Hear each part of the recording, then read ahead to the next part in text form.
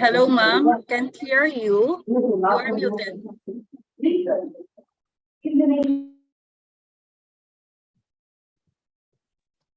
Am I audible now? Yes, ma'am.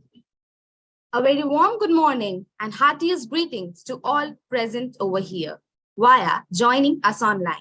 I, Anamika Devnath, feel pleasure to welcome you all to the second day International Conference on Research and Skill Development, Emerging Issues and Practical Approaches in Research and Skill Development, with School of Education, Adamas University, India, in collaboration with International Organization of Educators and Researchers of Indonesia and Philippines.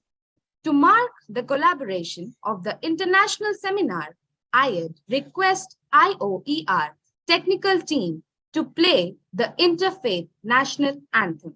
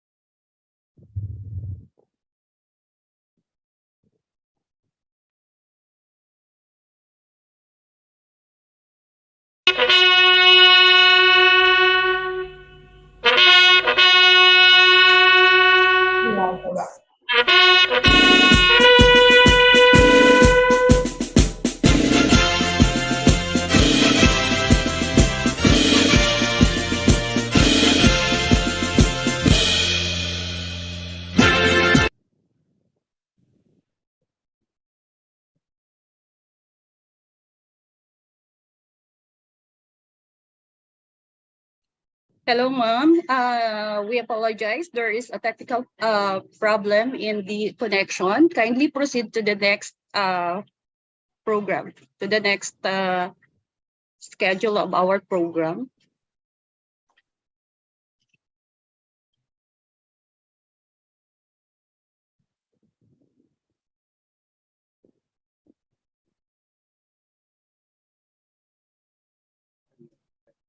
There must be some glitch. So we are here starting off with thanking our Dean Chancellor, Professor Dr. Samit Rai, Dean Vice Chancellor, Professor Dr. Naveen Das, esteemed Director of School of Education, Adamas University, Professor Dr. Shauli Mukherjee, for bringing us the opportunity of this two-day international conference. It was an immense pleasure as we witnessed and onlooked the glimpse of Vice President IOER Dr. Go Lizawat, Professor, Faculty of Law, University of Surabaya, Indonesia, Professor Dr. Shauli Mukherjee, Director, School of Education, Adamas University. And we have also received the special message from Honorable Professor Dr. Naveen Das, Vice Chancellor, Adamas University, India, and also the youth icon, Professor Dr. M. Shah Alam, Board Member, IOER, Dean, Bangladesh Advanced University of Engineering and Technology, Associate Professor, University of Rajshahi, Bangladesh. We are obliged for the considerate, gentle presence of our delegates, Dr. Meritus D. Ola, President, IOER, and Editor-in-Chief, Asia Pacific Journal of Advanced Education and Technology. Also, AMB Dr. Patricia Gonde, Head of Academics, Lusitania School, Zimbabwe, presented the research, methods, and methodology. Along with them, Dr. Belinda Abdul Liwana, Research and Development Officer, School of Arts, Science, St. Dominic, College of Asia, Bakur City, Philippines. Delivered theoretical framework versus conceptual framework, and along with them we beheld Dr. Pragyan Mohanty, Associate Professor, School of Education, Adamas University, India, with her topic, Ethical Consideration of Research in Social Science, and Dr. Ruben Garcia, CEO and founder, Assertive Leadership College, Peru, presented the topic, Get to Know Your Real Skills for Success.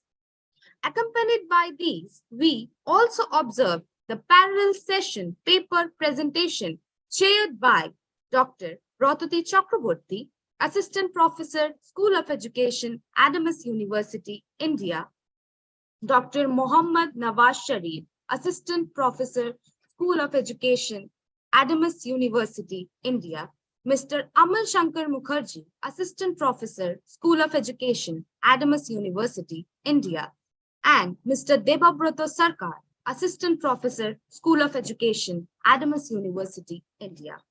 Now, as we speak of in the broadest sense, research may be defined as a careful, diligent search aimed at the discovery and interpretation of facts, a systematic, rigorous investigation of a situation for the generation of new knowledge or to validate existing knowledge. The development of skill prepares individual for the demands of the workforce, enhancing their social and emotional well-being, and assists in becoming an aware and advanced, well-rounded individual.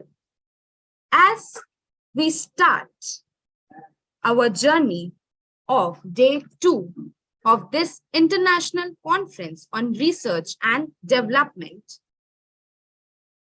2023, today we begin with our First speaker, Dr. Priyanka Kishore, Assistant Professor, School of Education, Adamas University. Dr. Kishore pursued her schooling at the Regional Institute of Education, Bhubaneswar, a constituent unit of NCRT, New Delhi, under the Ministry of Education, Government of India. Dr. Kishore has done 4-year integrated courses, Bachelor in Science and Bachelor in Education, Masters in Education from RIE, Bhubaneswar. She has done her Masters in Life Science from the National Institute of Technology, Rourkela. She has distinction marks in her academic careers. She is UGC NET and CTET qualified. She has completed her PhD in the area of science education, nature of science. Her interest lies in qualitative research and exploration of ICT usage in teaching learning. With her participation in different international and national conferences and seminars related to education, she has published 6 research papers in international UGC enlisted and peer-reviewed journals. She has more than 9 years of teaching and research experiences. Today, she will be presenting her talk on emerging issues and practical approaches in exploratory research. Now, from here, I hand over to her. Ma'am, please.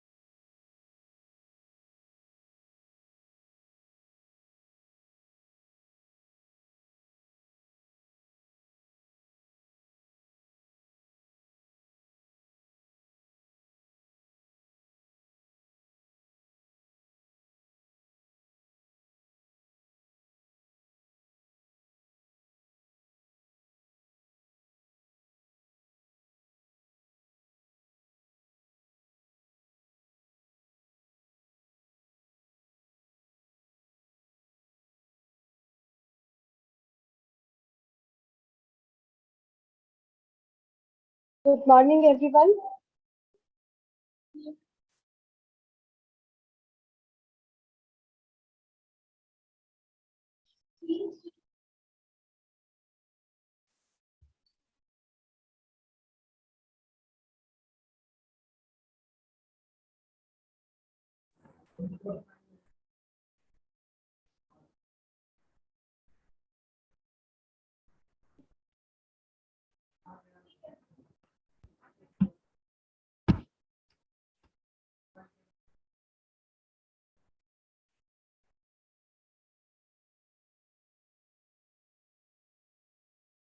So, hello everyone.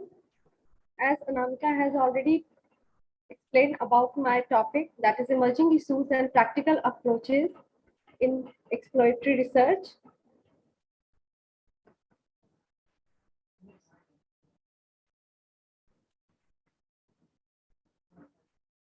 So the contents that I'm going to discuss today is the very first, I'm going to introduce about a brief information about what is exploratory research, then emerging issues in exploratory research, the practical approaches in exploratory research, few case studies we are going to discuss, and then the conclusion part.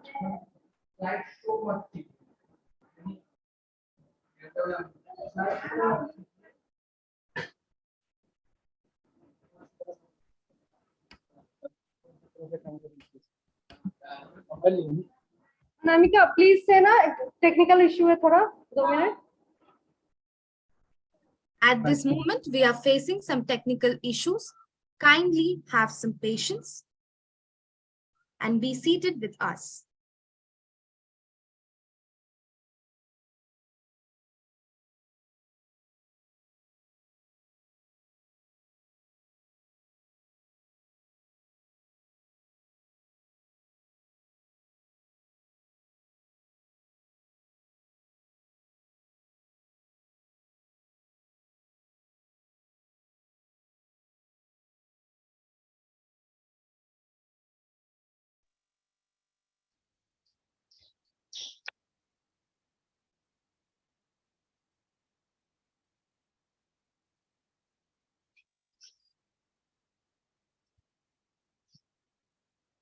So now we are starting with my topic. The very first thing that, as I've already mentioned, that I'm gonna give you a brief information about what is exploratory research.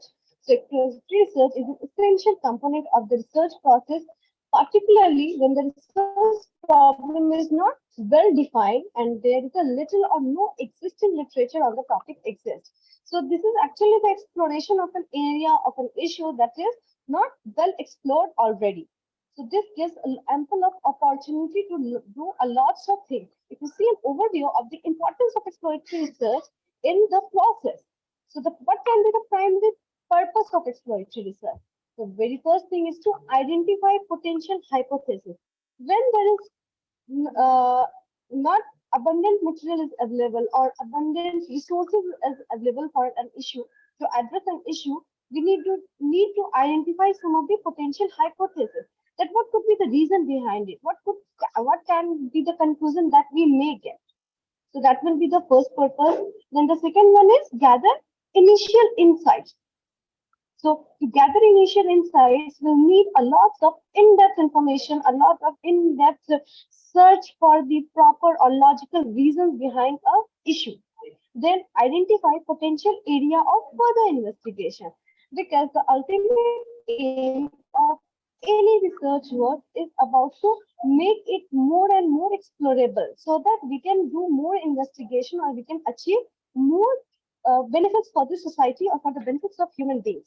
And overall, it will provide a or it will develop an understanding of the research problems. So here you can see some of the very key points related with exploratory research. That exploratory research is often conducted at the beginning of the research process and serves as a foundation for further research. So that for like it can make a foundation of the research, and after that any type of other researches can be done. Like after you do a foundational research as an exploratory research, after that you can take it, move forward with other type of researches also. So there is total flexibility about it. Then it helps to state the research question, hypothesis, and the overall research designs also. And it can also use to identify research gaps and opportunities for further researches. Then exploratory research is critical in providing a solid foundation for further research by helping researchers to define and understand the research problems. So here you can see that this statement that it provides a solid foundation as well as it helps researchers to define as well as understand the research problem. So as I already said, that exploratory research is done where that area is not well explored already, or there is not, we can't find abundant material. Material, I means if people have not explored it well, then you may not find some research that is already done. So it's not very much directional. You can't get everything that is given, or you can have a direction. So the flexibility here comes being a benefit for it. So you can explore it in a different dimensions, in a different way. It totally depends on the researcher or the objectives that a researcher want to achieve.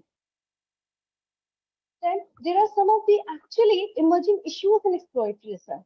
So very first issue that is actually emerging to do an exploratory research is about the increasing use of big data. Right now we are having abundance of data because of this thanks to artificial intelligence and internet. We are having lots of access to lots of like libraries. At this point we have every information on our fingerprint. So we are having a lot of data and information. If you want to explore any topic or any issue, you will get lots and lots of information. The information, you may get lots of information, but you need, as a researcher, you need to decide that which information is actually useful for you, or which information is actually related with your issue or your discussion, or the topic on which you want to do exploratory research. So to handling a big data is an issue. Then the rise of artificial intelligence and machine learning. So artificial intelligence or machine learning is actually challenging each and every aspect right now. Maybe it's research or maybe it's teaching learning process, everything. So in exploratory research also, it's giving a hard time to exploratory research also, because you want to explore something, then maybe you will find lots of already a direction through artificial intelligence. As for example, if you want to study any topic and you just go to chat gpt and you ask it in a question form or in a conversational form, chat gpt is going to provide you lots of information. So being a researcher, it will depend on you that how you are actually utilizing those data, because those data will also depend on the previously stored data of the previously stored information that ChatGPT can access. So it totally depend on the consciousness of the researcher that how you are actually gonna utilize it. Then there comes the integration with other research methods. So as you can see, the exploratory research is providing lots of flexibility to do a research, or it provides you lots of, the word explore means exploration. You can explore any issue in different ways.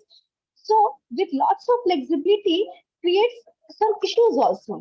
Like if I want to integrate exploratory research with survey research, if I want to integrate exploratory research with experimental research, so what would be the way? So if there are lots of ways so that you can opt that, that can also be an issue.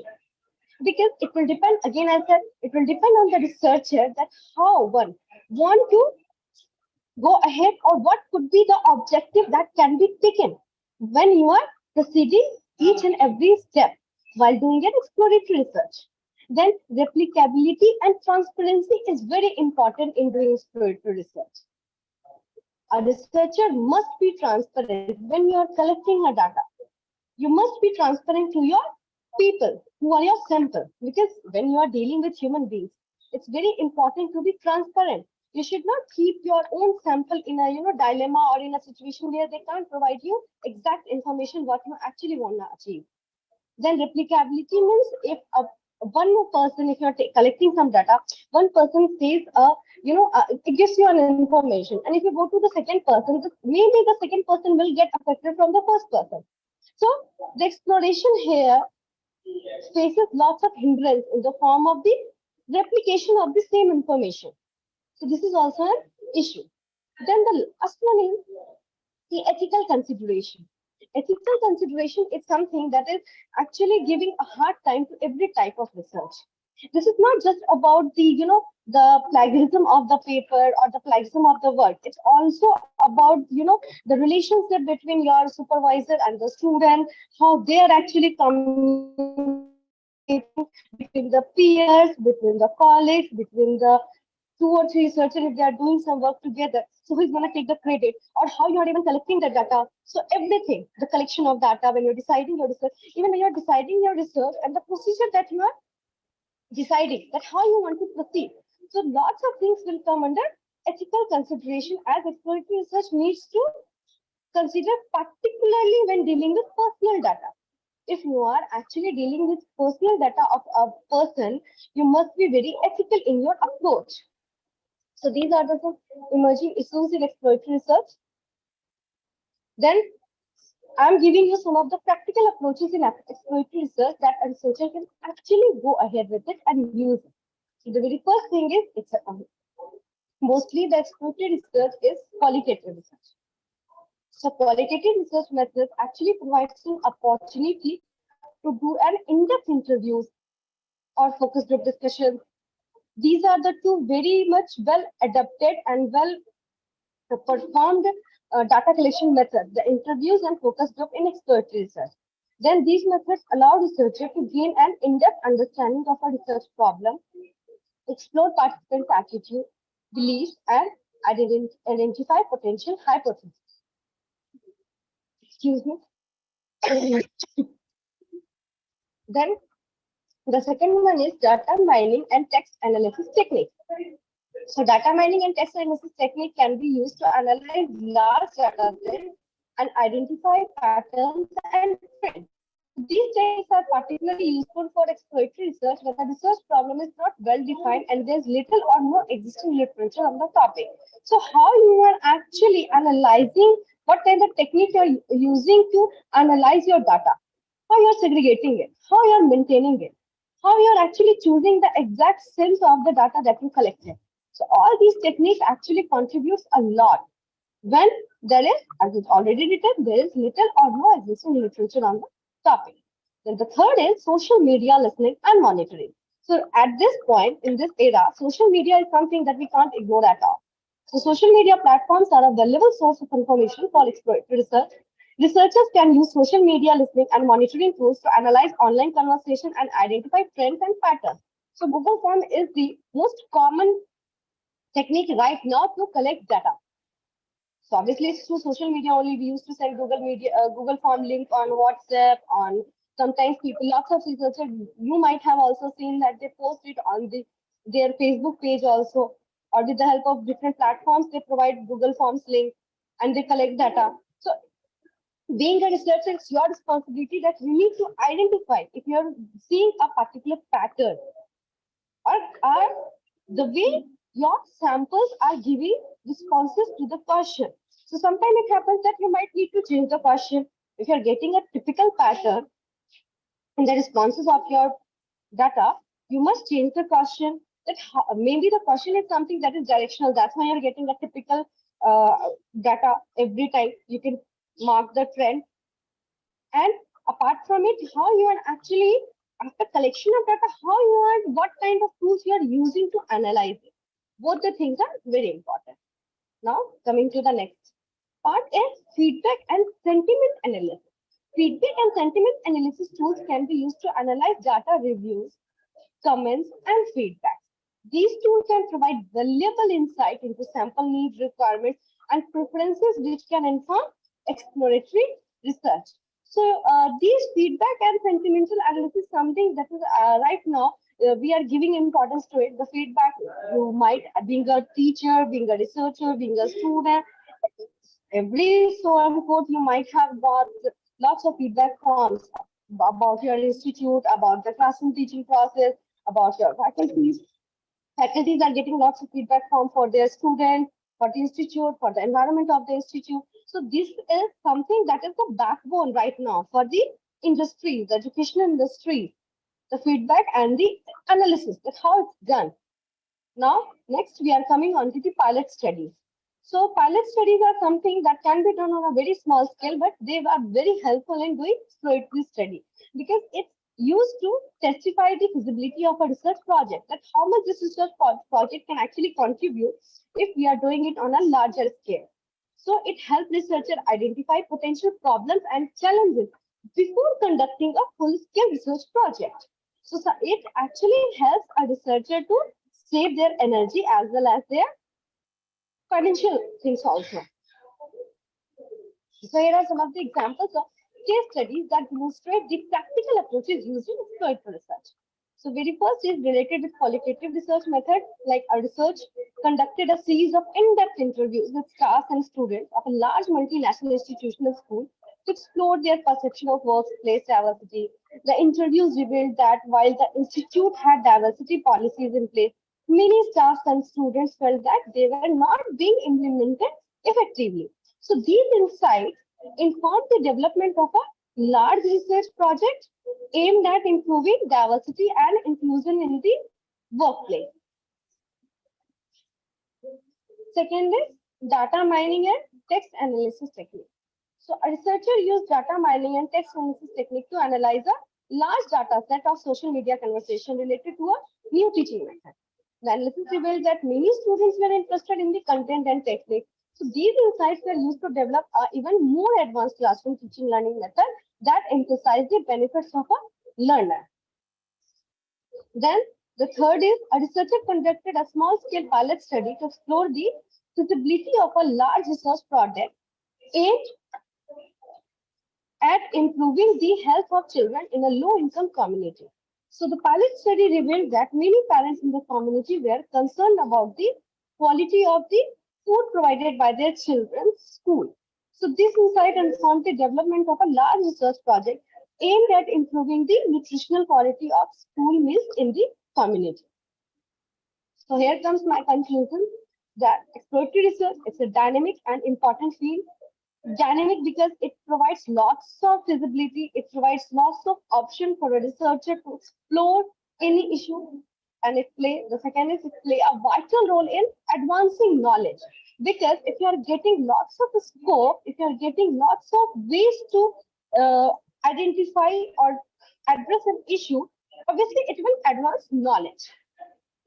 Then the third is understanding across a wide range of disciplines. So exploratory research is something that can be used in any discipline, any subject. Using practical approaches, the few practical approaches I have discussed here, you may have lots of other practical approaches also that you can utilize or you can incorporate with the exploratory research. Then staying up to date with the latest tools and techniques. This implies that every type of research that you must stay up to date with the latest tools and techniques when you are doing a research. Being a researcher, it always means that you must need to be up to date and you must be ready to accept the new techniques or the new things that are coming over there. As for example, the AI or ChatGPT right now that we have, we must embrace it. We must try to see that how we can use it for our benefit. So thank you very much, all of you. If anyone of you is having any doubt, please ask me. Ma'am, there is a question for you in the chat box. Okay.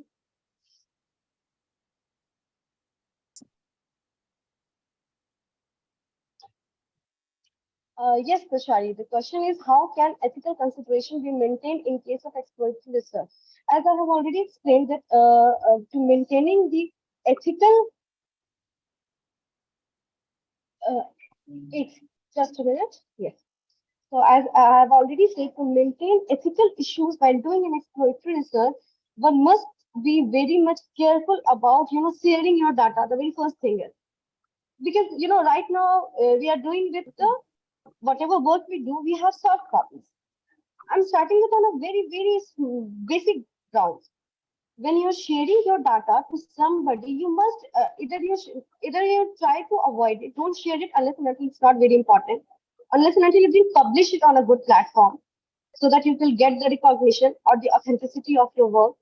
Or even if you're doing it for the sake of advancement of your own research work, then you must go with the through proper channel you share your data.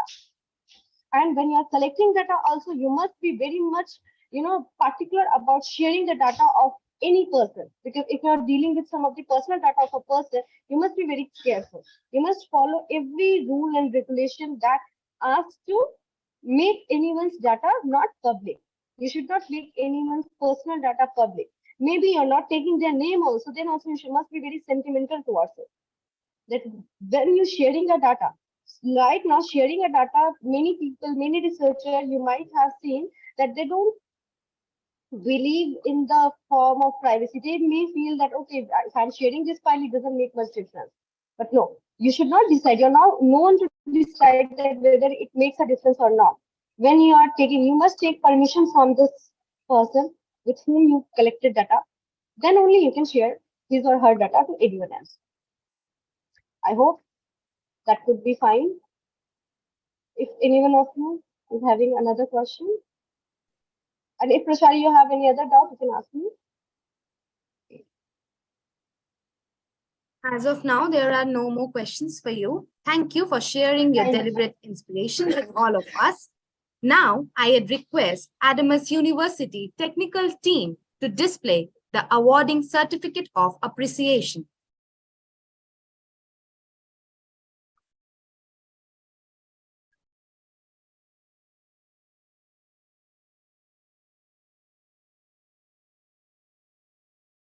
Moving ahead, now, I would address our next speaker, Dr. Pratik Rajan Mungekar.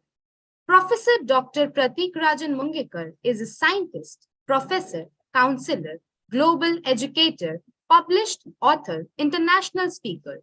He is the first Indian to be appointed as the Planetary Minister of Sustainable Development of newly emerging the Kingdom of Atlantis.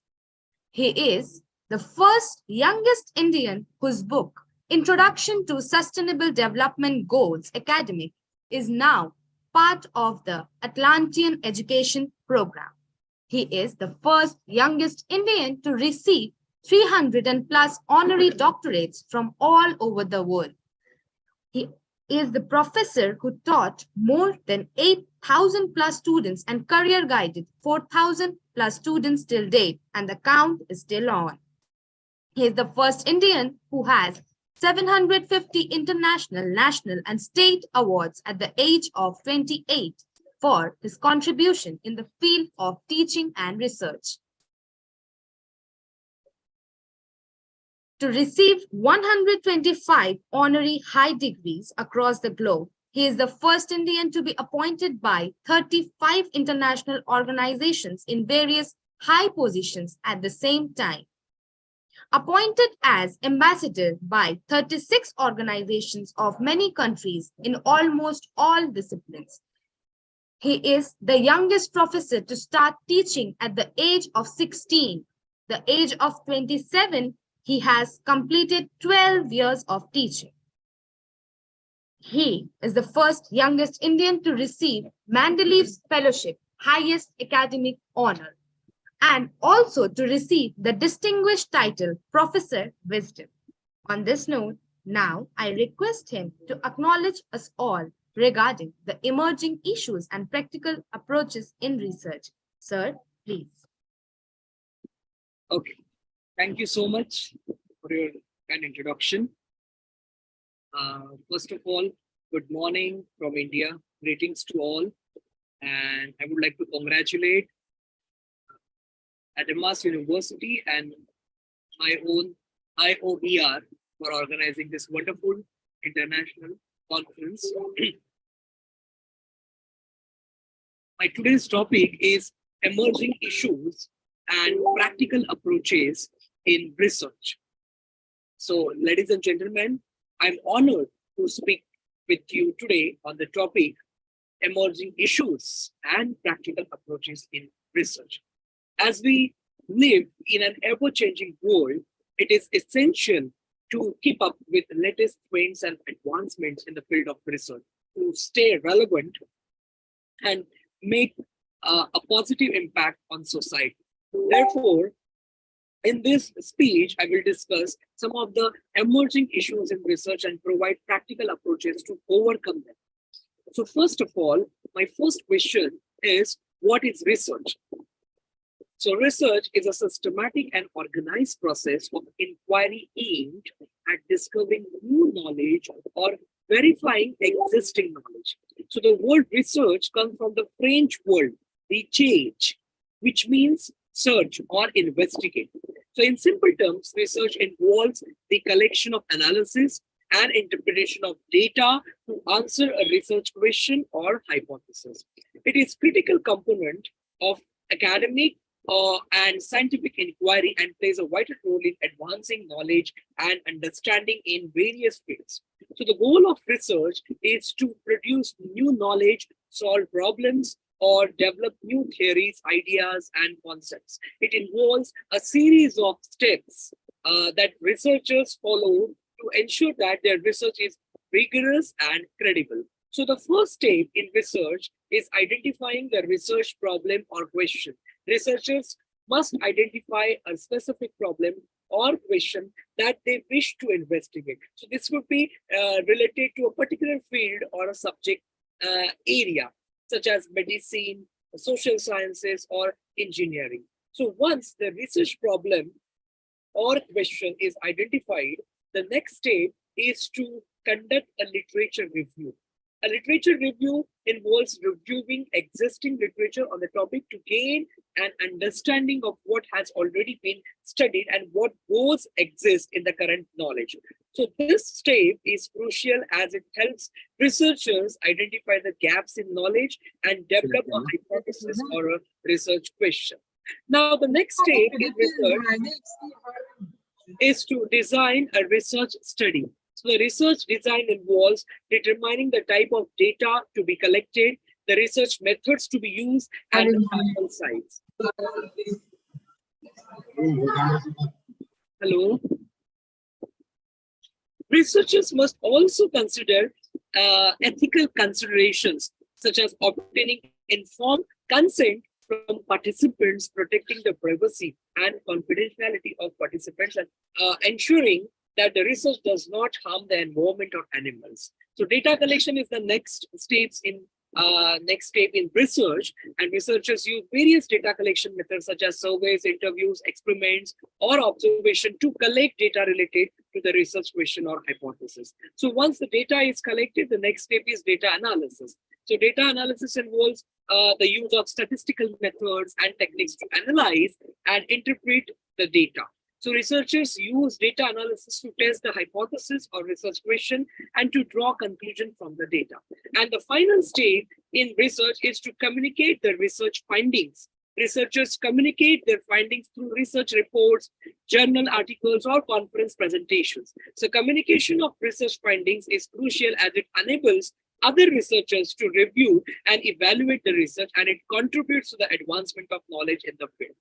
So finally, I can conclude with what is research?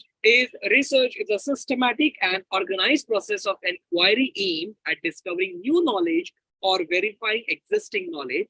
It involves a series of steps which I discussed just now, including identifying the research problem, conducting a literature review, designing a research study, collecting data, analyzing data, and communicating research findings. So research plays a vital role in advancing knowledge and understanding in various fields, and it is essential for researchers to follow rigorous and credible research methods to ensure that their research is meaningful and contributes to the advancement of knowledge in their respective field. So this is about research.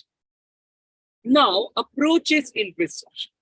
There are several approaches in research, each with its own unique methodology and techniques. So there are some most common approaches which I'm going to discuss now.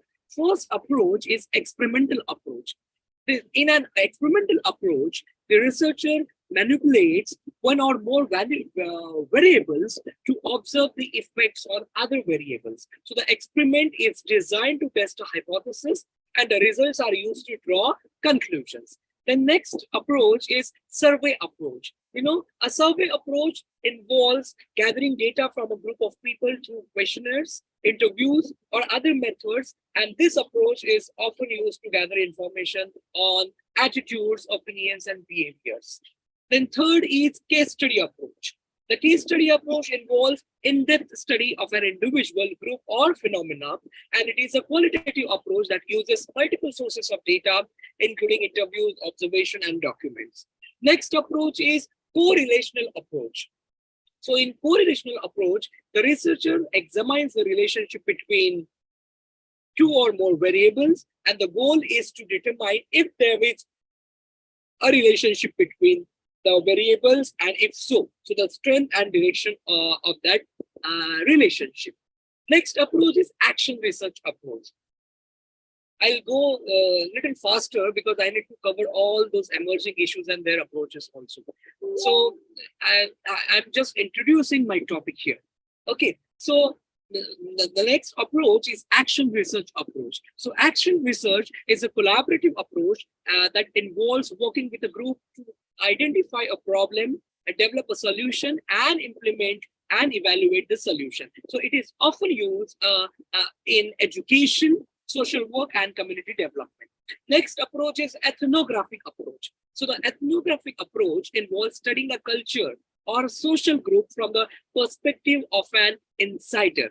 So it is a qualitative approach that involves observing and interacting with people in their natural environment to gain a deep understanding of their beliefs, values, and practices. And last approach, very common, is historical approach. So the historical approach involves studying past events and using primary sources such as documents and articles, artifacts, to gain a deeper understanding of those events. So this approach is often used in fields such as history and archaeology. So each approach, as you can see, has its own strengths and weaknesses, and the choice of approach will depend on the research question, the available resources, and the researcher's own preferences and skills.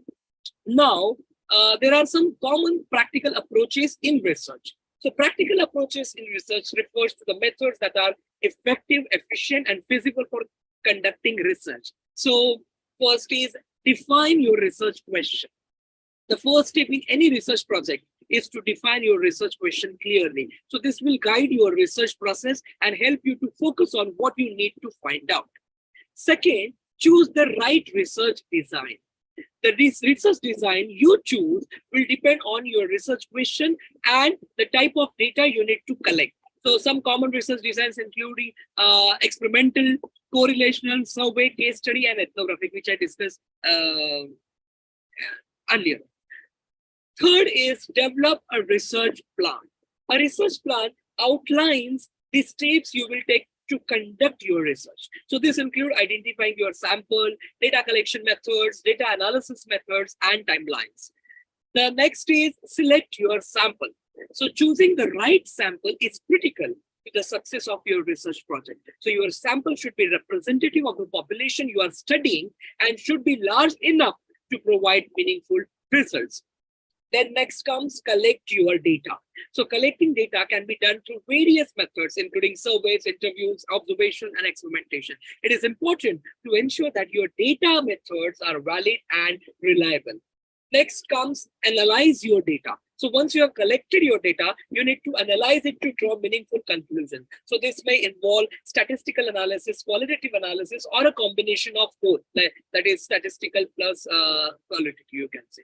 And the next is interpret your findings. So the final step in research process is to interpret your findings and draw conclusions. So you should consider the implications of your findings as well as limitations or potential biases in your research. So practical approaches in research involves defining your research question, choosing the right research design, developing a research plan, selecting your sample, collecting your data, analyzing your data, and interpret your findings. So by following these steps, you can conduct research that is effective, efficient, and feasible. Now, the next topic is today's topic, which is emerging issues in research. Okay, so first we'll see the definition of what is emerging issues. So emerging issues refer to challenges or problems that are just beginning to become apparent or are expected to arise in the near future. So these issues often involve complex interrelated factors and may require innovative or unconventional solutions. So emerging issues can arise in any field, including science, technology, politics, economics, and social issues. So they may be the result of new developments, changing trends, or unforeseen consequences of existing policies or practices. So it is important to identify and address emerging issues promptly, as they have the potential to grow and have a significant impact on society if left unchecked. Now, so this is the definition of emerging issues, what I can see. So now the next is examples of emerging issues in research. Example like ethical considerations, reproducibility crisis, open science, interdisciplinary research. So I'll explain in detail all these examples. So emerging issues in research refer to new challenges and problems that arise in the field of research due to advancement in technology, changes in society, or new discoveries. So some examples of emerging issues research include very first is ethical consideration. This is the first issue. So research ethics have always been a critical issue in research, but with advancement in technology, new ethical challenges have emerged. For example, researchers now have access to large data sets that contain personal information, and there are concerns about how this information is used, stored, and protected. So researchers must consider the ethical implications of their research and ensure that their work meets ethical standards. So the issue of ethical consideration in research has become more critical in recent years. Research that does not consider ethical principles can lead to harm to human subjects, animals, and the environment. So to overcome this issue, researchers need to consider ethical considerations at every stage of the research process, from the design stage to the publication stage. So they should ensure that their research their research adheres to the principles of informed consent, confidentiality, privacy, and protection of vulnerable groups. The second issue is reproducibility crisis. So the reproducibility crisis refers to the inability of researchers to replicate the findings of other researchers. So this issue has emerged due to several factors, including inadequate statistical methods, publication bias, and selective reporting of results. So the crisis has led to a loss of trust in research finding and has called for increased transparency in research methods and data sharing. So let us talk about the most significant issue in research, which is the lack of reproducibility of research finding. So many studies, have failed to replicate previous results, and this has raised concern about the validity of research. So to address this issue, researchers need to adopt a more transparent and open approach to research. So this includes publishing data code and methods to allow other researchers to replicate the study's finding. Additionally, using pre-registration and pre-analysis plans can help ensure that the study is conducted and analyzed in systematic and transparent way. Next is open science. Next issue is open science. See, open science refers to the movement towards making scientific research and data accessible to everyone. So this includes open access publications, open data, and open source software. So the goal of open science is to increase transparency in research and promote collaboration across disciplines and institutions. Next is interdisciplinary research. Now, another emerging issue is the need for interdisciplinary research to solve complex problems. So many of the challenges we face today require a multidisciplinary approach to find solutions. So therefore, researchers should collaborate with experts from different fields to bring diverse perspectives and knowledge to the research. So by doing so, they can develop innovative solutions to complex problems. So, interdisciplinary research involves collaboration between researchers from different fields to or to address complex problems. So this approach has been increasingly important in research, particularly in fields such as biotechnology, environmental science, and public health. However, interdisciplinary research also presents challenges such as communication barriers, different research cultures, and funding issues. Next issue is use of technology in research. The next emerging issue is the use of technology in research. So technology has revolutionized the way research is conducted, and researchers need to keep up with the latest technological advancements to improve the quality of their research. For example, using artificial intelligence and machine learning algorithms can help analyze large data sets quickly and efficiently. So, however, researchers need to ensure that they use technology responsibly and ethically. And the issue of funding, this is very important and I must say, funding is a biggest issue in research and has become more challenging in recent years. As funding becomes increasingly competitive, researchers need to develop innovative ways to secure funding for their research. So this includes collaborating with industry partners, developing crowdfunding campaigns, and applying for grants from non-traditional funding sources. So overall, these issues in research highlight, the need for researchers to stay up to date with new developments in their field and to be adaptable and responsive to change. So,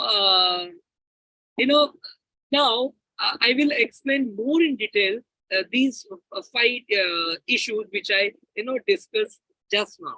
So examples of this ethical consideration in research. Now see, in ethical considerations, these are important aspects that researchers need to take into account in their studies to ensure that the rights, safety, and well-being of the research participants are protected. So examples of ethical consideration in research, you can say first is informed consent. So this referred to obtaining the voluntary and informed agreement of research participant to participate in the study.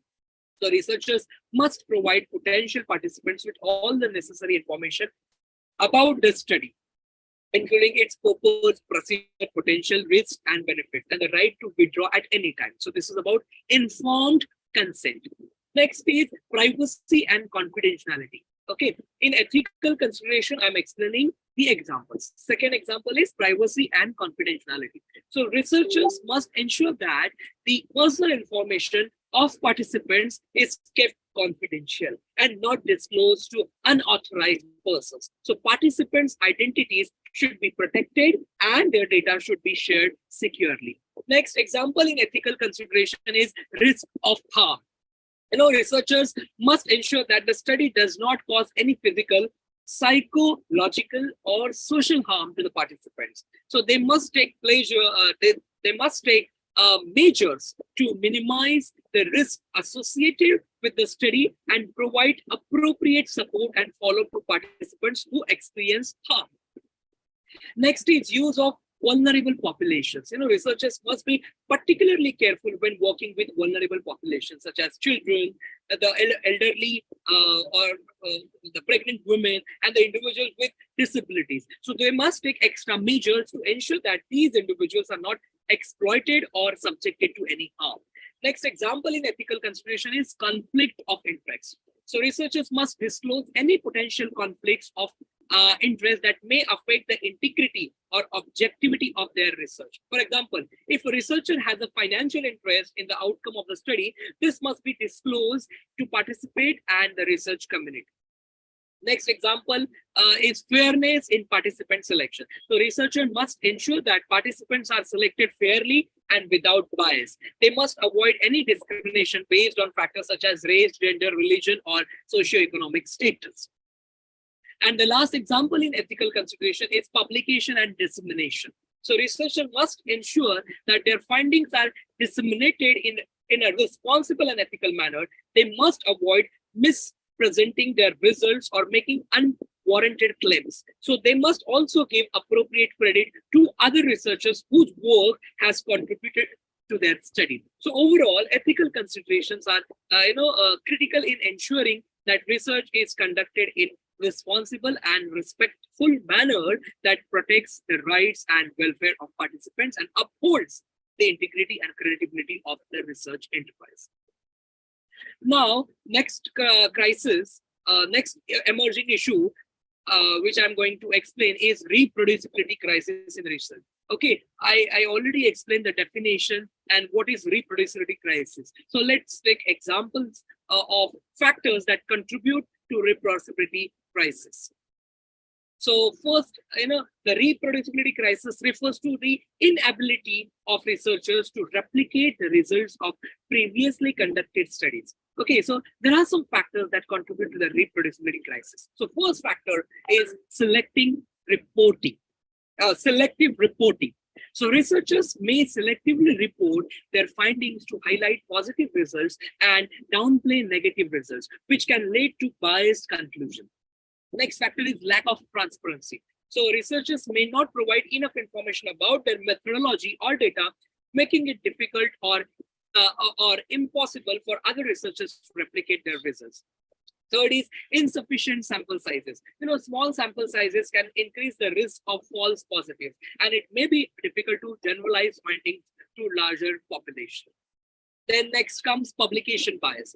Journals may be more likely to publish studies with positive results, while studies with negative results may not be published or may be published in lower profile journals. Then next factor is p-hacking.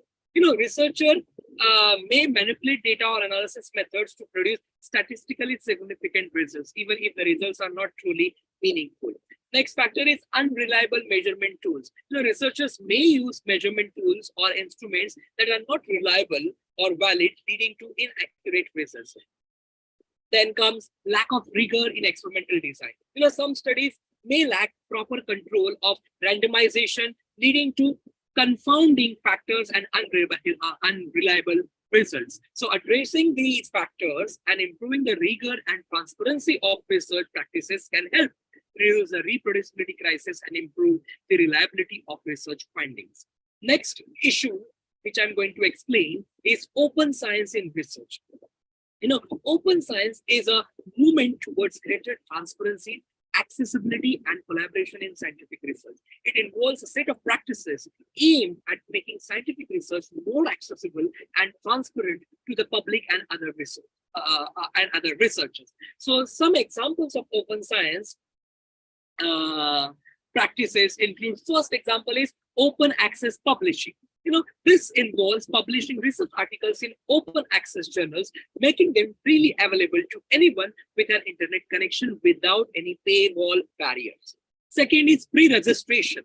This is the practice of registering a study design and a research hypothesis in a public repository before data collection begins. It helps to avoid the problem of researchers modifying the study design or changing their research questions to fit the data they collect. Next is data sharing. This involves making research data publicly available for anyone to access and analyze, and it allows other researchers to test the findings, replicate the study, or use the data for other purposes. Next factor is open peer review. This is the practice of making the peer review process more transparent by making the reviewers' comments and identify available to the public. So this helps to increase the accountability and quality of the peer review process. Next is open educational resources. This involves making educational resources like textbooks, lectures, and course materials freely available to students and teachers, and it helps to reduce the cost of education and increase access to quality learning materials. And the last is open source software. So this is the practice of making software code openly available and allowing anyone to contribute to its development. So it encourages collaboration and innovation in software development, etc. Okay, now the next emerging issue which I'm going to explain is interdisciplinary research. So see, there are a few examples of interdisciplinary research, like neuroscience and philosophy. So the interdisciplinary field aims to understand the nature of consciousness and the relationship between the brain and the mind. It combines the empirical methods of neuroscience with the conceptual tools and philosophy to explore questions about the nature of perception, cognition, and self-awareness. Then there are so many examples in interdisciplinary research, like environmental science and economics, which you all know already. No need to explain this, like medical anthropology and public health, digital humanities, bioengineering. This is emerging. So this is about interdisciplinary research. And finally, I think I have covered all these emerging issues and practical approaches in research. So finally, I would like to come to my summary of my speech. So in this, particularly in this speech, we discussed various emerging issues and practical approaches in research. Emerging issues included ethical considerations, reproducibility crisis, open science, and interdisciplinary research. So ethical considerations involve informed consent, privacy, and confidentiality, and the risk of harm to participate. So the reproducibility crisis is caused by factors such as selective reporting, lack of transparency, and insufficient sample sizes. Open science practices include open access publishing, pre-registration, and data sharing. Interdisciplinary research involves the integration of multiple disciplines such as neuroscience, philosophy, bioengineering, environmental science, and economics. So we also discussed, challenges of these emerging issues. So overall, understanding emerging issues and using practical approaches in research can improve the quality of research and enhance its impact on society. Now, importance of staying up to date with emerging issues and using practical approaches in, research. So in conclusion, staying up to date with emerging issues and using practical approaches are essential in conducting high quality research. So the emergence of issues such as ethical considerations, reproducibility crisis, open science, and interdisciplinary research require researchers to be mindful of these issues and adapt their research practices accordingly. So ethical considerations are critical in protecting the rights and welfare of research participants. ensuring the integrity and credibility of research findings and avoiding legal reputational risk. The reproducibility crisis highlights the importance of transparency, rigorous methodology, and data sharing to enhance the reliability and validity of research finding. Open science practices promote transparency, collaboration, and sharing of research outputs, leading to faster and more effective scientific progress. Interdisciplinary research encourages innovative solutions to complex problems and broadens the scope and impact of research. And using all these practical approaches, such as defining research questions, choosing the right research design, developing a research plan, selecting the sample, and collecting data can improve the efficiency and effectiveness of research. So researchers must continuously stay up to date with emerging issues and use practical approaches to ensure that their research is rigorous, relevant, and impactful. And this is my speech, but let just give me 2 more minutes because I need to share my guru's, Mashelkar mantras, which I share with everyone in every conference. This is important because, as a researcher, as an educator, as a participant, we need constant inspiration. So, but the first mantra is your aspirations are your possibilities. Keep them always high. Second, like instant coffee, there is no instant success. So work hard, success will follow.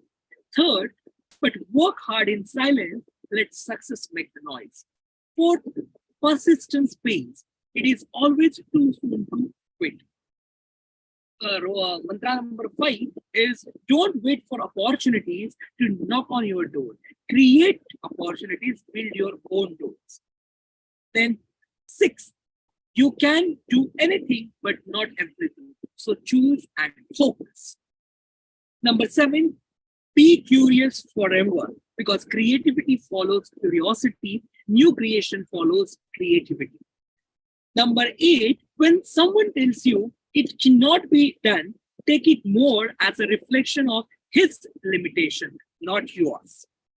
Number 9, I in every individual must stand for innovation, not for inhibition or imitation. It is better to fail in originality than succeed in imitation. And lastly, there is no limit to human imagination and achievement, accepting the limits you yourself put on your mind. So go limitless and outperform yourself. So with this, I would like to conclude my talk and thank you so much Adamas University and international researchers for educators and International Organization for Research and Educators for organizing this wonderful conference and inviting me here, giving me opportunity to express my thought on these emerging issues and practical approaches to research. And thank you so much, all my friends and listeners for actively, patiently listening to this very exhaustive, I must say, speech. Thank you. Thank you so much. Thank you so much, sir, for sharing your insightful information and acquainting us with all of it with your inspiring words. I would just ask you one more few question about this. If suppose my research proposal is getting rejected every other time, what should be the motivation? See, the motivation, if this is a nice question. Motivation is what you need to, there is one thing which is very simple and common, but we don't use. Okay, we don't ask for the help because of the ego problem, or I'm a PhD student, I'm doing research, I have a lot of papers and I have a lot of awards, everything. So that ego, because of that ego and attitude problem, we stuck. So we are always open for we have to take help from our seniors, our guides, our fellow friends, okay, so that you will not face this kind of problem. Because when I was doing my research in spectroscopy or biomarkers, the same issue, the same problem I'm also facing, but that time I'm learning from my guru, and we are in Guru Shishya tradition. So the guru, the teacher, the main role of guru is to to clean you in terms of ego attitude. So they Yeah, so he is trying to kill my ego. So that's why I'm very much open, and I ask, and I took help from many people for my research. So that's the best solution which I can give you. Take help, and together we can achieve more, and let's lead the change together. Sir, now I request Adamas University technical team to assist us with the display of the awarding certificate of appreciation. Thank you so much. Thank you.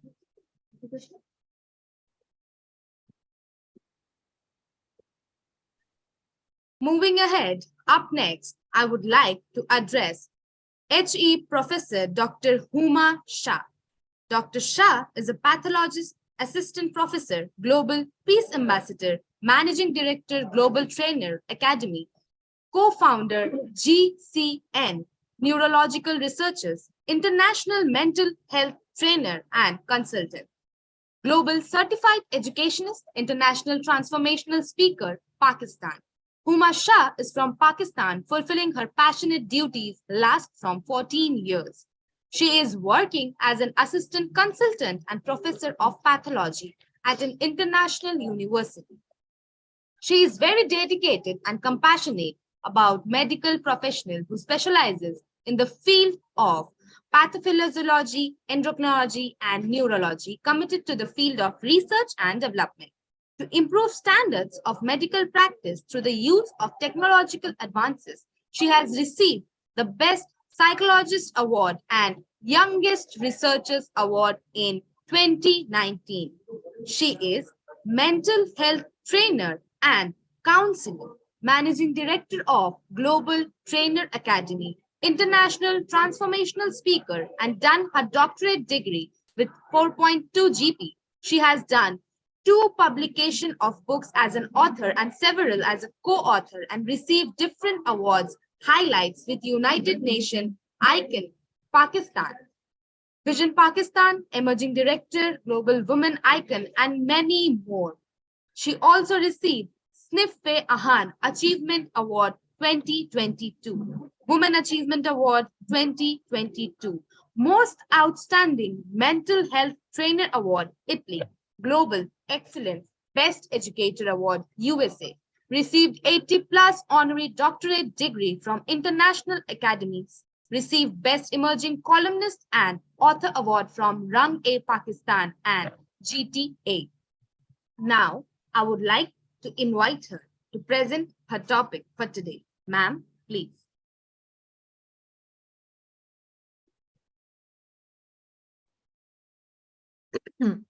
Thank you very much, all of you, and a warm good morning from my side, and good afternoon and good evening to all of you, respected to your time zone. First of all, without wasting a time, would really like to give my heartfelt gratitude to Adamas University and IOER Institute for organizing such a beautiful and meaningful conference, not only for the educators or the researchers, but also for our followers and listeners and learners as well. And yes, not to forget to praise Dr. Pratik, and he explained each and everything in a very meaningful way, always appreciated. So thank you so very much for always being so kind over here. So without wasting our time, I would like to request the host to please allow me to share my screen so that I will be able to start my presentation as well.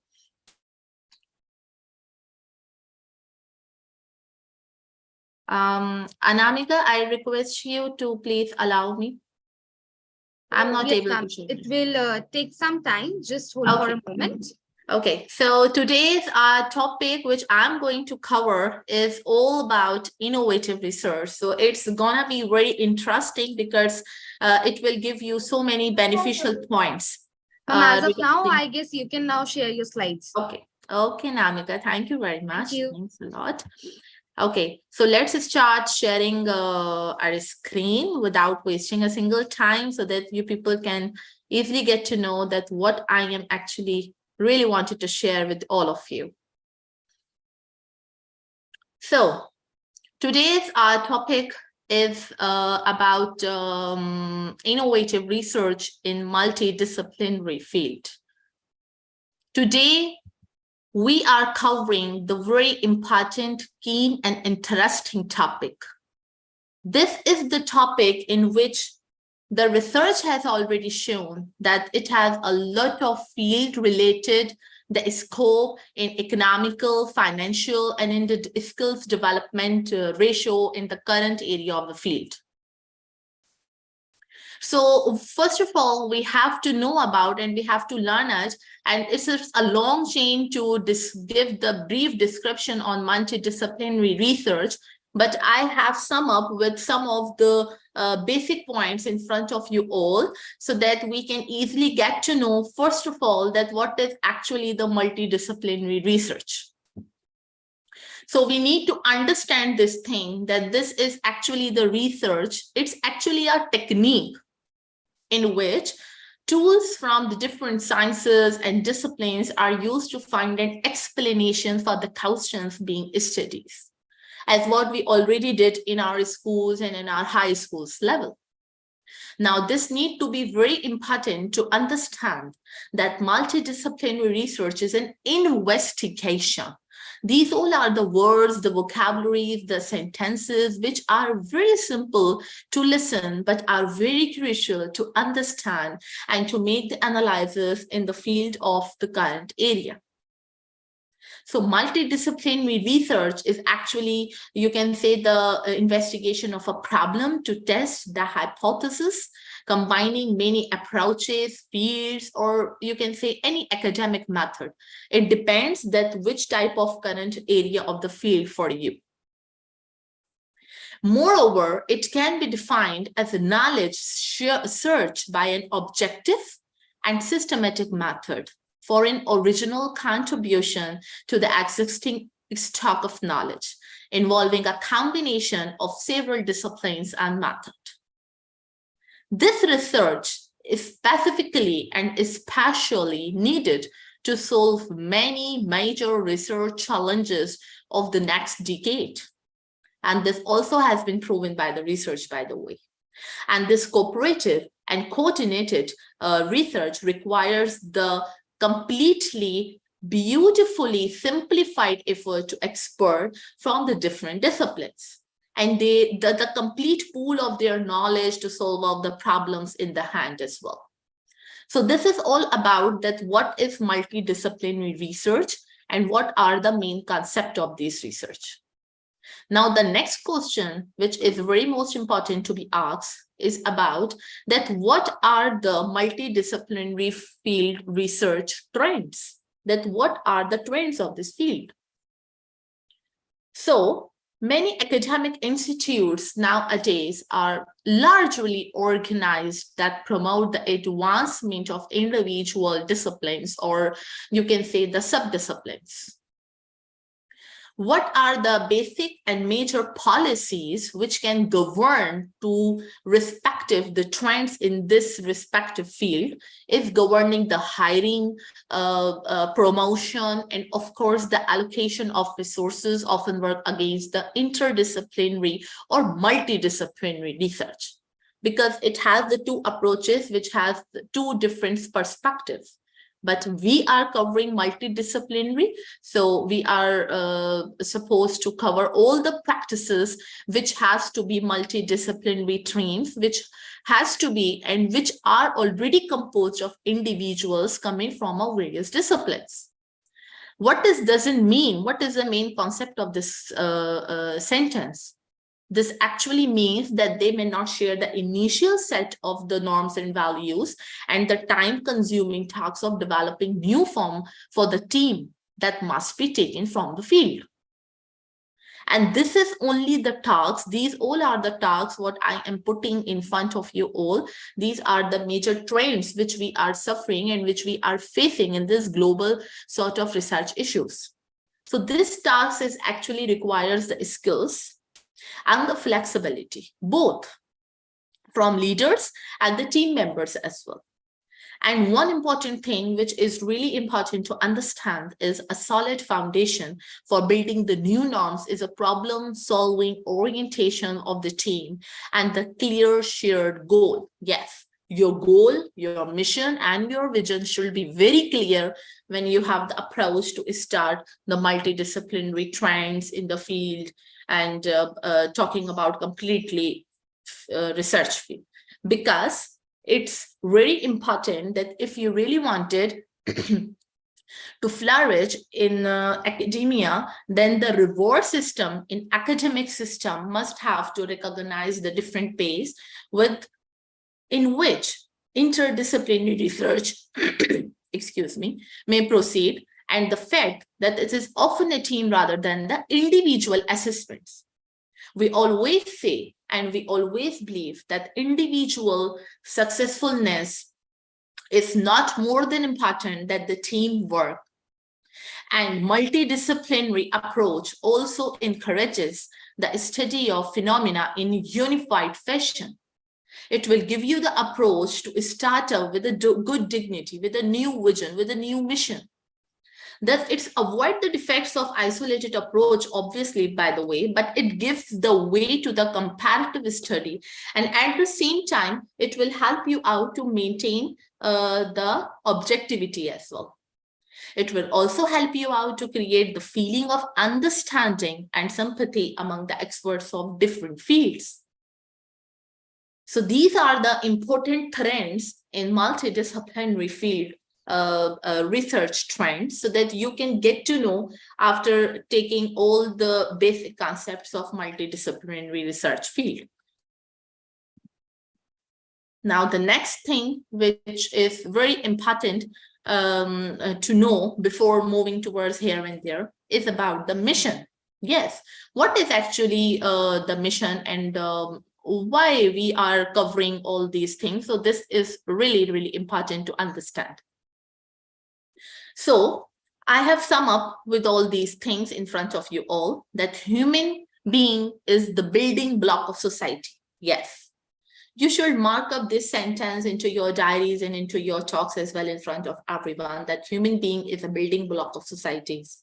And all the researchers are directed to betterment of human being. Yes, you, me, and all the researchers, all the global voices who are continuously talking, who are continuously researching in their respective area of the field. So they all are the building blocks of society, as well as you are also the building block of this society. Human life is completely regulated and determined by the knowledge of various disciplines, not only for the specific discipline, but there are various symptoms of disciplines. So the number of researchers are going on worldwide for human welfare. These researchers cannot be conducted in the isolation, but they are naturally tempting to ask the assistance from other disciplines as well. And you can get that approach by, you can say, socially, economically, politically, and these all are the aspects of human being is interrelated. But even the physical sciences, like when we talk about, when we cover regarding the chemistry, physics, mathematics, engineering, medical, they also have the importance in the man's way of the life, as well as the social or economical or the political aspects of human being. So the most important feature of multidisciplinary research is that in the era of the complicated lifestyle, it makes the study quite easy and comprehensive.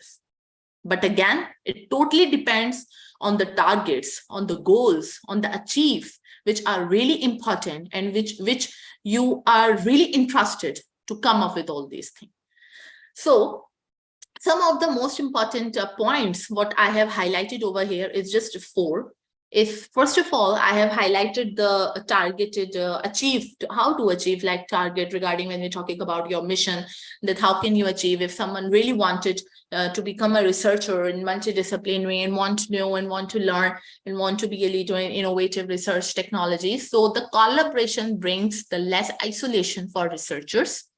And the very key important point regarding researcher is that researchers gain an increase in their respective network of contacts in the scientific community through collaboration. Yes, Without a good connection, without a good collaboration, I really don't think that any researcher or any human being or any people who is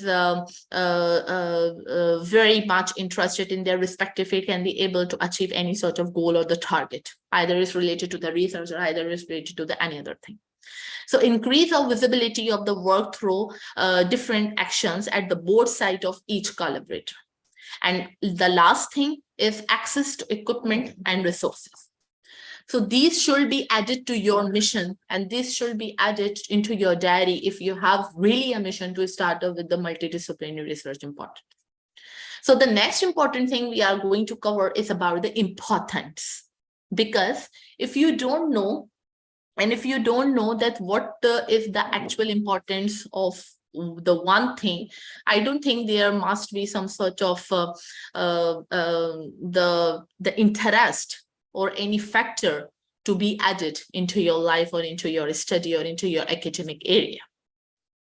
So multidisciplinary research has a lot of importance to study all aspects of a problem. You know why? Because it has described as a multidisciplinary research as a pot of gold, potential pot of gold.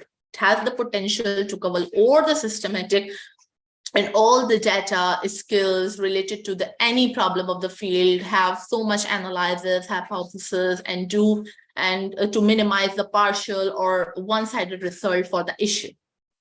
As it has been pointed out earlier with the different past researchers, that the human life is influenced by various factors. Therefore, studying any aspect in the isolation, that is, you can say in the absence of other disciplines, will not give the clear-cut picture, obviously. But when we talk about the research disciplines, which are completely separate from each other, but this is actually the true academically only. But actually, they are not. Because we all are human, we all have the different current areas of the field. So we cannot point it out each and every research in only the specific way or in only the academic way. Overlapping is there at many points. Obviously, therefore, study of any issues, necessary demands, resources, and for other disciplines as well. This needs to be understood at this point that when we talk about practically or when we talk about theoretically, so multidisciplinary research offers you an opportunity basically for the international development research community to become more broadly consistent with the key principles in the development policy. Linking development policies to the multidisciplinary research practice also presents an opportunity to minimize the risks of confirmation bias. Yes, this is actually another topic, but we are covering about innovative research. So we have to be focused on the main topic, not to go here and there. But the approach, yes, but the approach of multidisciplinary research is in this connection, basically reveals its importance to find out the overall aspect. Now, the last thing which is really important to understand is the opportunities, because we all human, we all researchers, educators, teachers, people suffering and looking forward towards the opportunities. So this is really, really important to understand that what are the basic opportunities nowadays to tackle the complex problems which cross the boundaries of discipline. Nevertheless, some people acknowledge that there is still a debate between pros and cons of having, for instance, computer science inspired by biology. In any case, you can say that there is certainly a need of developing more sophisticated artifacts, which is in the favor of multidisciplinary research. This research is actually exploring the new ideas. It's actually exploring the new investigation in the various areas of the field. And many interviewed people said this. This is also a research-based statement that many interviewed people said this, that interacting with people from your own discipline can generally just bring the innovation. whereas the collaborating with the people from other disciplines can potentially lead to the generation of the new ideas and break through all the technologies. This is only the research, multidisciplinary research. This is only the projects which allows you to pulling the expertise from the different disciplines to solve various specific issues. And yes, I have also highlighted this in front of you all that in case of the applied research, most people said this, plenty of the people and researchers said that the collaboration was necessary because one partner did not have the sufficient expertise to do the entire work by himself, what we have already discussed and addressed in the previous slides as well. Now, the three most important emerging trends in multidisciplinary research, which need to be cleared in front of you all after reading, learning, and understanding the basic and the emerging trends of multidisciplinary researchers. Number one is, again, I have highlighted collaboration and counseling. Yes, your collaboration, your counseling with your team members, with your current area of field, with your research institutes is really important because they all are connected with each other. If you have a good collaboration and counseling with your teamwork, you will get the great success strategies. And remember, when you have the great success strategies, so who will be able to stop you to become successful in your research field or in your any sort of field? Because if you have a good strategies, if you have a good mind souls, if you have a good vision and good mission, no one will be able to stop you to achieve any sort of goal, any sort of target in your life. And yes, the third part is about project analysis. Yes, it's really, really important to pick up the greatest, the trending, the emerging, and very keen, interesting topics to analyzing about the projects. This needs to be really understand that the vision, the goal, and the vision of your analysis, the project building plot, how to create the plot, what will be the strategies of that analysis. This must be very clear and pointed out in a very symmetrical way so that you and your team member will be able to justify and to work respectively in their own current area of the field. And the last thing is about conclusion. It's about the conclusion, but it's not about the research conclusion, because as I already said that the multidisciplinary research is a long chain research and we cannot conclude this topic in the different given and selected time frame. But yes, we can cover up as much as we can. This is only the topic that is really related to my heart as well, because I always say that research is not just only related about computer sciences or biology or medical or anything else. It's all about you. It's all about your current working area of the field. It can be fruitful and result oriented only when there is a coordination, assistance, and mutual agreement among various experts for the assessment and disposal. This is really important because no one can achieve their goal independently. There must be some sort of analysis project which should be completely covered with the teamwork. And today, when we talk about the today's era, so today every society, particularly when we cover about educational institutes, have understood completely by the grace of God that the importance of multidisciplinary research is completely beyond their excitements and their expertise. Because educational field and educational institutes have already come up with the great ideas, with the mutual agreements, and with the greatest collaboration as well. And not only at the national level, but at the international level as well. You can also take this example from this conference as well. Like just take an example that Adamas University is IOER. It's completely the two platforms, but they collaborated with each other only for the good, with the help of the good connection, coordination, and collaboration. So this is actually what I really wanted you to understand that.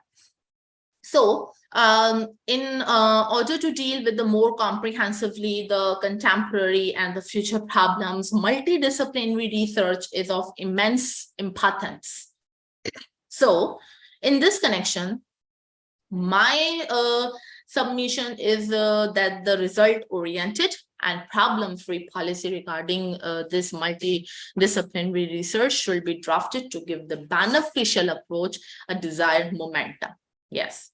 And finally, it may be concluded that it will definitely allow us to achieve a happier future, avoid the mistakes of the past, and give us a social model of happiness that is enthusiastic, balanced, and sustainable. And this is all about the multidisciplinary research. Today, we covered innovative research. And remember one thing, before concluding my presentation, remember one thing, that research is creating the new knowledge. It will give you the approach to share your knowledge with the globe, not only with your institute, your organization, but with the globe. So you need to understand that research is creating new knowledge. Your knowledge, my knowledge, our knowledge. Thank you so much for watching me so patiently and listening me. And it's a great time to be over here. Over to the moderator. Thank you so much for making us accustomed with your innovative knowledge and your inspiring words. Now, I request Adamas University technical team to display the awarding certificate of appreciation.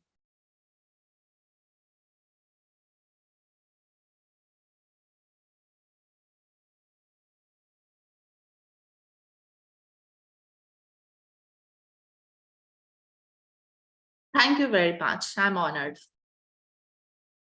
Thank you. Now, up next, I address Dr. Amlesh Kumar. Dr. Amlesh Kumar is presently working as an assistant professor, School of Education, Adamas University. He has obtained PhD in Education and MEd from Regional Institute of Education, Bhubaneswar. Beside that, he obtained MSc in Physics from GD College, Begusarai, Bihar. Additionally, he is a UGC JRF in education. He has approx 3 years of teaching experience. Previously, he worked as assistant professor in education at RIE Bhubaneswar. He has published 14 research papers in national and international journals, including UGC CARE listed journals. In addition, he has also published 11 articles in the form of chapters in edited books and in conference and seminar proceedings. He had also worked as a consultant in UNICEF-funded research product and research monitoring and evaluation division of Room 2, Reed, New Delhi. He has a keen interest in the areas of teacher education, entrepreneurship education, vocational education, science education, diversity education, etc. He is enthusiastic about increasing his scholarly influence worldwide. Now, he will be throwing light on the topic qualitative research and overview from start to finish. Sir, please. Thank you so much, Anamika. Am I audible?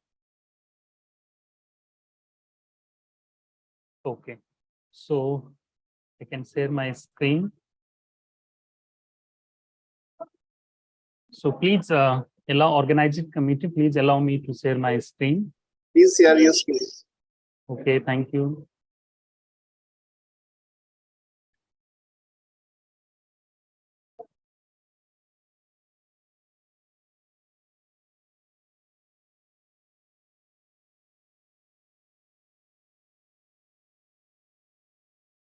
So my screen is visible now.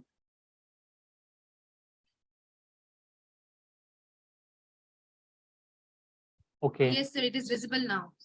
Okay, so good morning, everyone from India. So my topic is qualitative study, qualitative research, and overview from start to finish.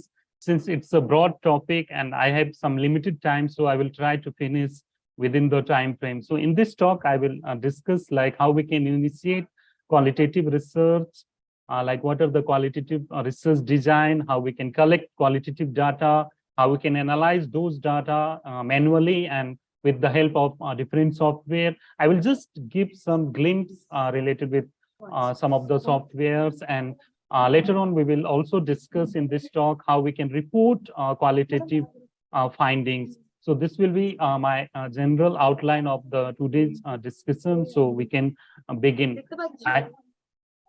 I hope you all are aware regarding this qualitative research, like it deals with different kind of, we can say like words, text, images. It is empirical research where data are not in the form of numbers, and it is a, just a minute.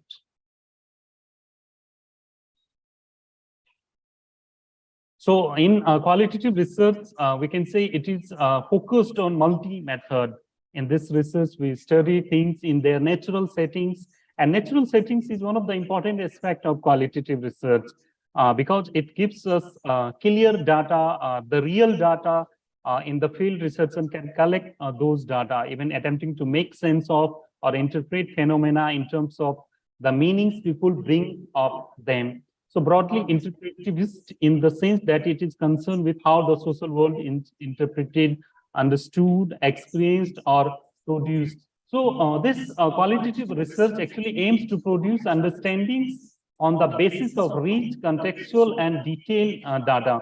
Even collection of variety of empirical materials through case study, personal experience, interview, observational, historical, interactional, and visual text that describes routine and problematic moments and meanings in individual lines. These tools and techniques help to develop deep understandings of how people perceive their social realities and, in consequence, how they act within the social world. So the major thing, social reality. In this qualitative study, we are going to perceive and collect those kind of phenomena. It's like reflexive and sensitive to the social context in which data are produced.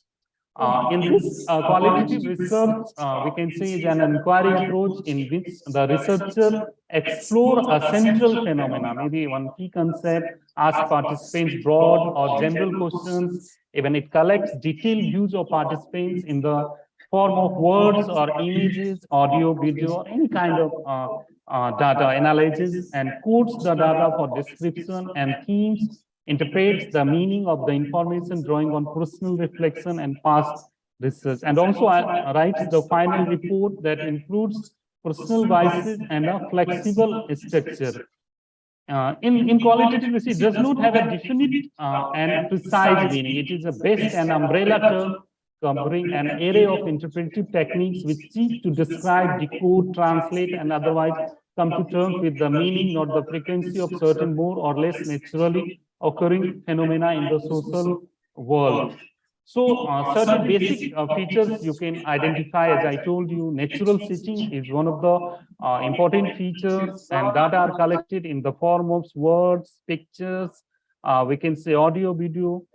Researchers are concerned what processes as well as products. Researchers tend to analyze their data qualitatively. When how people make sense out of their lives is a major concern to the qualitative researchers.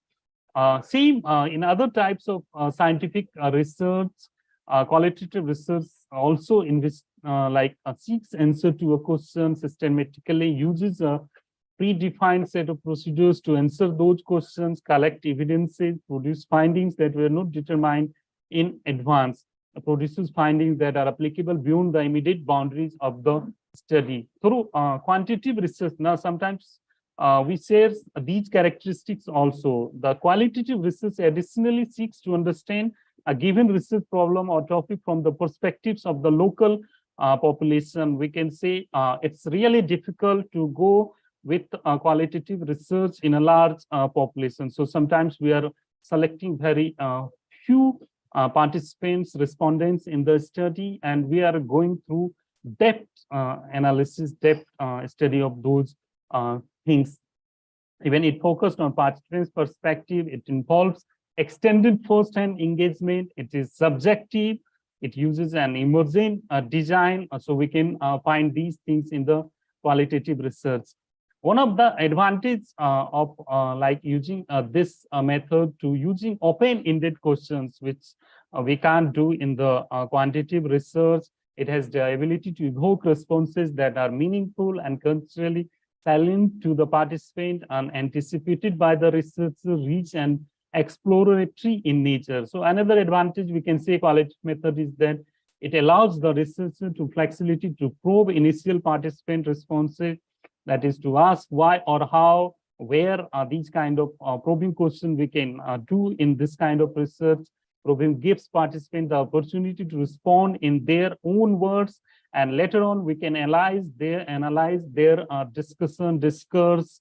So this is the beauty of this kind of research. The major purpose of qualitative research is to, we can say, describe, interpretation, verify, and evaluate. In describe, we can understand the nature of certain relationship situation. Suppose if we want to study the family situation of alcoholics, so we can't go with quantitative research. If we'll ask like, do you are alcoholic or not? So that doesn't make much sense. So we can use this kind of qualitative studies and research. We can get those data related with family situation of alcoholics. We can interpret, enable research to gain new insights about a particular phenomena. Example, we can say like understanding the reason for poverty in alcoholics family.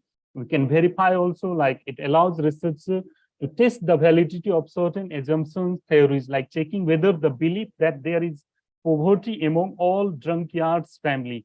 We can also evaluate, like it allows researchers to evaluate the effectiveness of particular previous findings, like some research would have suggested for providing psychological counseling for alcoholics would bring good results. So in this way, we can also check its validity also.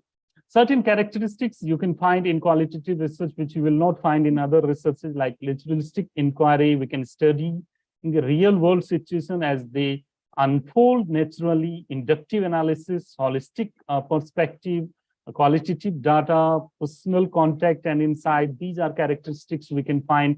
Dynamic systems, attention to process, assumes changes is constant and when an ongoing, unique case orientation. Even in qualitative studies, we can go with certain unique cases. It assumes each case is a special and unique, like we can go with one single autism child and we can qualitative collect those data. Context sensitivity is there, then empathic neutrality, design flexibility is there. We can open to adapting inquiries, understanding depends and our situations change. So these kind of flexibility we can find out in qualitative research. Certain qualitative research study, which is very much familiar, like ethnography, case study, field study. Like in case study, we can go with in-depth investigation of an individual, group, or institution, can determine factors, relationship among those factors that has resulted in current behavior or phenomena. Then we can also go with field study, like we can studying individual, group, or process in natural field setting. Most reported study you will find in the qualitative research, this field study. As I told you, ethnography is also like we can study a particular culture, a particular setting, which we can't possible in other types of researcher. Here, researcher act as a participant, observer, and somehow associated with the field, so they can directly observe what's going in the field. Intensive data collection through ethnography on many variables over an extended period of time in a naturalistic setting to develop a holistic picture of society, group, or institution, setting, or even. So this way, qualitative research is more fruitful. Then content analysis is also there. We can also do some document analysis. We can analyze written or visual contents of a document. who says what to whom and with what effect. So these things possible in the qualitative research. Certain methods for collecting data for qualitative research, like participation in the setting, like we can work as a overt or covert observer, sometimes semi-participant observation, non-participant observation, some participant observation. These kind of things may be possible in this qualitative setup. Even in-depth interview, we can go with in-person and in-depth inquiry, one-to-one group interview, and in this way we can get a more valid data. Focus group discussion also we can use. We can go with 7 to 10 people, and we can collect their in-depth understanding about any phenomena, any event or anything. So in this way, focus group is one of the way. Narratives, we can collect and analyze individual life stories, focus on the individual rather than social context. Even we can learn from their experiences, film, video, and photographs, analysis, proxemics, participatory learning actions. So these are the certain methods we can use.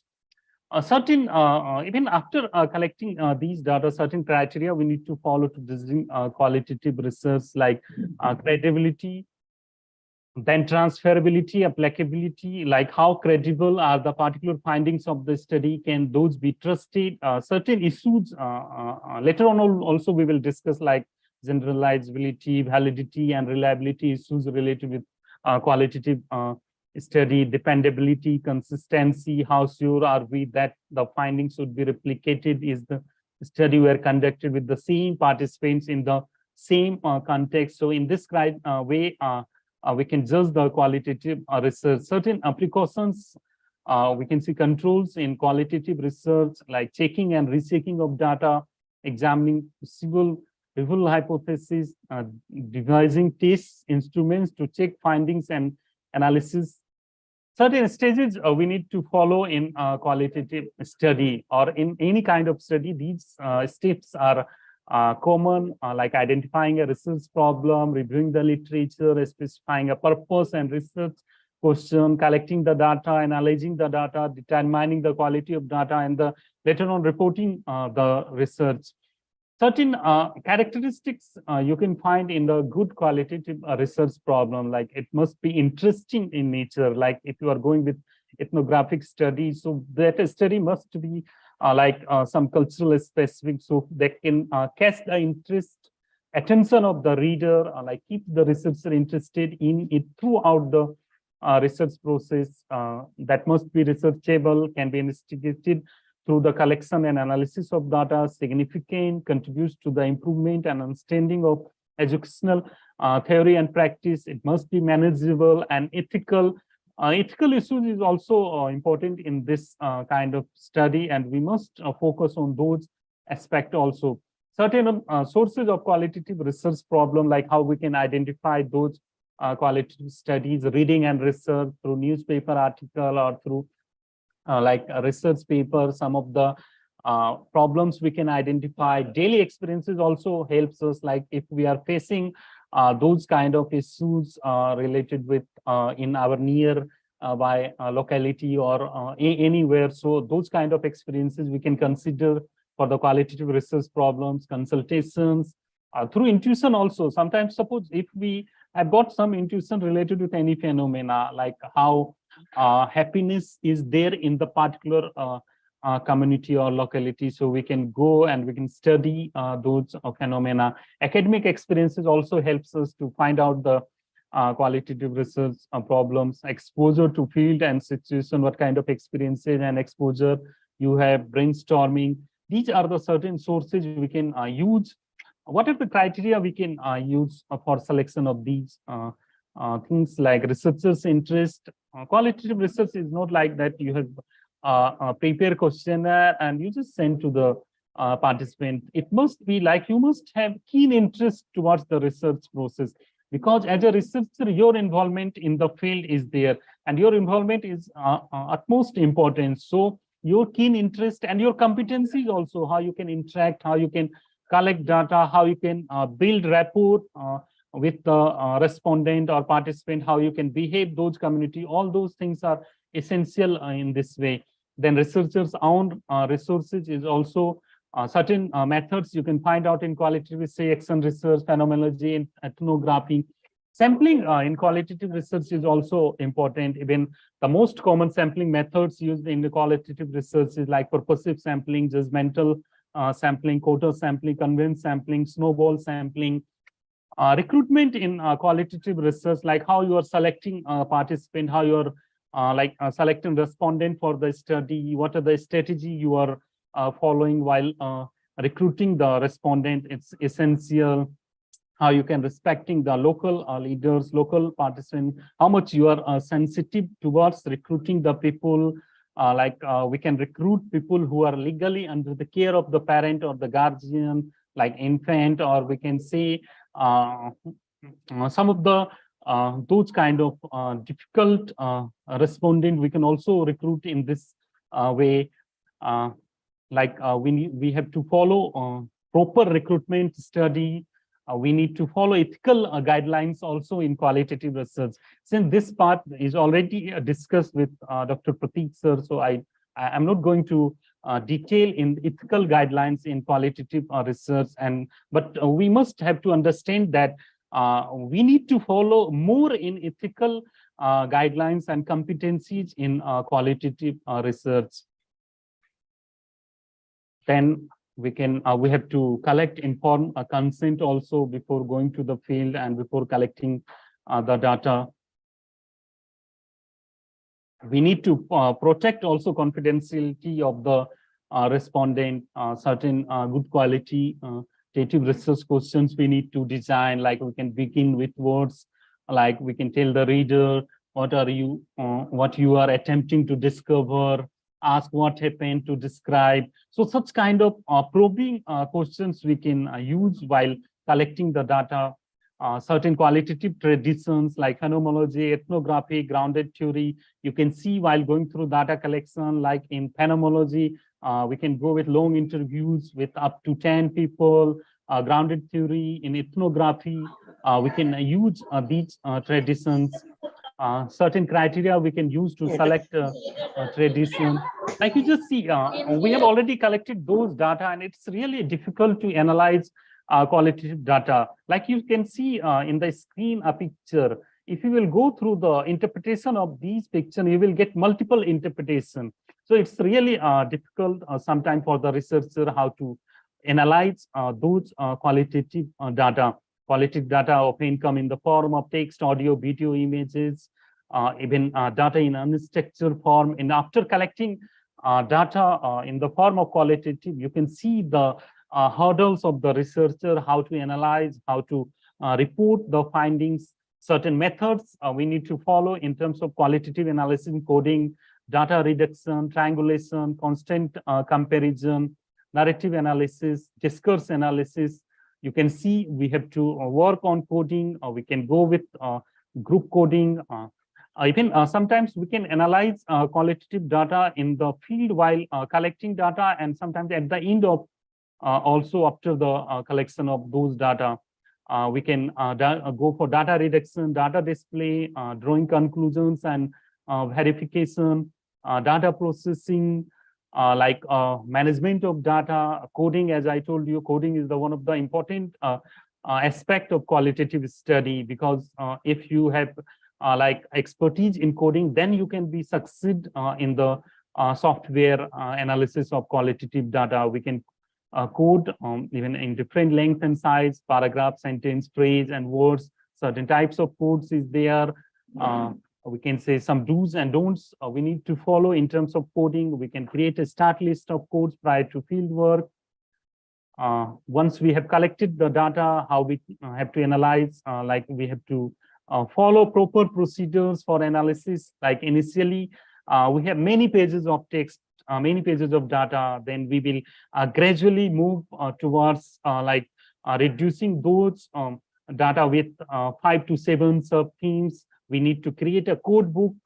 We need to categorize data, classify those data. Triangulation is one of the important aspects of qualitative research. We can go with different types of triangulation, maybe data triangulation, investigator triangulation, theory triangulation, and methodological triangulation. If you will use in the qualitative research, we will get better outcome, analyst triangulation.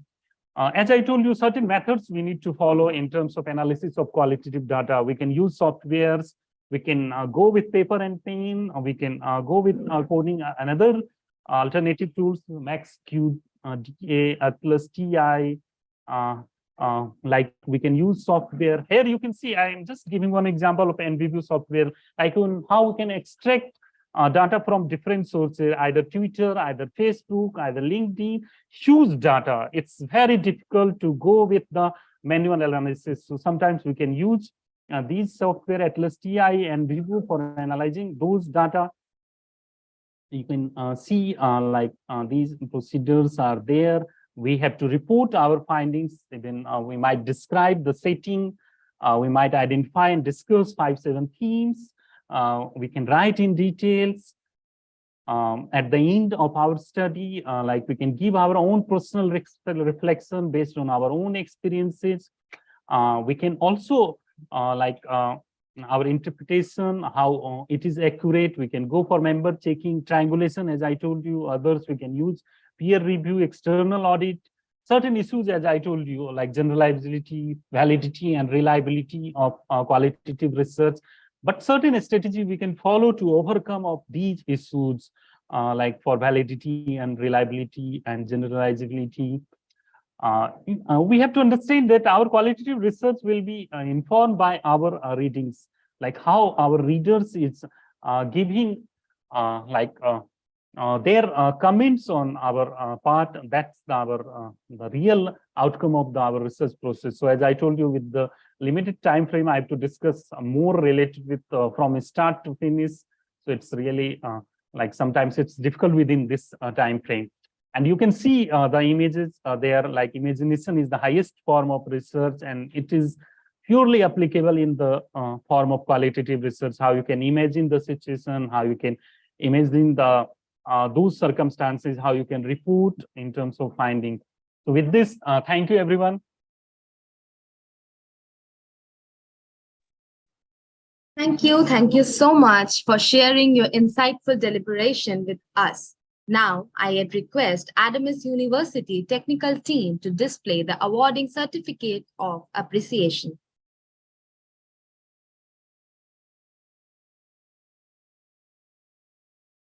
Thank you so much for organizing a committee, for giving me this opportunity. Moving ahead, I now address Professor Nada Rothwig. Professor Rada Rothwig, Assistant Professor on Faculty of Economics, Business and Tourism Split, Professor Mentor in High Vet School, Ban Joseph Jelasik, Sage, Co-founder, IIU Europe, President of IIU Research Center, IIU Board Member, Country Director, Croatia. Specialized fields: science, technology, innovation, research, statistics, math, informatics, STEM, ecology, SDG, economy, business, tourism, entrepreneurship, accounting, human rights. Master degrees in economics, mechanical engineering, and in informatics, finishing PhD in statistics and informatics. Deserves many honorary doctorates, human rights, social rights, statistics, entrepreneurship, computer informatics expert, system manager, and designer of ERP Info Systems, Microsoft Innovative Educator expert, and Minecraft Global Mentor, certified accountant, and certified ISO Eternal Auditor, advisor in the Agency for Education and Training, active council member of the Operation Research Association, a very active educator at the Center of Excellence, teacher for teacher, founder and coordinator of many national and global projects. Editor board member in many journals and external peer reviewer, author and co-authored many university and high school books and handbooks, makes digital materials and books for cross-curricular topics, and makes columns for evaluation. On national and international levels, organizes conferences, training, sessions, webinars, and workshops for students, mentor in national and international competitions and Olympiads, statistics, informatics, entrepreneurship, STEM, numerous humanitarian and volunteer actions all around the world. Works on women empowerment and women entrepreneurship on a national and global level. Now, I request her to present her talk on trends and skills for the future of research. Ma'am, please. Very good morning. Greetings from Croatia. Ma'am, you are Hold not on. audible at this moment. Do you hear me? It would be great if you can turn on your mic. My mic is open. Yes, Yes, it's yes, audible ma'am, now. we can hear you. Okay, thank you. So very honored and grateful to be here today. I want to thanks to our great Dr. Shalim Mukherjee, to our great Dr. Dr. Tezi Namo, our great for this invitation. So today, what is my topic? As you already say, I will talk about the trends and new skills in the future of the research. I will share my presentation.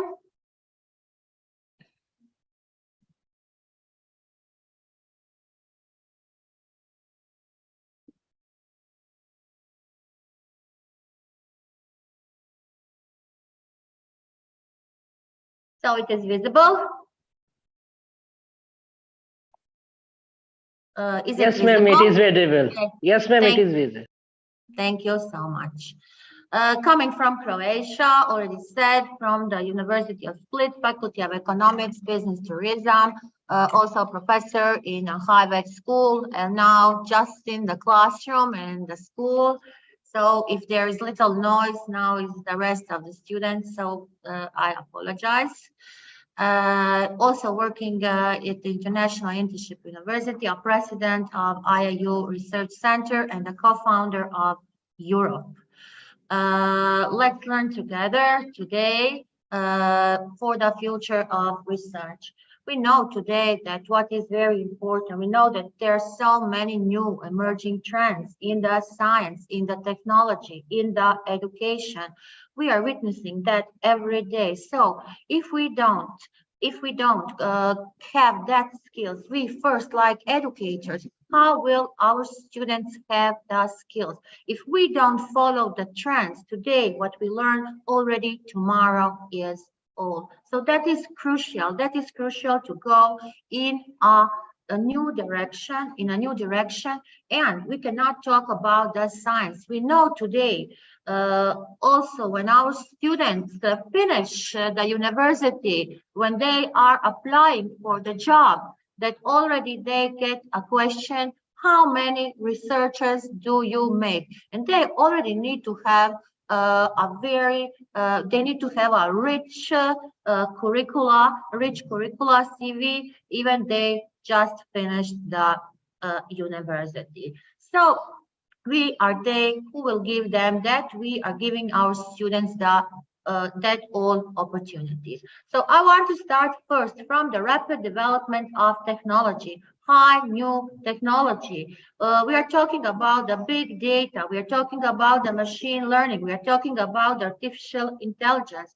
Like yesterday, I get a new program for the presentations for making it from AI. So that is a trend. So maybe we will not use this type of PowerPoint presentation. We know also that PowerPoint presentation is example of artificial intelligence. Today, I'm talking on English. I can translate my presentation on any language using Duolingo, using so many digital tools. So rapid development of technology is our future of research, the first. The second is increasing focus on interdisciplinary research. What it means, interdisciplinary research, that giving the perspectives, the expertise, insights of different methods, different fields. Today, we need to be interdisciplinary. If we want to make a interdisciplinary research, we need to cover a lot of fields, not only one field. When we talk about the specialization, we need to have more specializations today to cover all of this, what is asked for us. Using AR, VR, virtual reality, augmented reality, that is a potential, that is transforming us. Or in finance, blockchain, all fields are covered with this AR, VR, giving a new dimension. We say 3 dimensions. That is a relationship, that is a new relationship in the 2D, in the 3D brains, using science practices. Every hour lesson today need to have our theory is not today, it is not understandable if we don't have a practice. So making science practices before we start with anything, we need to make our research. How will we make our research?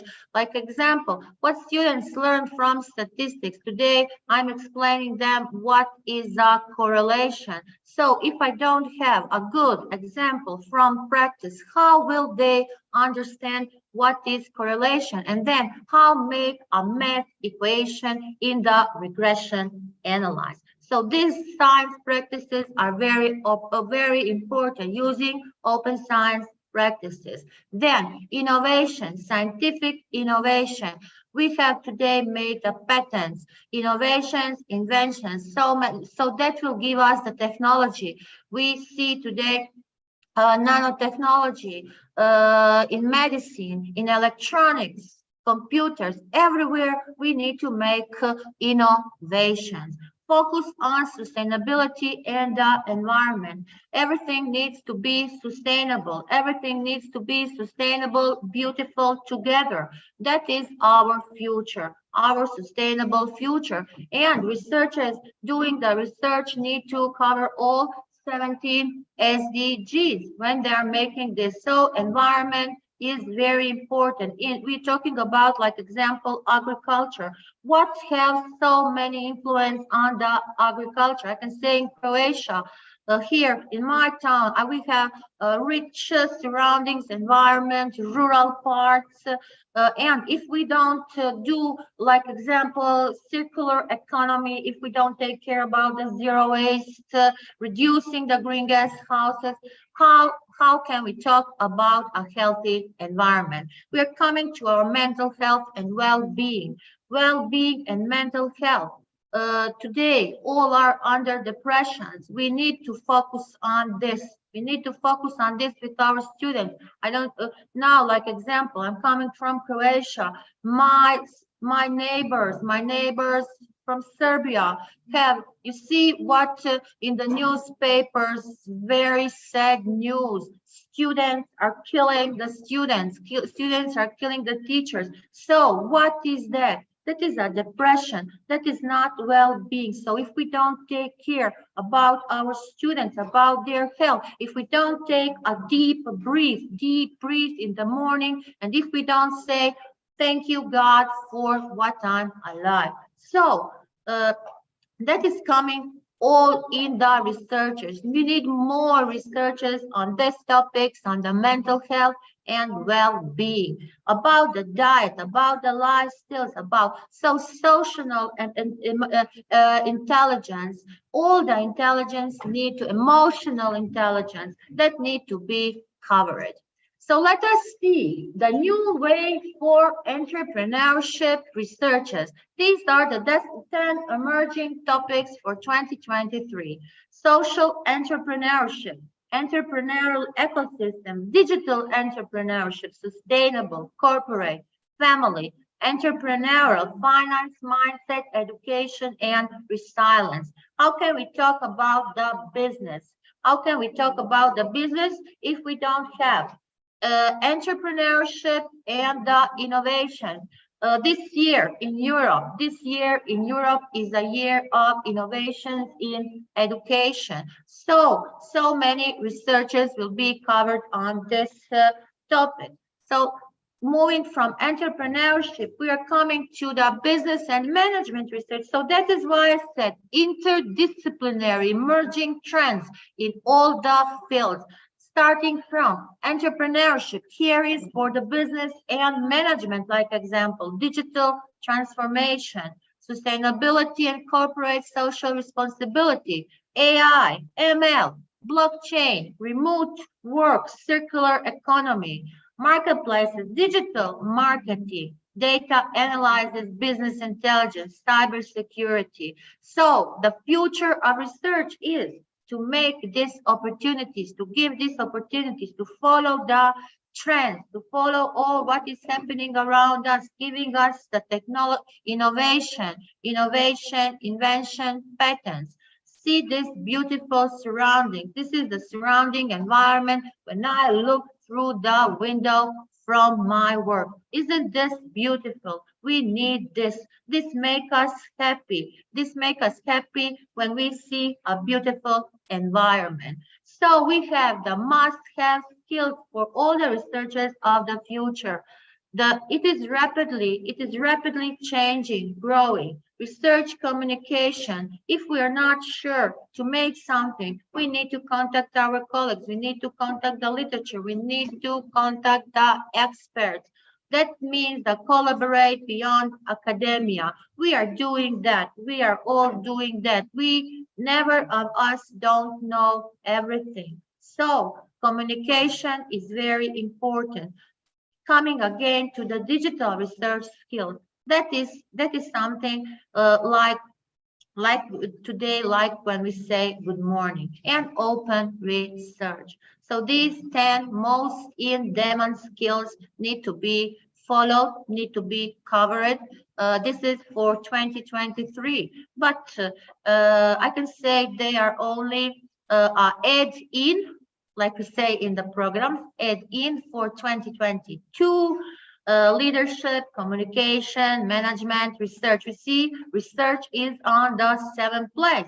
This is according to the LinkedIn. So I think that all of us are here, can recognize yourself. We can recognize ourselves in all these hard skills, soft skills, coming from the Bloom's taxonomy, coming from the summer model. We are recognized in all of this. Software development, finance, Python. We need to know coding. How can we make our research? Like example, we need to put, we are doing something with the gender. So female, how to make it if we don't first code, how can we put the data in SPSS like example?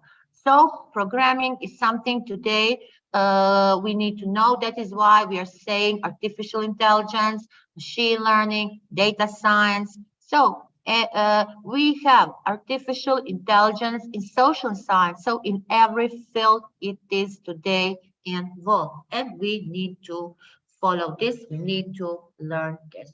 So that is the future of research. We need to take care about the ethics, about the review, the ethics, what we are doing. So these approaches, these modern approaches are today's approaches.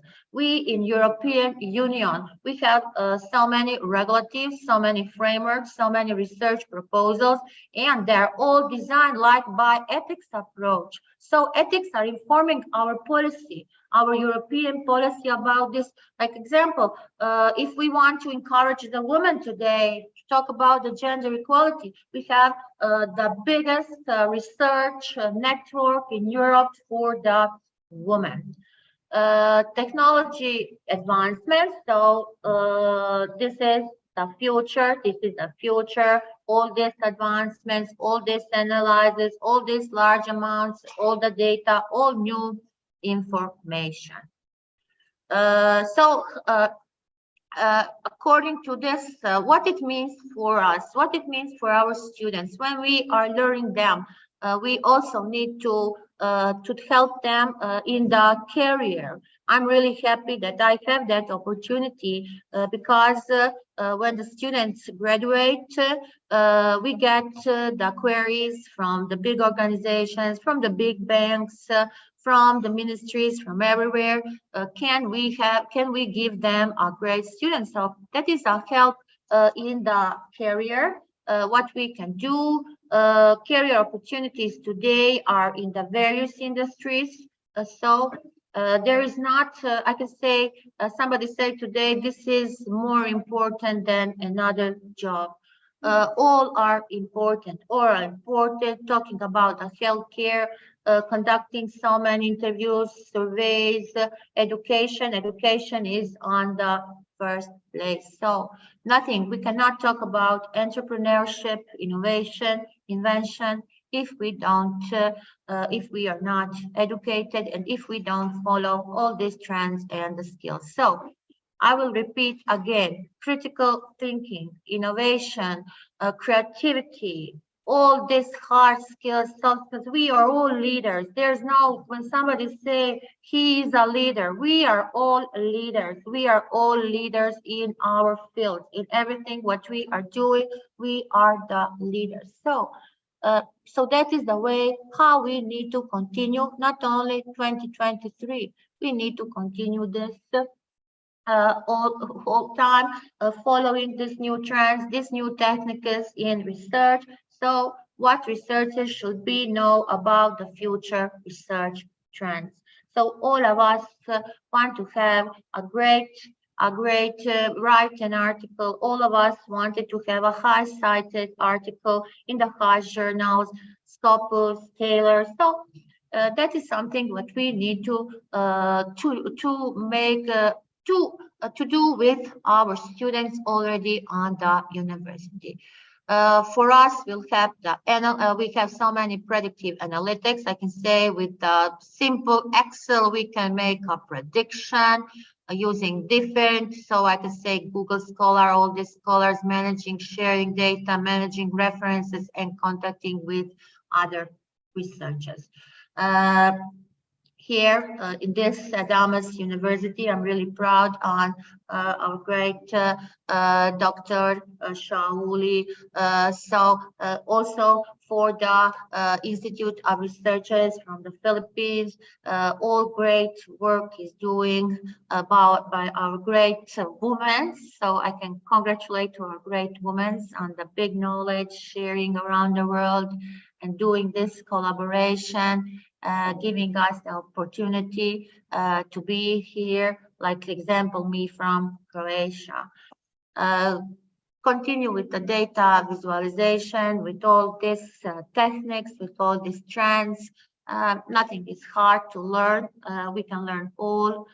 If we don't have that ability, we have always today in this modern world, we have so many tools, so many books, so many research. So there is no topic that we cannot cover. So we need to believe in ourselves. We need to take care about our well-being. We need to continue this collaboration. So I hope next time when I was presenting that we can be in live and see and exchange our experience, exchange how to brush our skills, like example, how to develop self-awareness, stress management, make these problems, solve these problems. So using this technology, using innovation, making a great communication, I'm sure that we can do. So methods, tools, and techniques are the ways of gathering data, collecting the information to learn what changes have happened. I think that my time is over. I can talk a lot, but I will stop here. Thank you. Thank you so much for this opportunity.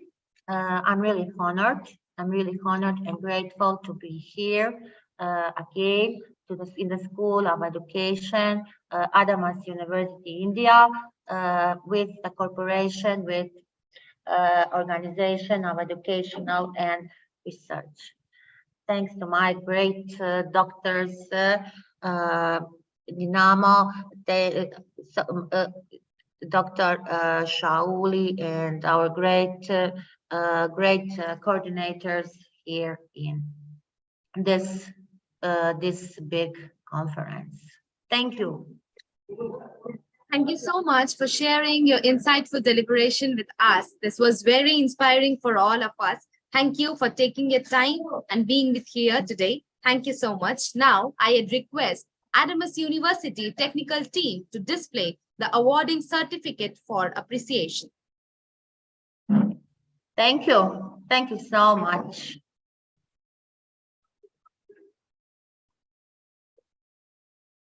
As for now, we will wrap up the first half of this session. You all can now go and enjoy your delectable meals, and please do resume and join us by 1 p.m. IST for the upcoming post-lunch session. Thank you all for being here. Please rejoin by 1 p.m. IST.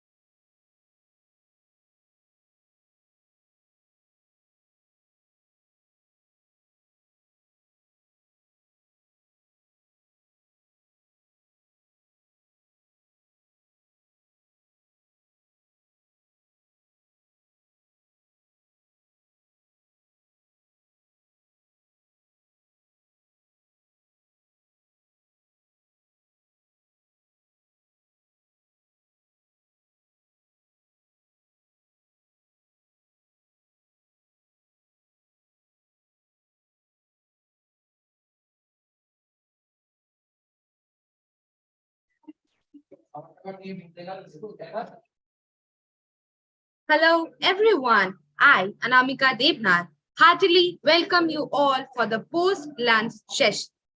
To begin with the paper presentation and the introduction of the session chair, I'd like to address Dr. Aki Goon, Assistant Professor, School of Education, Adamas University, India.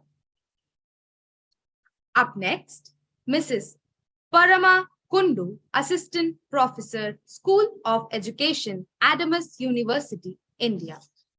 Ms. Srijata Biswas, Assistant Professor, School of Education, Adamas University, India.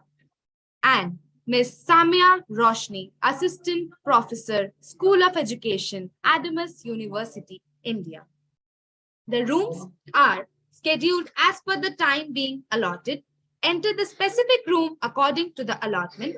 Participants can enter any room as per their choice.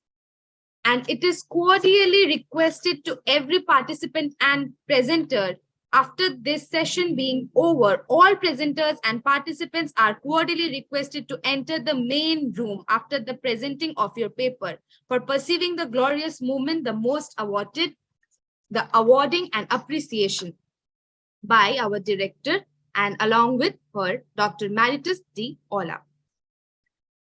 Now, I would request both to present. And participants and presenters can go to their allotted rooms. Room 1 is the main room, respectively room 2, 3, and 4.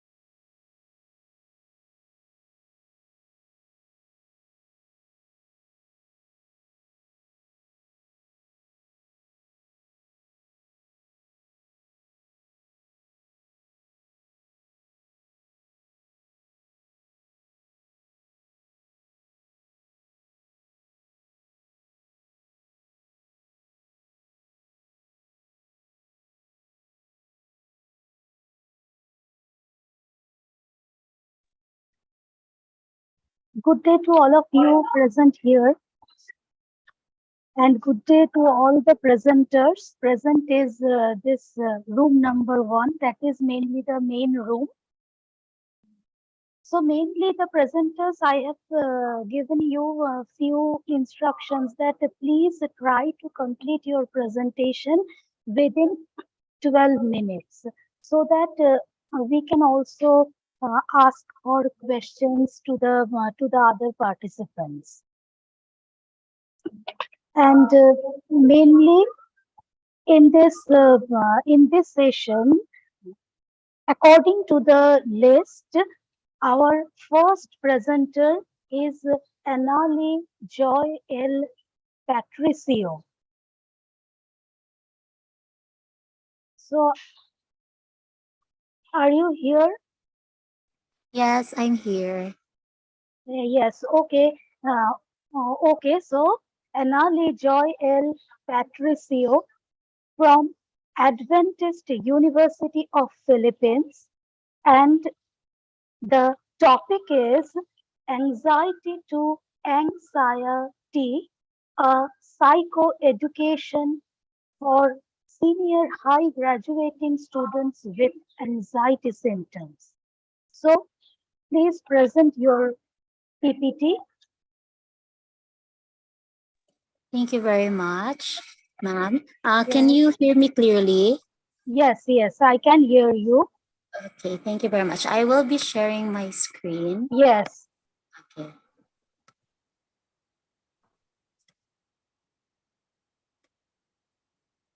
Okay, so good day, everyone. I'm Miss Annalie Joy Patricio from the Philippines, from the Adventist University of the Philippines. So these are the photos of our university located at Puting Kahoy, Silang, Cavite. At the left side, that is our entrance or the main gate. And the couple of photos on the other side are little shots from within our university. So my topic for this afternoon is anxiety to anxiety, or in Philippines is happy. Okay, so from anxiety to happy, like anxiety, a psychoeducation for senior high graduating students with anxiety symptoms. So I'm the researcher, Annalie Joy Patricio, and my advisor is Dr. Mylene Gumaraw from the Adventist University of the Philippines.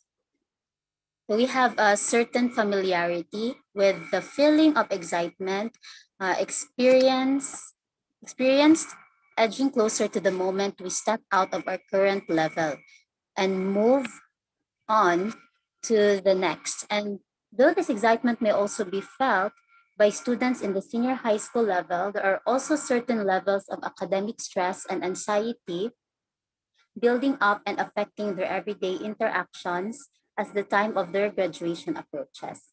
This is especially true for high-performing students that are striving to be on top of their class, to hold a certain degree of standard for themselves as they finish their final year of high school. Psychoeducation is generally defined as an intervention that provides information or education but not active treatment. Psychoeducation allows individuals to identify a condition and learn about its causes and treatment. It includes exercises and techniques that have been empirically shown to reduce the symptoms of severity of a mental health disorder.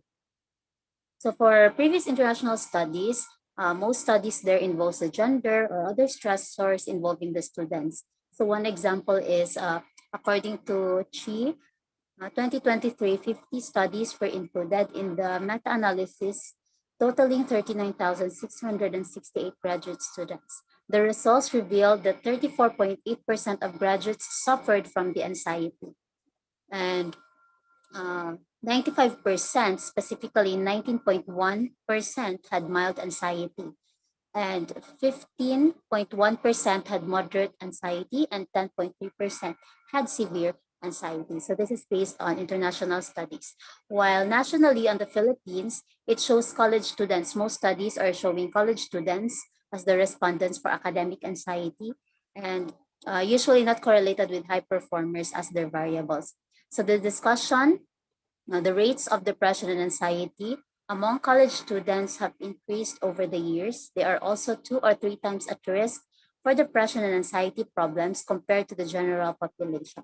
So students experiencing difficulties coping with their studies have up to 5 times higher risk for depression and anxiety. Instituting mental health promotion in school settings can decrease these rates by up to 18.6%. Locally in our place in Negros Oriental, there are still no studies conducted for psychoeducation on high-performing students with anxiety symptoms, although it shows the current lack of mental health education and high cases in our local place. So according to Alvarez, 2017, stated that pending the signing of the Mental Health Act into law, the state of mental health in the province of Negros Oriental is dire. There are limited numbers of mental health facilities and mental health practitioners. So here, schools are providing psychology training, but the licensed graduates cannot be found working in mental health programs. So the objectives of this study is to answer the following questions. What is their level of anxiety before the intervention? Next is, what is the level of anxiety after the intervention? And is there a significant difference with the level of anxiety of the students with the pre-test and post-test were evaluated? So the framework, according to Strongman, Michael A. Senk demonstrates that those who are high or low in anxiety do in fact differ in the structure and process of cognition. Their memory differs both in broad schemata and in specific items, such as the type and amount of specific words that they have. He stated that there are 2 reasons why people with higher trait anxiety levels worry more than people with lower levels. First, their worry sets are stored in long-term memory more frequently with a greater organization. And second, because their more depressive mood states are the very worried may have easier access to their worries, since mood state dependent retrieval is aided by these mood states. So according to the theory, it follows from this that high and low anxiety people will also differ in cognitive appraisal of ambiguity. Moreover, a person might be more susceptible to stress and anxiety in some situation than the others. So for my methods, the researcher used snowball sampling to gather the names of the high performers who were senior high graduating students from the Adventist Academy of Negros Oriental, Siquijor Incorporated. The data was taken from the advisors, and 18 participants ages ranging from 17 to 18 years responded to take the academic anxiety scale as a pretest. After the test was conducted, the sessions were started. Overall, there were 3 sessions held. Topics were what is anxiety and what it does to me, introduces the main focus of what is anxiety. Next is strategy for the thoughts, which educates them on techniques and strategies that they can apply. And lastly, understanding and owning it, which tackles on ideas to handle and cope with anxiety. The last session was for closing and wrapping up the sessions before giving the post-test using the same material given to them on the pre-test. So this was the academic anxiety scale survey that was used. It has 11 items, and the Likert scale is from 1 to 4. So here are the ranges, not at all typical of me, somewhat typical of me, and quite typical of me, very typical of me. So all of these are showing anxiety symptoms, and the students will just encircle them for their pre-test and post-test. So here I'll just scan through. We have the introduction and also our first session, including the rapport with the students. And we have the second session with the lecture and the activities as well. And the third session, our fourth session, including our last lecture, and then the fifth session for our post-test. So for the pre-test, these were our results. So on the left side, those are the number of the students. They were given a number for their identity so that their real names will not be included. And at the top, those are the number items. So as you can see, the average, there are 3.5, 2.8, 2.2, and so on. And the post-test result, again, on the left side, the number of the same students who took the pre-test. And here are the results. So we can see that there are differences from the previous test. While the paired sample t-test, when we use this, it shows, here I will read, when the test was initially conducted prior to the intervention, results of such show a higher average between all the questions between each student. This shows a higher likelihood for the higher performing students to experience symptoms of anxiety. So according to Wallace 2019, that high performing students suffer from anxiety, depression, substance abuse, and delinquent behavior at a rate that is 2 or 3 times higher than the national average. The test conducted after the intervention was done shows a generally lower relatability of the respondents to the given scenarios in the survey. Though the difference between them is not exponential, it has shown to have lowered the likelihood of the respondents to feel or experience the symptoms of anxiety.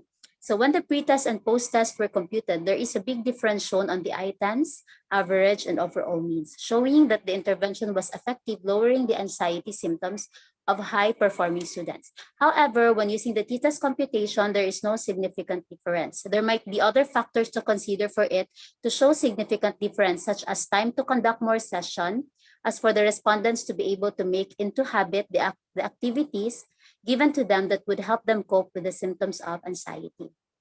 The study, although it was only for a short span of a month, it has shown a difference with the level of anxiety of the respondents. It has also enlightened them and gave them ideas, techniques, and strategies to apply when they are experiencing symptoms of anxiety. Based on the results, anxiety symptoms of the participants, the intervention program is effective. The students are now knowledgeable and capable of handling themselves when they are experiencing anxiety. The impact on the researcher is knowing the anxiety status of the students, knowing their feelings behind it, and the possible factors of why they are experiencing it. And with that knowledge, the researcher can inform the readers of the proper approach, sessions, and activities to provide. So to conclude, the study deems that the high-performing students experience academic anxiety and that these symptoms can be handled by them if they have any knowledge about what they are feeling and what contributes to it. Techniques and strategies are simple that can be applied to their daily routines and can be easily taught as well to others. Students need more psychoeducation intervention to help lessen academic anxiety. More time and sessions are needed for the intervention to be more effective. So for the recommendation, the students are recommended to continue with the activities given to them throughout the session with consistency. The intervention given to them showed that there is an improvement from the pre-test to the post-test, showing most of the respondents' anxiety symptoms lowering given the short amount of time. The educators are recommended to use the given activities and sessions to students who are showing anxiety symptoms. Studying the questionnaire given would enlighten them of possible anxiety symptoms that they can look out for when interacting with students. Since intervention program is effective, it is recommended that the school administration will continue making more interventions to lessen the anxiety symptoms of the students. So furthermore, the future researchers are recommended to expand the time range applying the intervention since this study only took a month to conduct. So here are my references. So thank you very much for the time and good day.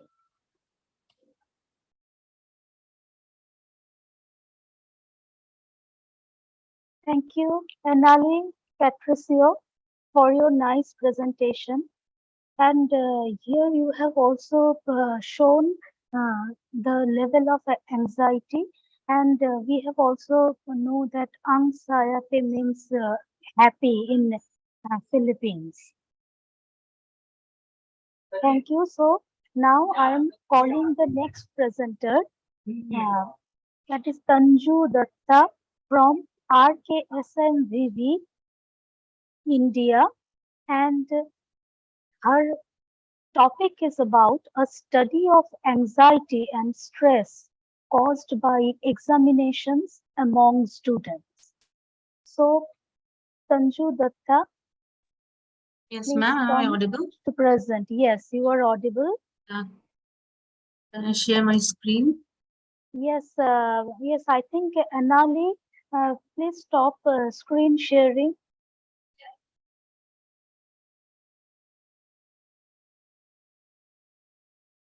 Ma'am, is it visible? My screen Yes, is visible? Yes, Sanju, it is visible. May I start? Yes, you can. Good day to everybody present here. I'm doing my research from Adamas University. And the topic of today's paper is a study of anxiety and stress caused by examinations in high school students of Kolkata. I'm the first author and the research scholar, and my supervisor is Dr. Amlesh Kumar of Adamas University. First, I will go to the background, very brief. I will brief in my talking when I'm talking about the background on which I'm doing my PhD. And this is also at current, this is my paper. I'm dealing with three keywords, main three keywords, which are adolescence, stress, anxiety, and academic performance of high school students of Kolkata city. Adolescence is a critical period of development when individuals experience significant physical, emotional, and social changes. Adolescence is a period when it is called a period of storm and stress by American psychologist Stanley Hall. It is also a period when students face various academic challenges, including exams, which can have detrimental effects on their performance and also overall well-being. Thus, the purpose of my study is to investigate whether exam-related tension and anxiety during adolescence are a result of exams themselves. The study aims to provide insights into the factors that contribute to exam-related stress and anxiety during adolescence and identify strategies to alleviate the same. Exam-related tension, anxiety, and adolescence, they're interconnected concepts, and they have a significant impact on the individual's academic performance and overall well-being. It is a normal reaction to a challenging situation. When we talk about tension, it is a very challenging situation in front of us when we want to manage it effectively, but sometimes we don't do it, we can't do it. Some people have more severe anxiety symptoms, some have mild. Anxiety, on the other hand, is a general feeling of uneasiness or fear that can be triggered by a wide range of situations, including exam-related stress. Exam-related tension and anxiety can have a profound impact on the adolescent's academic performance and mental health.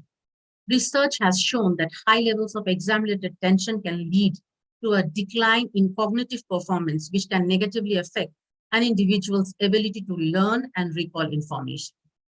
Exam-related anxiety can also cause physical symptoms such as headaches, stomach aches, and sometimes sleep disturbances, which can further impair academic performance and overall well-being of students. Adolescents who are experiencing exam-related tension and anxiety can benefit from a range of interventions and support mechanisms, if given so. One effective strategy is cognitive behavioral therapy, which can help individuals to identify and challenge the negative thinking patterns and develop more adaptive coping strategies.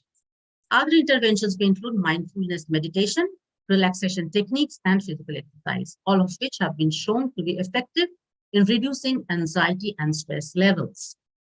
We as parents, we as teachers, some are caregivers, we also have an important role to play in supporting these adolescents in this journey of storm and stress. This can include providing a supportive and nurturing environment, helping to identify effective coping strategies, and encouraging regular exercise and maintaining a healthy lifestyle.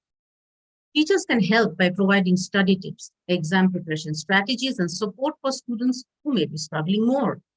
By understanding the relationship between these factors and providing effective interventions and support mechanisms, it is possible to help adolescents manage their stress and anxiety levels and achieve their academic potential. Now I come to the objectives of my study. I have listed 4 objectives for this study. First being to investigate the relation between exam-related stress and academic performance of select high school students. Secondly, to investigate the relation between anxiety and academic performance of select high school students. Thirdly, to find the impact of stress and anxiety on academic performance of select high school students. And fourthly, to find the influence of anxiety and exam-related stress among male and female students of select high schools.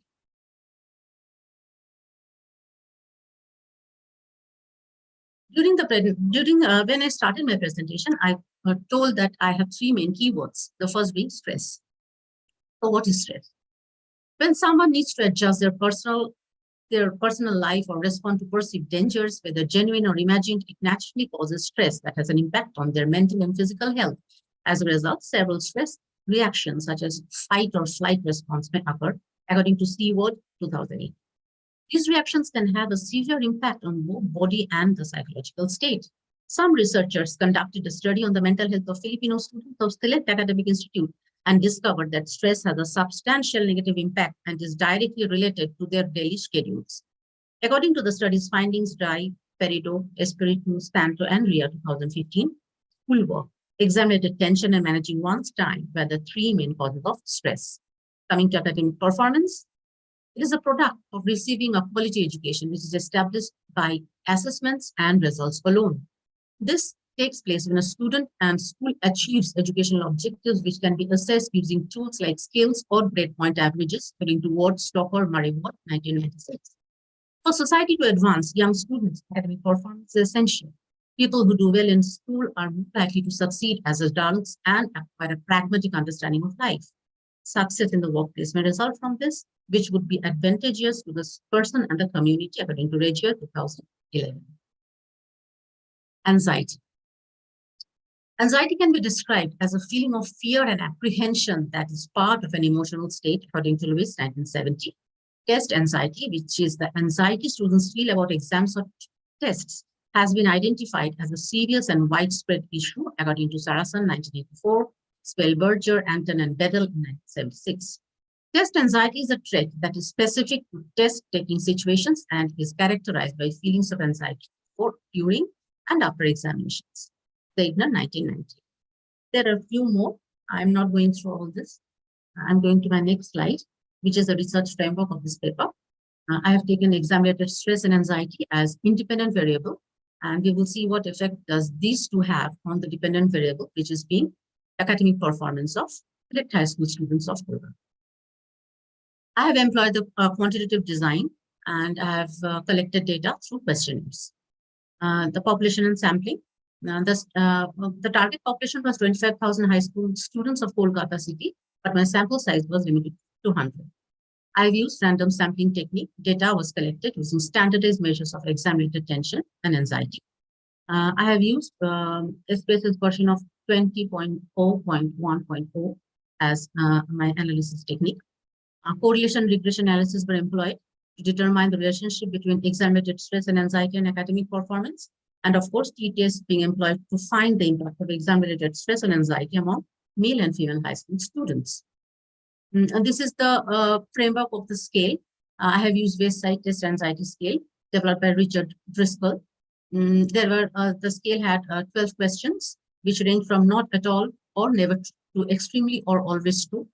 The response option was assigned a score of 1 to 5. To determine the score of the scale, all the first 10 questions were summed up, calculated, and the result was divided by 10. The resulting score indicated the level of test anxiety with higher scores, obviously indicating greater anxiety. In order to measure exam-related stress or tension, the researchers employed the scale created by Brown and Ryan in 2003. It comprises of 10 items. It was rated on a 5-point Likert scale, ranging from almost always rated as 1 to almost never rated as 5. Each response option corresponded to 1 through 5.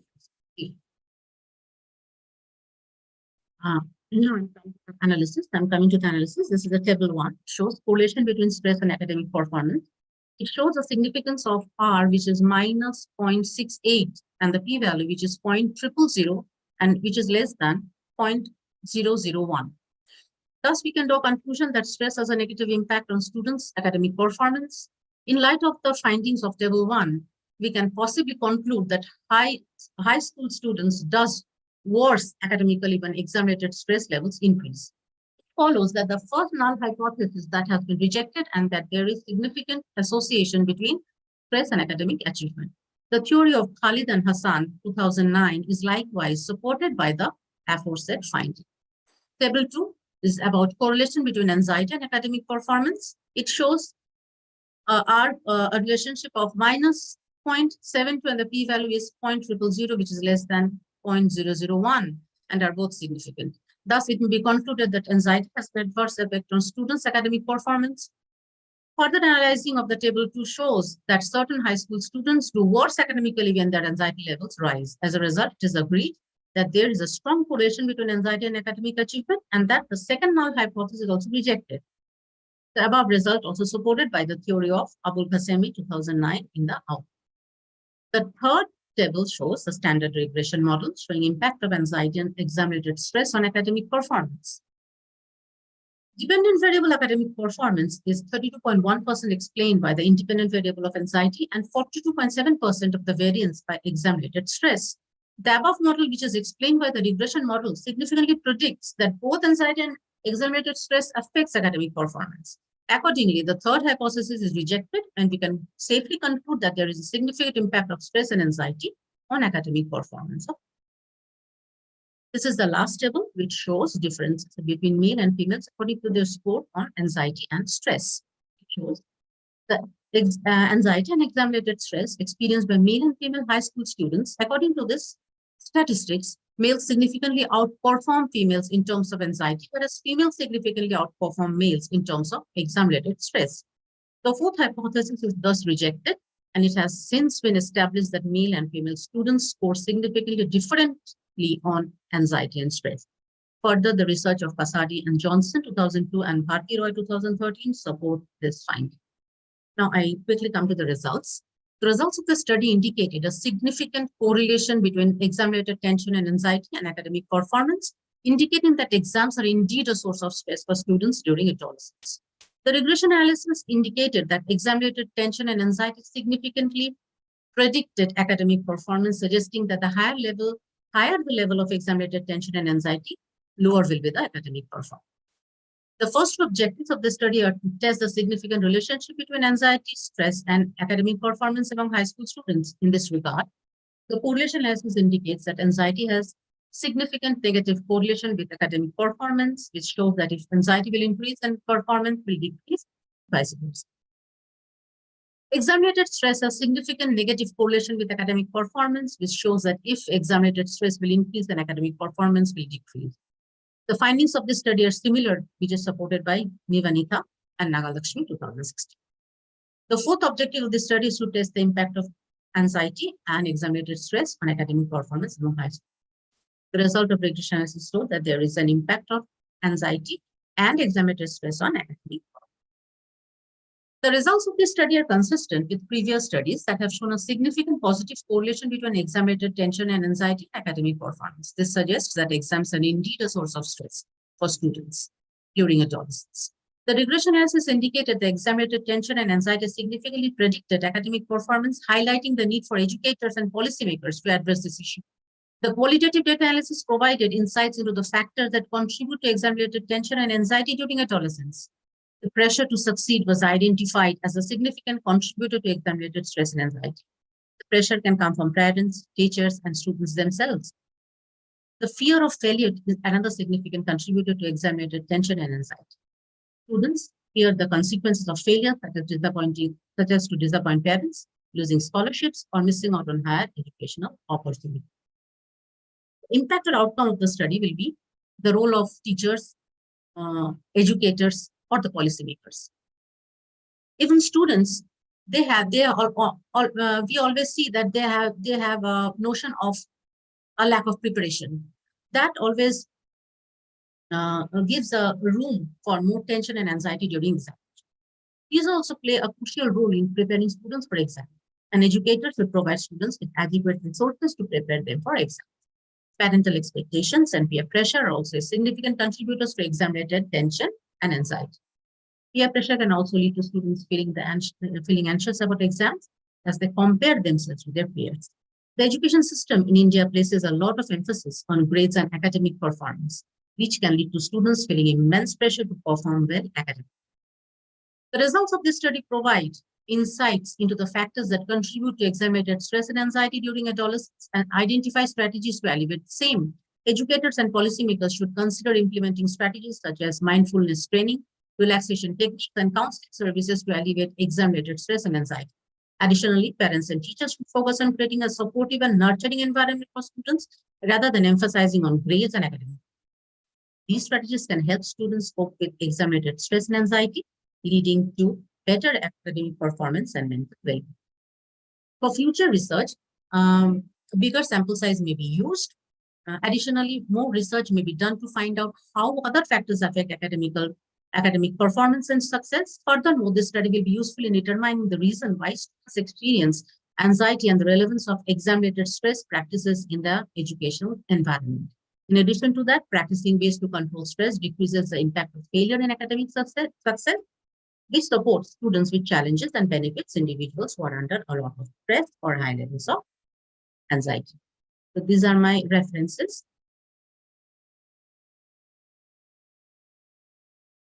Thank you so much. Yes, Tanju, thank you for your presentation, and through your this work, you have successfully shown that this exam-related stress and anxiety, this has a great impact upon the academic performance. Thank you for your presentation. Yes, now I am calling the third presenter, that is Noel D. Dominis of Tondo High School, SDO Manila, Philippines. And the topic is exploring mathematics anxiety and perceived understanding in chemistry of selected grade 9 students. Please, Noel. Good afternoon, everyone. Again, my name is Noel D. Dominice from the Philippines, and my ORCID is included in the presentation. Before I begin my presentation, I would like to introduce to my current affiliation. For a moment. Okay. I'm currently connected with Tondo High School, which is a public high school located in Tondo, Manila, Philippines. Today, I would like to discuss about a research that is very close to my heart, entitled Exploring Mathematics Anxiety and Perceived Understanding in Chemistry of Selected Grade 9 Students. As a teacher at Tondo High School, which is located in a disadvantaged area of Manila, I have seen firsthand how anxiety around mathematics can affect students' performance in other subjects such as chemistry. However, as Catriona Gray, a Filipina beauty queen and an advocate of underprivileged children, once said, I've always taught myself to look for the beauty in the challenging situation. By investigating the factors that contribute to mathematical anxiety and perceived understanding in chemistry, we can better support our students and help them discover the beauty and potential within themselves. So without further ado, let's dive into the findings of my research. The Philippine K-12 curriculum emphasizes the importance of science education to promote scientific behaviors and beliefs among students.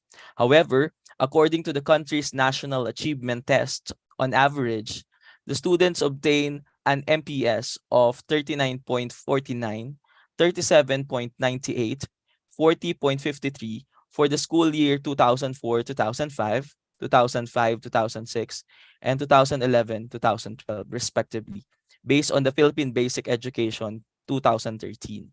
These results suggest that science education in our country is not a strong point. In 2003 and 2008, trends in international mathematics and science studies, or TIMSS, the Philippines ranked low in high school mathematics and science. In the latest TIMSS 2019, the Philippines ranked last in grade school math and science, highlighting a crisis in STEM education for elementary students. One factor that may contribute to this problem is mathematical anxiety, a common experience among students that can negatively impact their performance in math and science classes. And standardized test. Research has shown a significant negative correlation between mathematical anxiety and mathematics achievement across all age groups, including elementary, junior, and senior high school and college students. This suggests that addressing mathematical anxiety among students can help improve their performance in math and science classes and on standardized tests. Furthermore, the implication of math anxiety extend beyond math classes. Chemistry students, for example, often struggle with math in their classes due to the lack of math skills or an inability to relate math concepts to chemistry. This has implication for science education as students who perform poorly on cognitive tests of math aptitude are at considerable rate or risk of struggling in chemistry courses. The goal of this study is to investigate the levels of mathematical anxiety and perceived understanding of chemistry among a particular group of grade 9 students. The study was designed to address three specific questions. Number one, what are the different factors that affect students' mathematical anxiety? Number two, how does students' previous learning experiences in their math and science classes affect their perceived understanding in chemistry? And lastly, how does students' mathematical anxiety affect their perceived understanding in chemistry?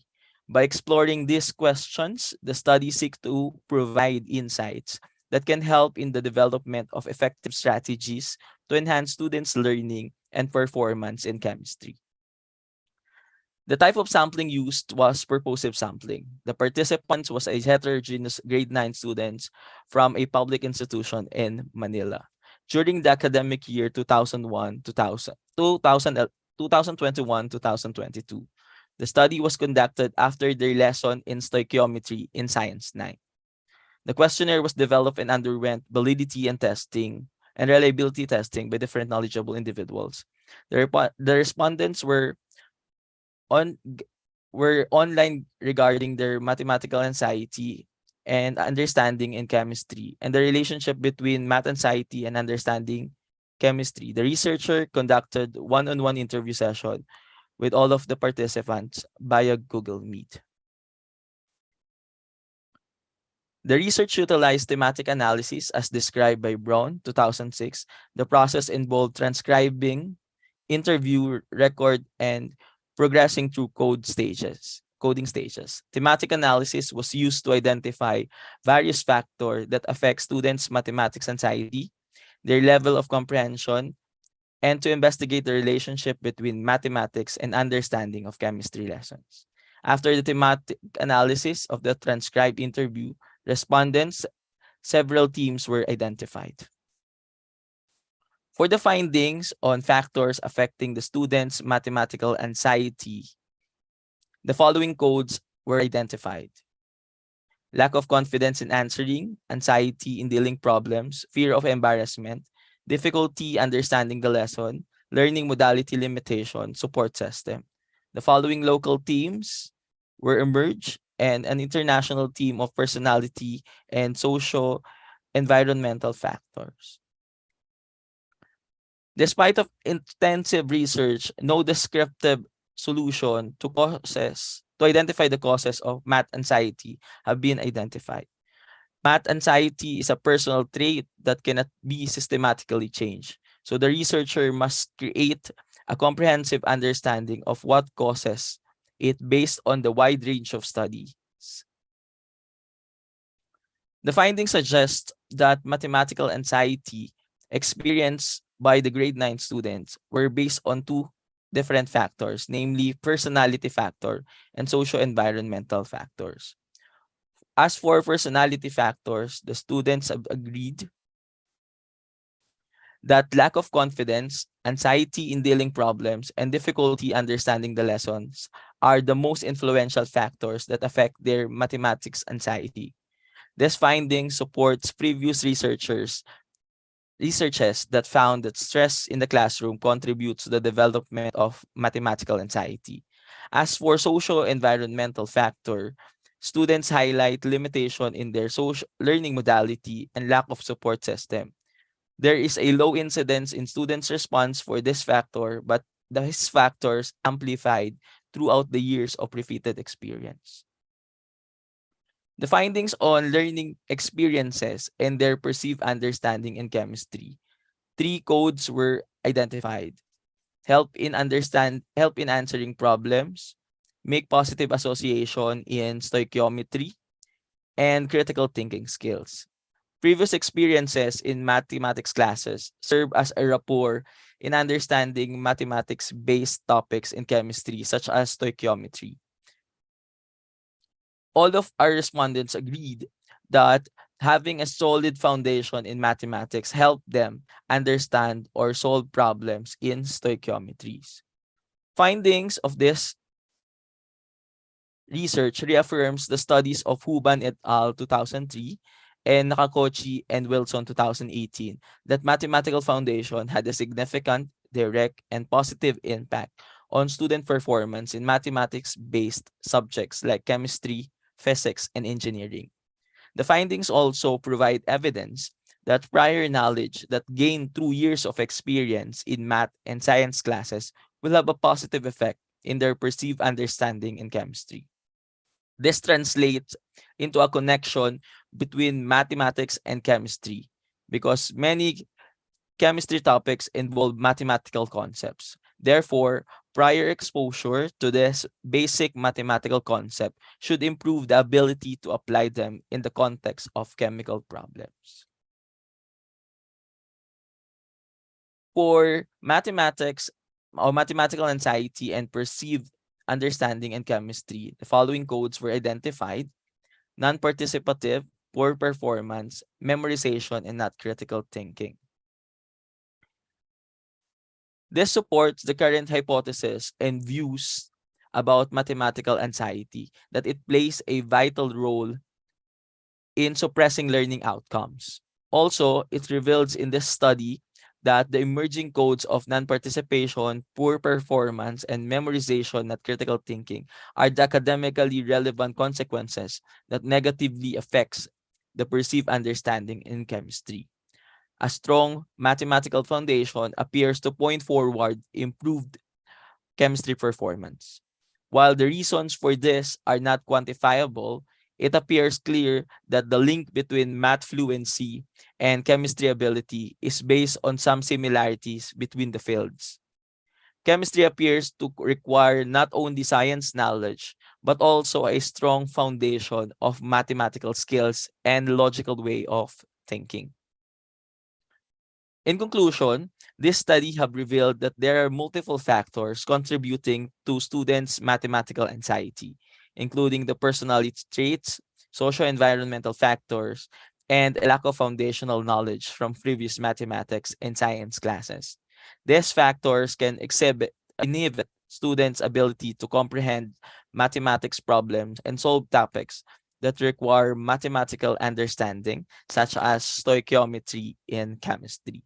Furthermore, the study found that mathematical anxiety has a detrimental effect on students' perceived understanding of chemistry, particularly for grade 9 junior high school students. These findings highlight the importance of addressing students' mathematical anxiety and providing them with necessary support and resources to improve their comprehension and performance in chemistry. For the recommendation, it may be better if we increase the size of the respondents to cater the opinion of the general population. Also, to clearly distinguish the relationship of mathematics anxiety and perceived understanding in chemistry. And the parents, mathematics, and science teachers, and the researchers should devise an appropriate, varied intervention suitable for the different needs of students to address their mathematical anxiety and lessen the negative impact of the transfer of learning to the different subject areas. This is to improve our current ranking on international assessments such as PISA and TIMSS.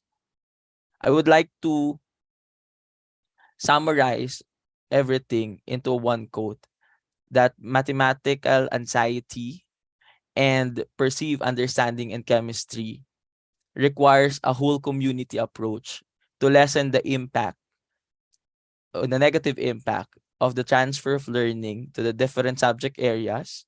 Also, it requires for most especially in the Philippines to improve our current ranking into different international assessments. The references used in this research is as follows. Thank you. And once again, good afternoon and mabuhay from the Philippines. Yes, Noel, nice deliberation, and this research nicely focus on mathematical anxiety. Thank you for your presentation. Next presenter is Benji Kelly from East West Mindanao College Inc., Kamasi, Ampatuan, Maguindanao, Philippines, and his topic is application of teachers of 21st century skills and their work performance. Benji Kelly, you can share your PPT. Yes, ma'am. Wait, ma'am. I'm sharing now. Yes, yes.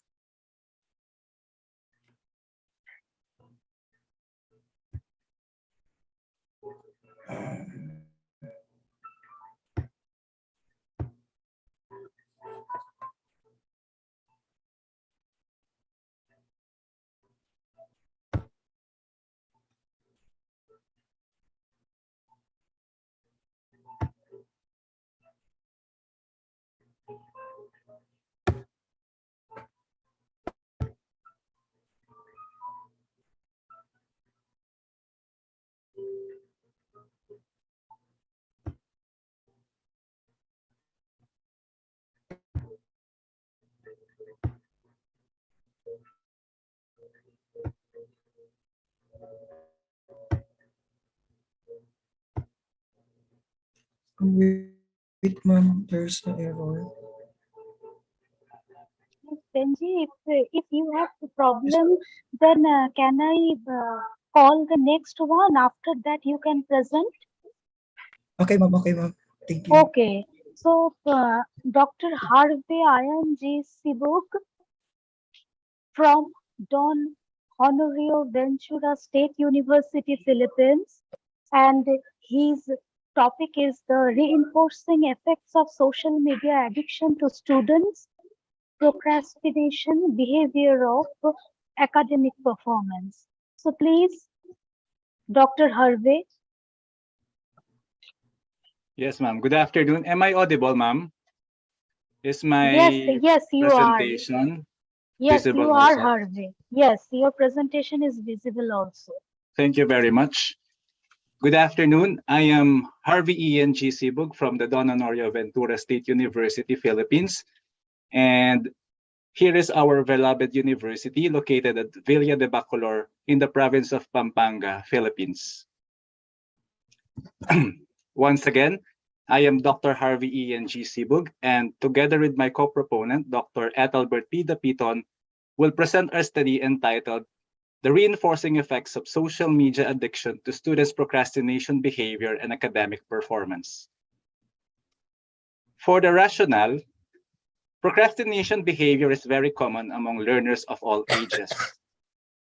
Overcoming procrastination would sometimes need intense supervision from both the teachers and parents in order to compel students to accomplish their academic tasks.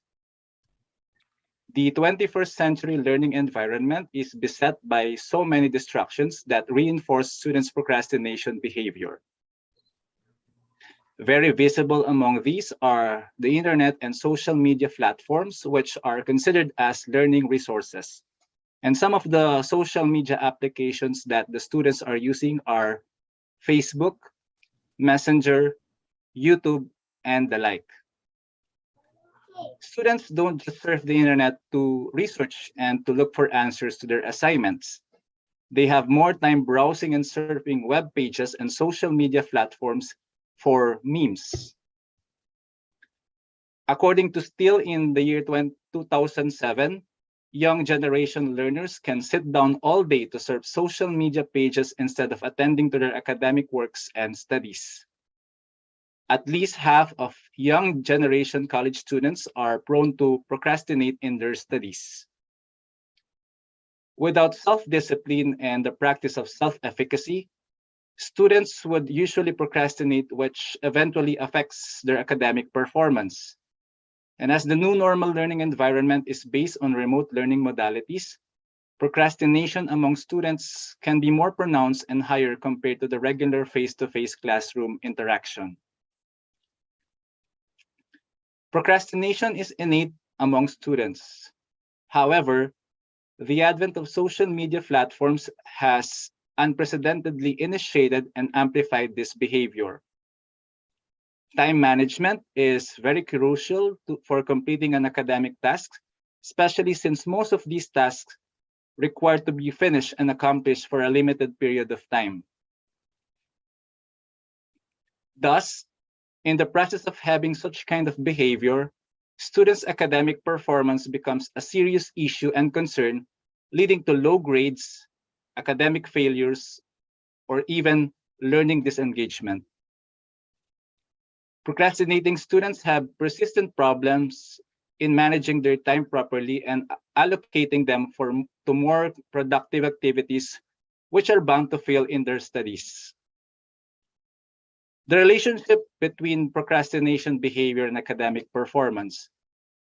There have been numerous studies linking procrastination to negative academic performance. And in the recent years, procrastination has been viewed as one of the sources of problems that affects academic success of students. Moreover, the university setting has received considerable attention regarding students' procrastination behavior. The research of Jones and Blankenship in the year 2021 has indicated that procrastinating students can experience low academic outcomes and low quality of academic task outputs. So here is the relationship between social media addiction and academic performance. Excessive and unregulated use of social media among students can have significant effects on their academic performance, as stated by Udin et al. In the year 2022.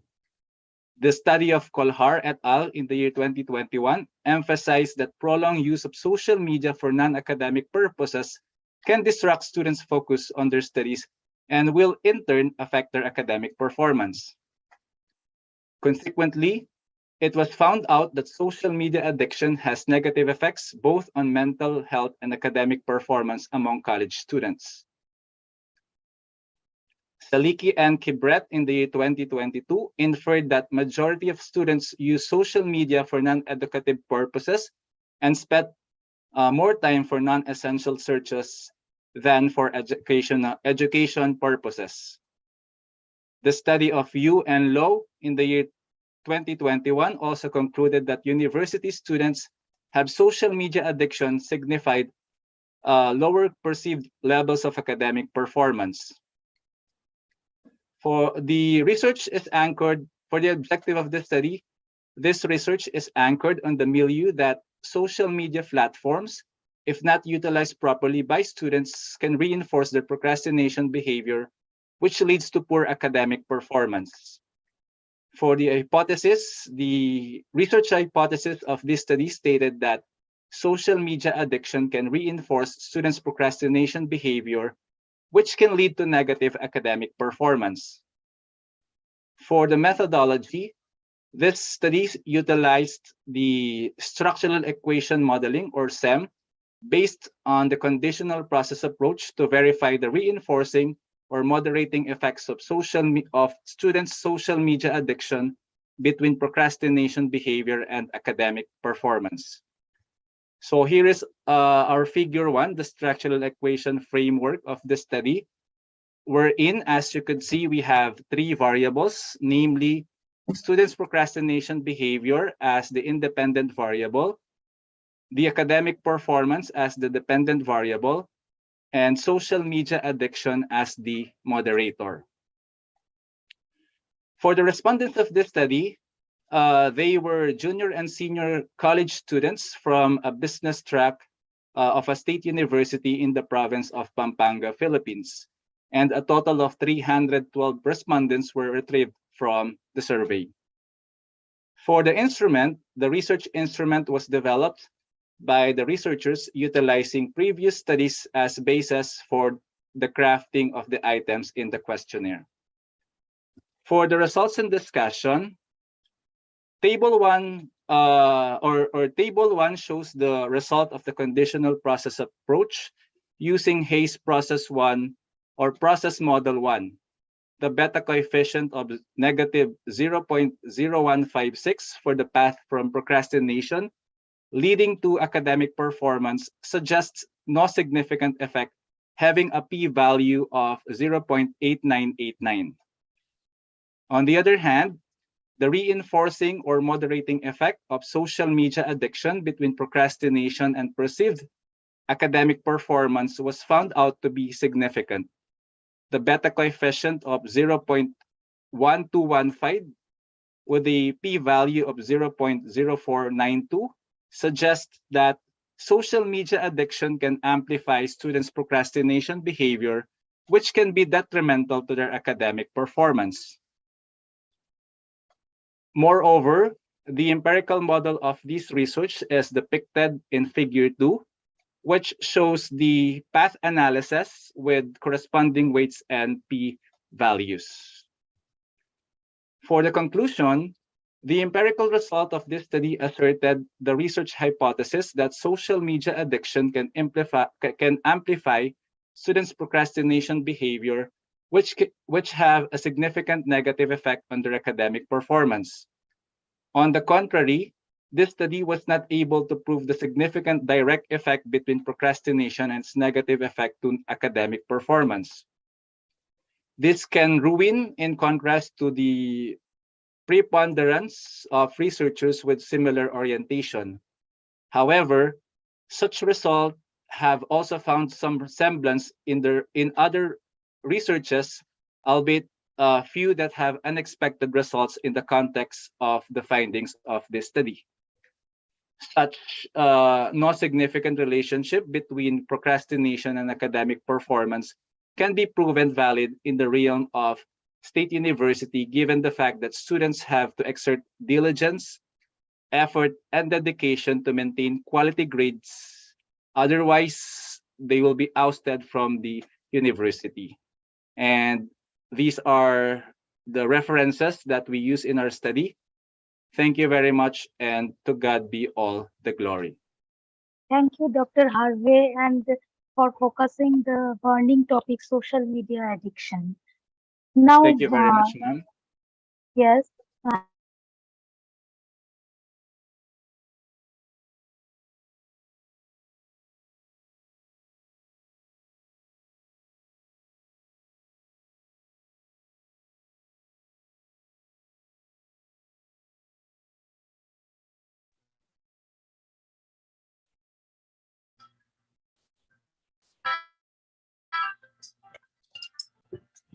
Cellphone ulit mag-esik ka. yes, Benji Kelly, share your PPT. Yes, ma'am. This is Yes, my... his title of the paper is Application of Teachers, 21st Century Skills and Their Work Performance.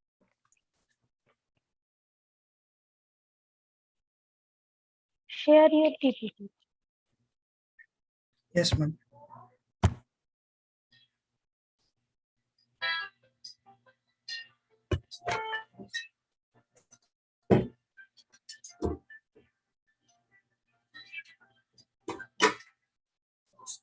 Yes, Benji, this is visible. Your PPT is visible. Yes, Okay, you can start. Okay.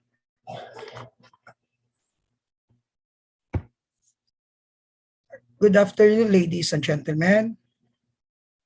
My ORC ID number is 009-000-8839-9695.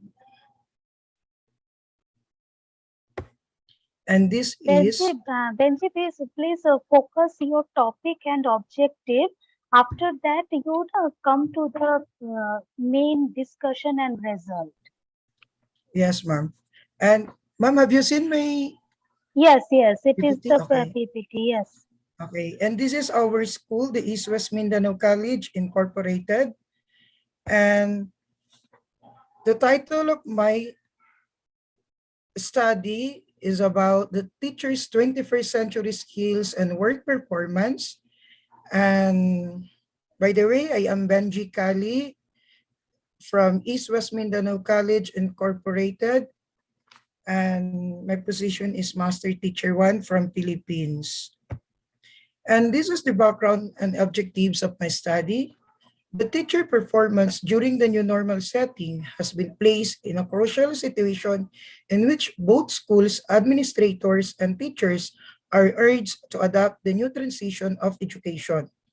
Unfortunately, there are administrators and teachers who could hardly embrace the change due to lack of necessary skills that would complement with the present status quo. Based on the result, the level of the teacher century skills during the new normal is rated as satisfactory, evident, which means that all the school heads and master teachers in this district are equipped with the 21st century skills. Additionally, the level of teachers' work performance in this district is found to be outstanding, which can be attributed to the adoption of school heads and master teacher to the 21st century skills. Consequently, it has been concluded that there is a significant relationship between the level of the teachers' 21st century skills and their level of teachers' work performance during the new normal. And the objectives is to analyze the implication of the teacher's 21st century skills to their work performance in the new normal setting at DepEd Columbia District 1 Division of Sultan Kudarat during the school year 2023.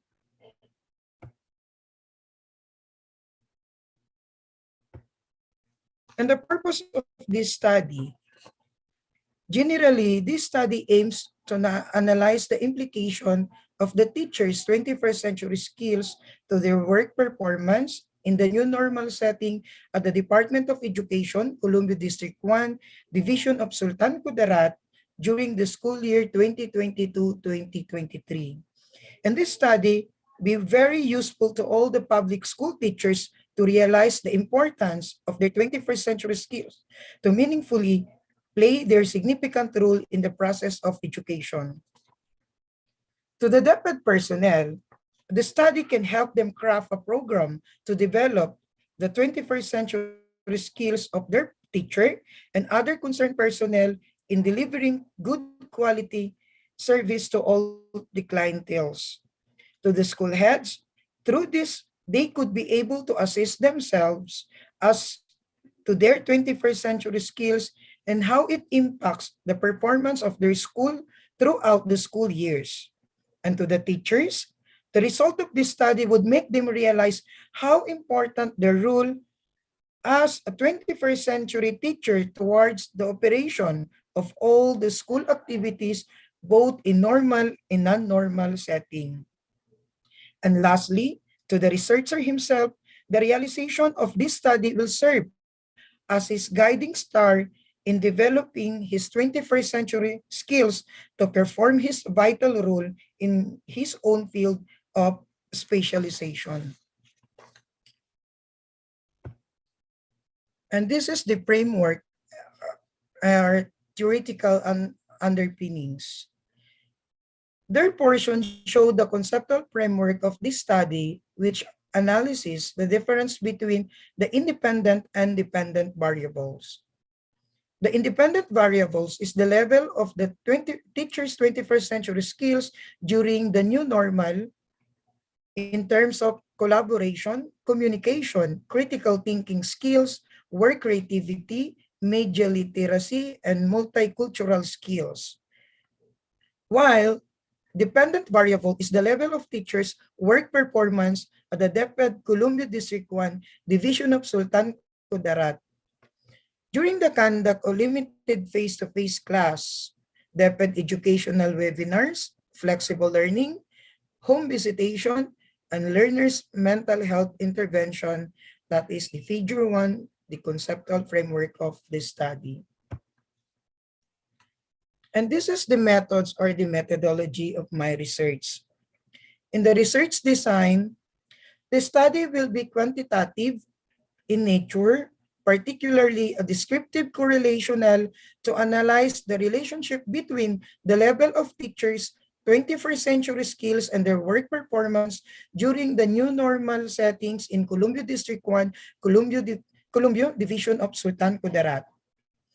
And the respondents of my study is the school heads and the master teachers in the DepEd Columbia District 1 during the school year 2022-2023.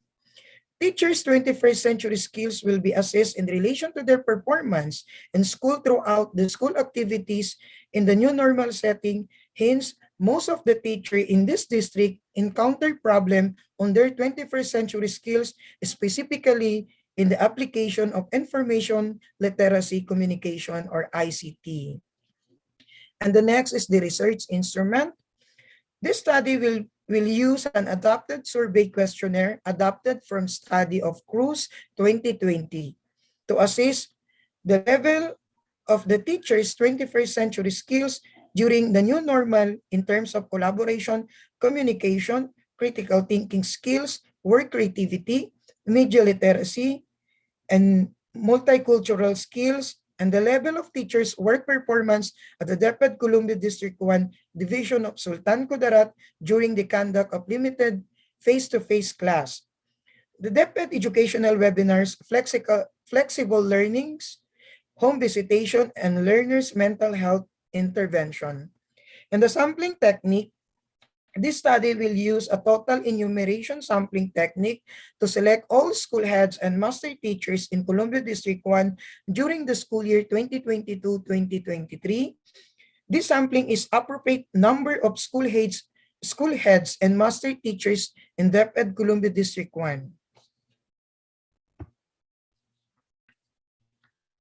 Okay, the result and findings. Teachers' performance during the new normal setting has been placed in a crucial situation in which both schools, administrators, and teachers are urged to adopt the new transition of education. The study was quantitative in nature, particularly a descriptive correlation to analyze the relationship between the level of teachers' 21st century skills and work performance in the Department of Education, Columbia District 1, Sultan Kudarat Division. Based on the findings, the level of the teachers' 21st century skills during the new normal in terms of collaboration, communication, critical thinking skills, work creativity, media literacy, and multicultural skills is rated as highly evident. This result implies that teachers in Columbia District 1 are inclined the 21st century skills which are found to be beneficial in performing the duties.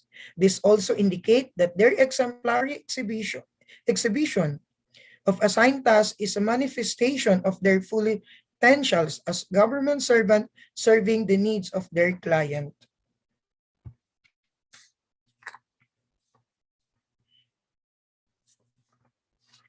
Finally, the 21st skills of teachers in Columbia District 1 have something to do with their work performance. The more they excel in 21st century skills, the more they perform well in their jobs.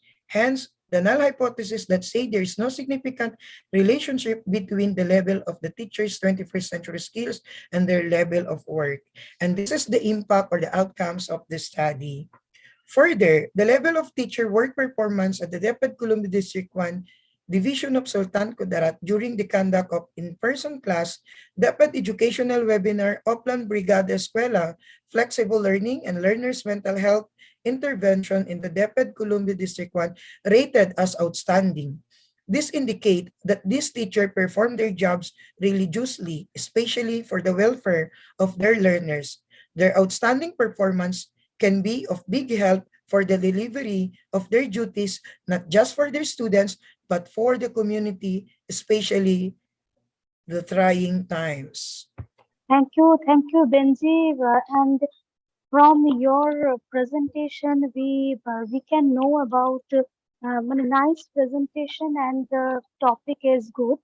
So please finish here. I am welcoming the next presenter. Benji, Yes, you ma'am. can stop your screen sharing. Okay, ma'am. Thank you.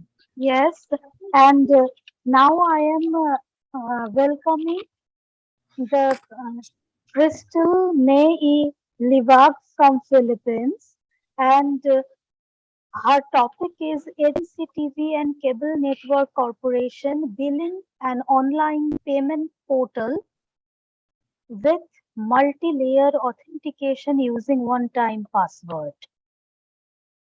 Yes, So, ma'am. Crystal, yes, Crystal, yes, your screen is visible. Okay, thank you. Yes. Please, Crystal, focus your objectives, then your topic, your objectives, and then what you have got from this work. Please focus that. Yes, ma'am. Okay, greetings to each and everyone. So, good afternoon. I am the sixth presenter for this afternoon. So, I am Crystal May Libag, a Master's of Information Technology from Philippines. So, here is the infrastructure of our professional school at University of Mindanao, Davao City, Philippines. Presenting to you the capstone project entitled NCTV and Cable Network Corporation Billing and Online Payment Portal with multi-layer authentication using one-time password. So author, Crystal May Libag. So currently I am a college instructor at the Makilala Institute of Science and Technology, MIST. So technological revolution bring us a great change to mankind, and access to information become available anytime and anywhere with the use of internet connectivity as the medium of communication utilized through business, educational institutions, public and private entities, and other light agencies with their day-to-day operations.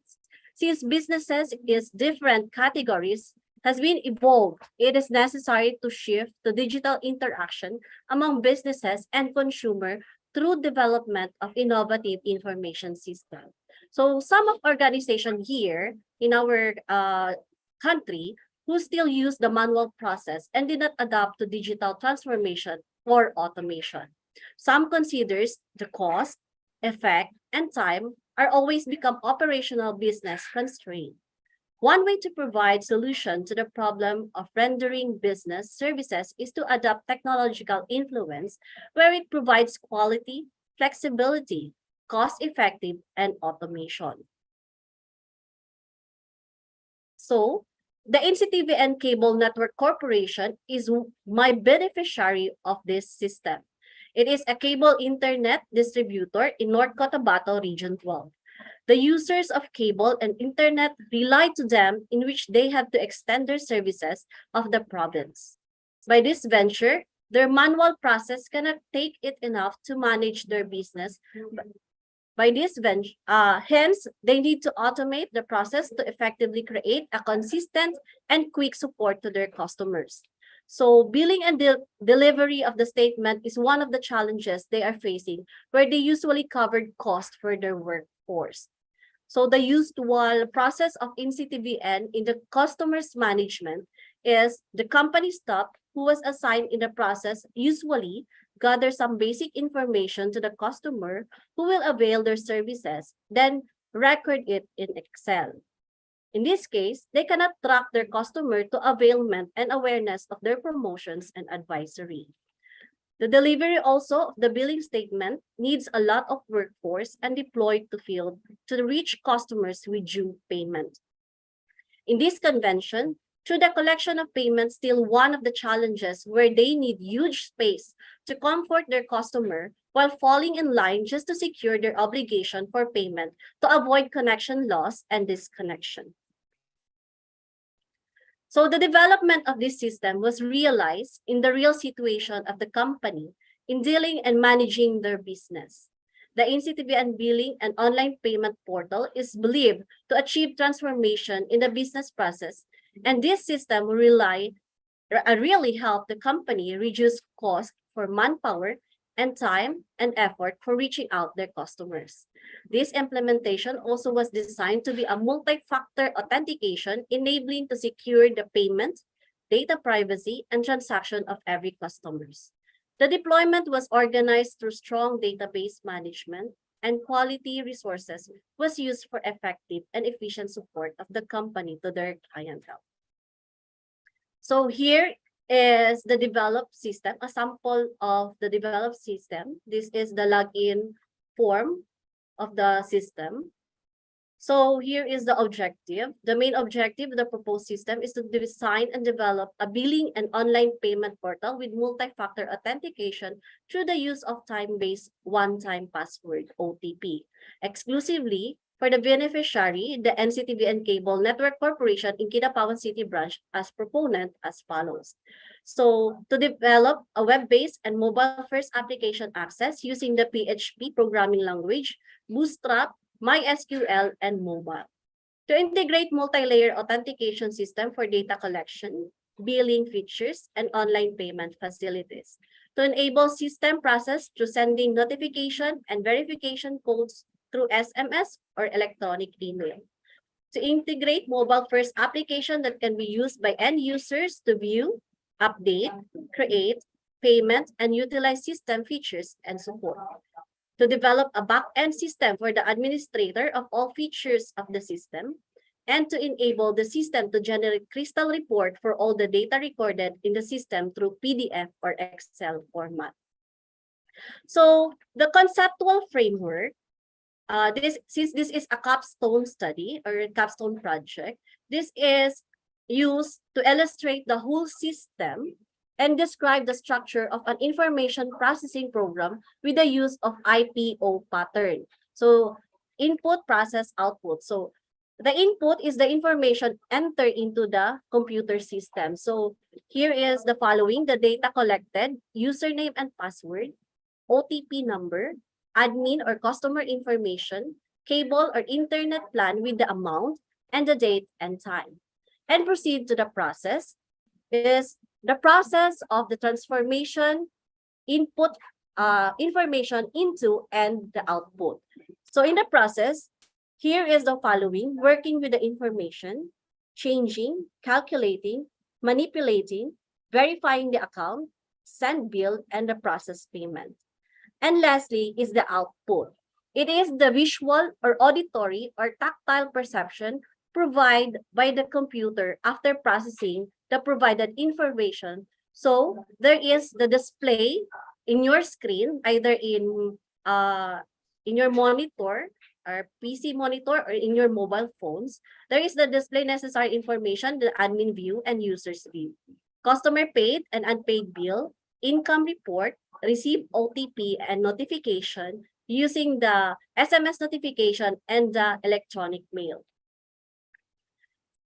So this is the method used in this study. So I use the XP methodology in developing the system. It is an agile method or the newest development approach, and attempt to develop a system incrementally by building a series of prototypes and constantly adjusting them to use requirements.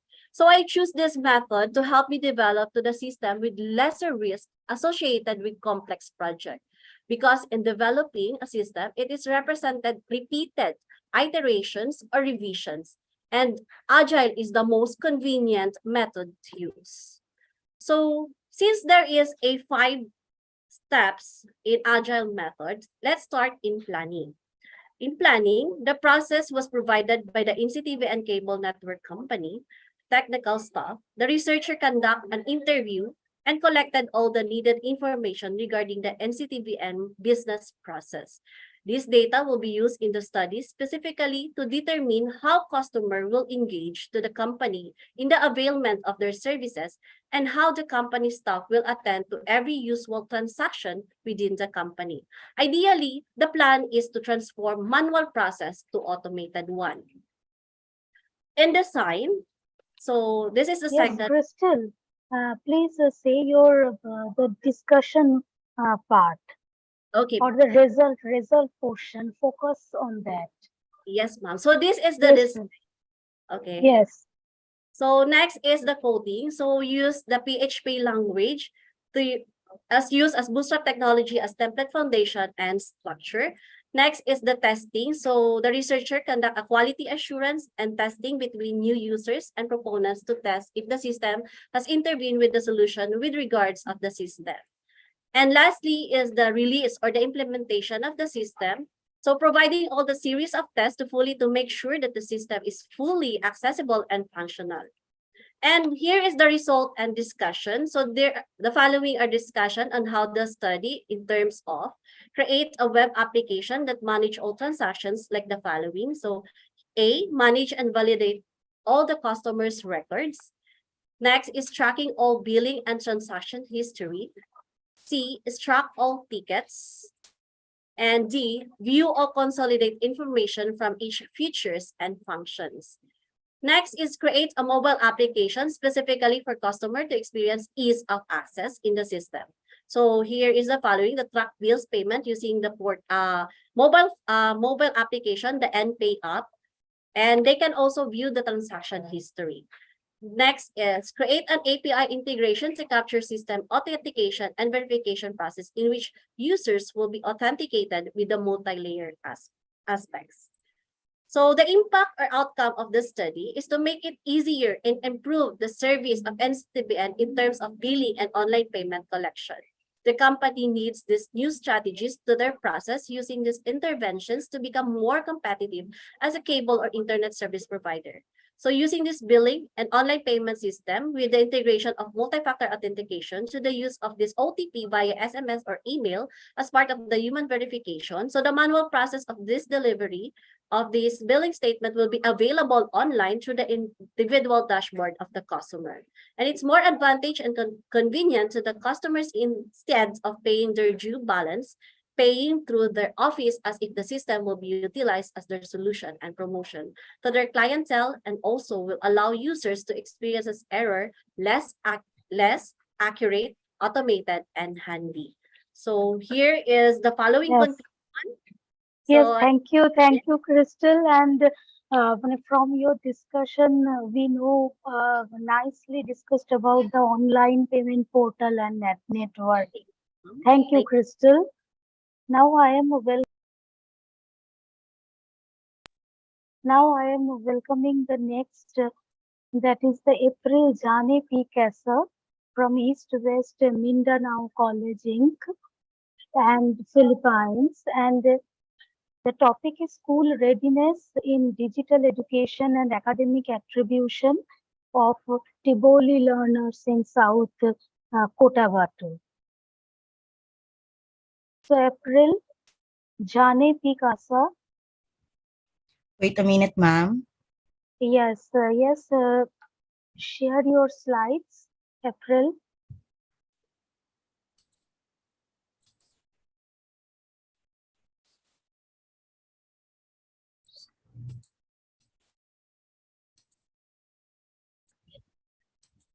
Okay, I think April, if you have any problem, you can you can discuss about next. Yes, ma'am. Yes, I'm so sorry. I'm so sorry. Okay. The next one, Samantha Nicole Satayrapan of Adventist University of Philippines. Are you here, Samantha? Yes. And the topic is the effects of motivational enhancement intervention on self-efficacy among adults with methamphetamine use.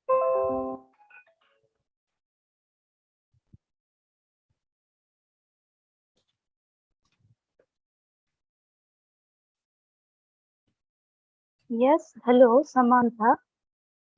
Hi, good afternoon. Hello, good afternoon from the Philippines. I am Samantha Nicole Satayrapan, a graduate student of Master of Arts in Counseling Psychology. So, okay, Samantha, please say your topic, objective, and after that, the findings you have got. So focus on that only. Okay. So my paper that I'm going to present is entitled The Effects of Motivational Enhancement Intervention Among Adults with Methamphetamine Use. So before I go to my objectives to introduce to you what my paper is all about, first let me talk about what methamphetamine drug is. So it is a powerful and highly addictive stimulant drug that affects the central nervous system, and it is commonly known as shabu here in the Philippines due to its growing number of people using it. And also, according to a report by the United Nations Office on Drugs and Crime, the Philippines has one of the highest rates of methamphetamine use in the world. So because of that, a call for a science-based prevention and treatment of drug abuse is needed. So there is a 14% increase of admission last year and approximately equivalent to 1.7 million Filipinos who are using drugs. So there is more need to provide effective interventions based on motivational enhancement to increase the self-efficacy. So this program, the objectives are to investigate the level of participants' self-efficacy before and after the intervention program to determine the significant effects of the motivational enhancement intervention on the self-efficacy of adults with methamphetamine use, and to also explore whether this program will boost their self-efficacy or not. So for the methodology, these are the participants' criteria. They need to be an adult for age range of 39 to 64, a methamphetamine user, and also they are not undergoing any emotional or behavioral medications. So the measurement that I have used is the Filipino version of general self-efficacy, which is called Panukat ng Pangkalahatang Kakayahang Pansarili. And the research design was one group pre-test and post-test design, where the researcher observes and measures a single set of participants, introduces an intervention, and then measures again the participant, whether there is a resulted any change in their self-efficacy. So this is the summary of motivational program that I have made. It is a 6 session having 2 hours per session with different lectures and activities. So for the results, to gain a clear understanding of the population and determine the level of self-efficacy. So descriptive statistical analysis were conducted. Additionally, a paired samples t-test. So you can see here the male dominated over the female, and it is found that among adults age 18 or older, men were more likely than women to report methamphetamine use. So it is based on the Substance Abuse and Mental Health Services Administration of 2016. So I would not, this is the results for the pre-test mean, and then for the post-test mean, and then I will just show you the overall level of self-efficacy that has happened. So in here, a paired samples t-test was conducted to determine whether there was a significant difference in the overall scores of the participants' level of self-efficacy before and after the motivational enhancement intervention through an administration of pre and post test. So the results of the analysis indicated that there was significant difference in their level of self-efficacy before and after undergoing the intervention at 1% level of significance. So the results indicated that the participants obtained higher scores in post-test than in pre-test. So for the discussion, a feasible explanation in this study of BALL, the findings revealed that those who got MET in group setting in drug abuse clinics saw bigger increases in self-efficacy than those who receive regular counseling. So what is the impact of this? So the 6 session of motivational enhancement intervention has proven to help increase the self-efficacy of the adults who use methamphetamine or shabu on both genders, regardless of the years of their usage. So this program will be helpful in utilizing a desired change necessary for people who have low self-efficacy in making a change in their life. And for conclusion, so there are many reasons why people use drugs and methamphetamine. And however, no matter the reason is or the factors that has contributed it, there is always hope for them. So it is not going to be a smooth, an easy process, but because it's going to be a long, but we'll be needing a lot of patience and understanding. That is why a call for science-based intervention is needed, and this program will be a start in educating ourselves how to be of help of them. So the recommendations, of course, to implement this MEI in recovery clinics, and also the researcher also recommends further study in different age groups, also younger adults, to which where the prevalence of methamphetamine is high according to Dangerous Drugs Board, and also for the further study in groups that are classified according to age, gender, educational attainment, ethnicity, life experiences, and their different substance uses aside from methamphetamine is recommended. So these are the references. That is all. Thank you. Thank you, Nicole, for your presentation. And this is a nice work, and you can also elaborate this work later. Okay, now I am welcoming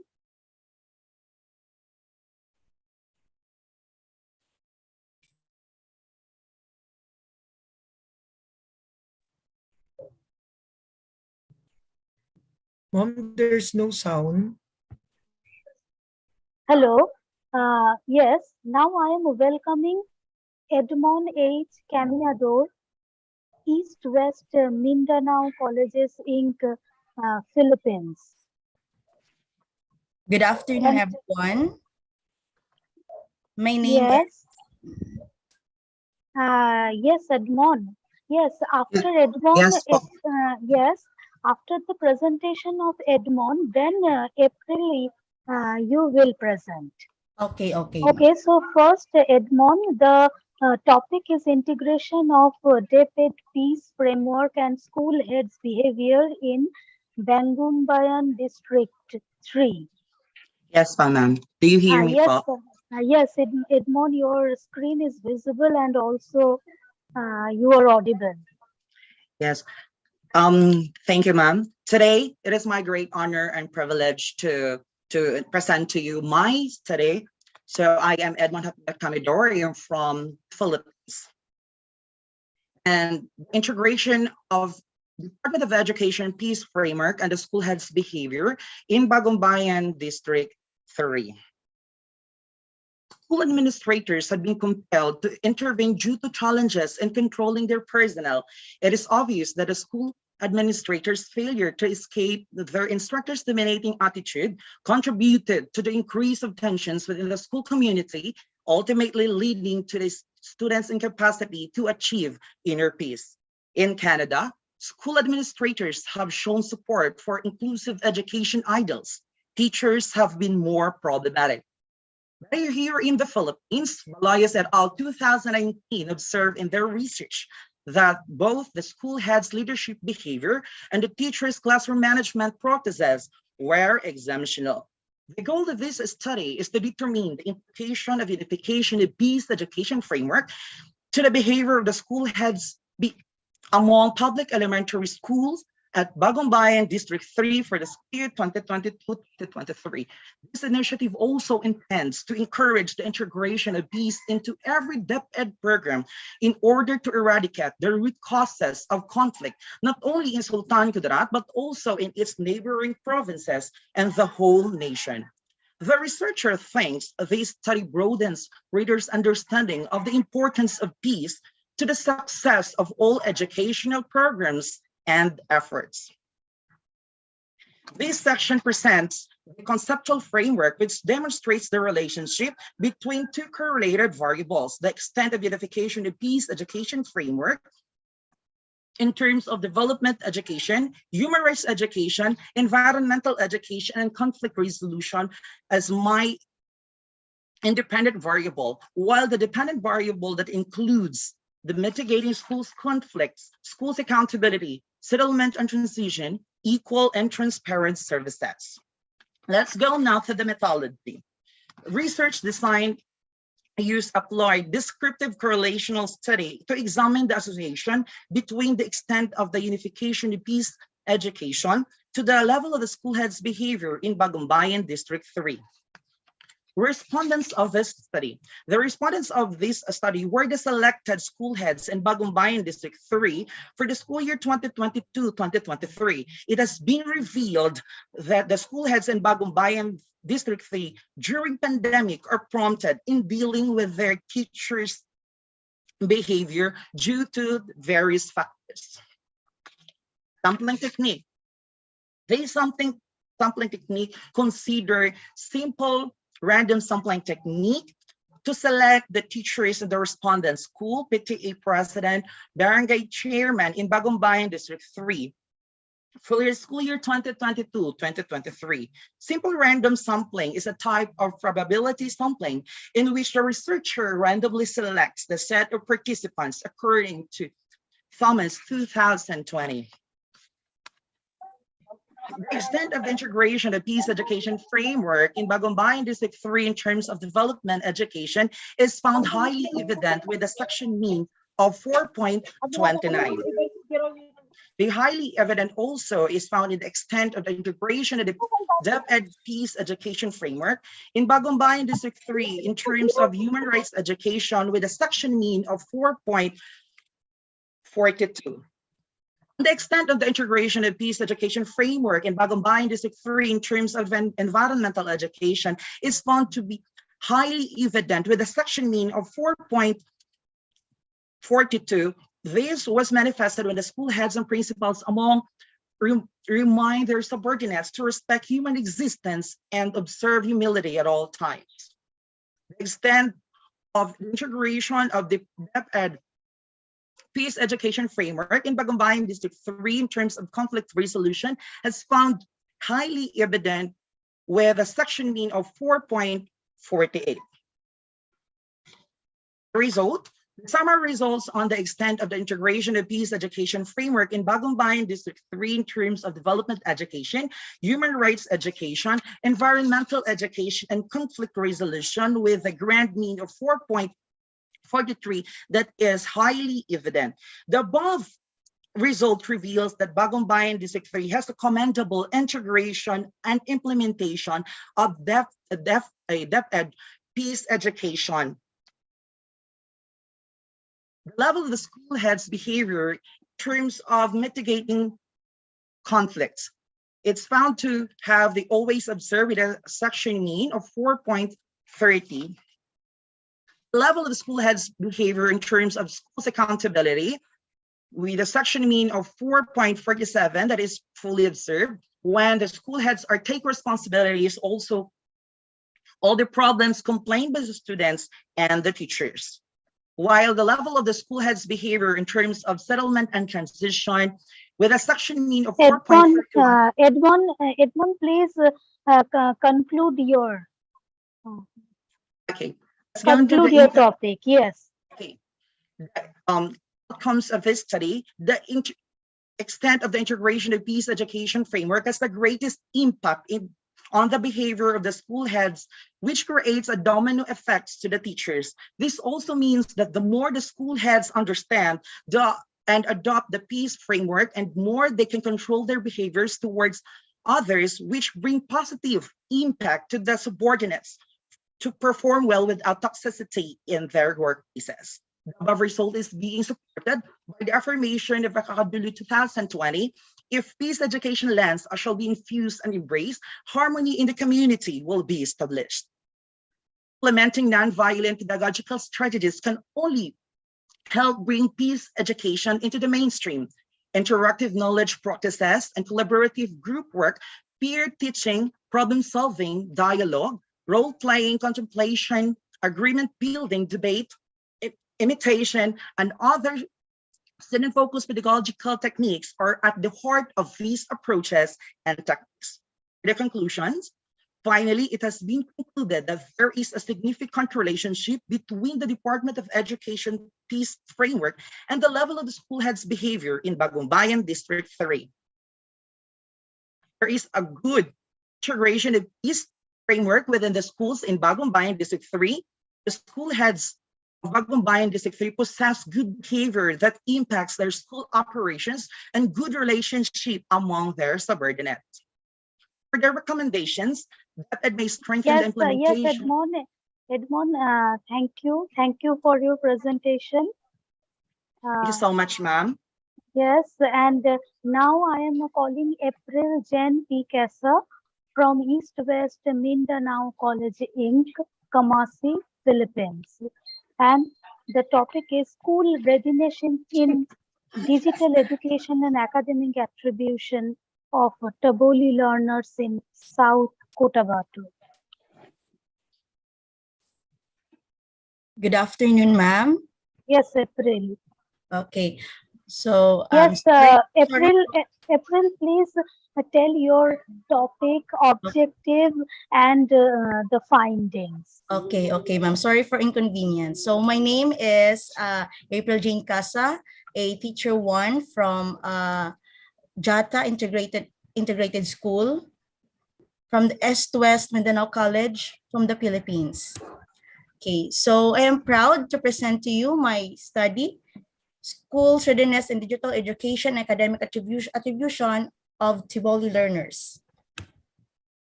For the background of the study, challenges in digitalization, which also known as digital education, is often suffered by most of the developing countries in the school, where most of its schools suffer from the scarcity of digital privileges. Unfortunately, the group of minorities is always in the front line of these circumstances, which hinders them to attain quality education in this new normal, despite the fact that the government is doing its best to address the needs of this group. Still, the problem arises. For the objectives of the study, first is to investigate and transcribe the April, please tell your objective. Okay. Yes, So, objective. Then what are your findings? okay, okay, ma'am. So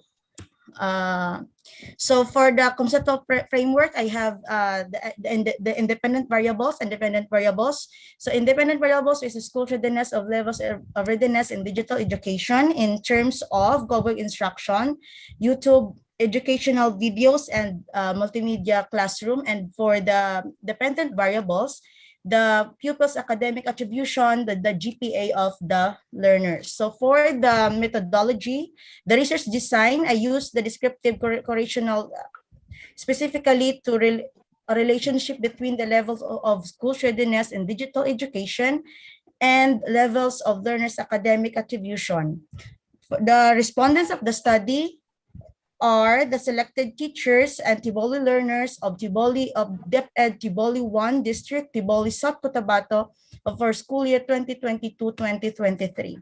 For the methodology, the sampling technique, this study was employed simple random sampling technique to be used in selection of Tiboli learners and teachers at DepEd Tiboli District 1, Tiboli South Cotabato for school year 2022-2023. For the research instrument, this study utilized an adapted survey questionnaire adapted from the study of ASERAL 2021. Okay, for the data gathering procedure to have a reliable and valid result and discussion, the researcher followed the process which be beneficial in her study. First, a letter of approval of the conduct of the SOT from DepEd and CGS authorities. Another letter of permission was also sent to the school principal of all the respondents. Okay. For the statistical treatment, along with the completion of the study, data was organized, tabulated, analyzed, and interpreted. Mean was used to compute and analyze the level of school readiness in the digital education in terms of Google instruction, YouTube educational videos, multimedia classroom, and the level of learners' academic attribution and their general point average or GPA. On the other hand, person-hour correlation was employed to compute and analyze the significant relationship between the level of school readiness in digital education and levels of learners' academic attribution. For the presentation, so here's the summary result of levels of school readiness in digital education in terms of Google instruction, YouTube educational videos, and multimedia classroom. For the Google instruction, the mean is 4.26. YouTube educational videos 4.27, and the multimedia classroom 4.37. And the grand mean is 4.29. So the interpretation is fully ready. So here are the levels of learners' academic attribution and their general point average or GPA of the Tiboli learners. So the learners got 87.879 passed, and it is very satisfactory. So the relationship of the level of school readiness in digital education and the levels of learners' academic attribution in Google instruction, YouTube educational videos, and multimedia classrooms are significant. So overall readiness in digital education is significant. Okay, so it means that above shows that the significant relationship between the levels of school readiness in digital education and the levels of learners' academic attribution in DepEd Tiboli District 1. As observed, all the p-values are less than 0.05 levels of significant, which statistically denotes that there is a significant relationship between the independent variable and dependent variable. Hence, this study, it can be understood that there is a significant relationship between the level of school readiness and digital education and levels of learners' academic attribution and DepEd Tiboli District 1. It means that the readiness of the school is use of digital education such as Google Classroom, YouTube, and Google Instruction has nothing to do with the academic attribution of the learners. In fact, the use of these technological gadgets catch the interest of the young learners, which is use of the creative graphic and videos in the class. Hence, the null hypothesis that state there is significant relationship between the level of school readiness of digital education and the level of learners' academic attribution. In hereby rejected, the above result anchor with the findings of Fallion 2012 that can use the use of technology in teaching like virtual classes has a lot of advantages in the part of the students in which they can use great number of tools and have free time. Okay, for Yes, April, please conclude your son. Okay, yes, ma'am. Okay, for the impact and outcome of the study, so it can be understood that there will be a significant relationship between the levels of school readiness and digital education and the levels of learners' academic attribution in the DepEd Tiboli District 1. And the result, above result anchors with the findings of that use of technology in teaching virtual classroom has a lot of advantages in the part of student in which they can use great number of tools and have free time. It can also help them develop their full potentials. Okay, for the conclusion, in the light of findings of this study, the following conclusion were drawn. There are few teachers and students encountered problem. The proper use of gadgets and social media platforms that can be beneficial in the teaching learning process in 21st century. Further, this study also conclude that Tiboli students perform well in their class, which can be attributed to the utilization of multimedia facilities that makes learning meaningful. For the recommendation in the light of the findings and conclusion of the research study, the followings are recommended. Number one, there may be a training to hone the computer literacy of the teachers and Tiboli learners, which can be initiated by Department of Education through Tiboli District 1. The Department of Education must strengthen the adoption and utilization of digital education through training and provision of relevant technological facilities for instructional use. It also suggests that the recommended by the researcher that the school administrator will also allocate funds for the teachers and students to fully implement the digital education. Lastly, the researcher in the future may conduct a study to assess the implementation of digital education that will serve as basis or guide of DepEd for its improvement through upgrading and modification. Thank you. Thank you, April, for your presentation. Yes, ma'am. And thank you all the presenters of room 1. So please wait for, and all of you are now in the main room. So wait for the last. Thank you all presenters.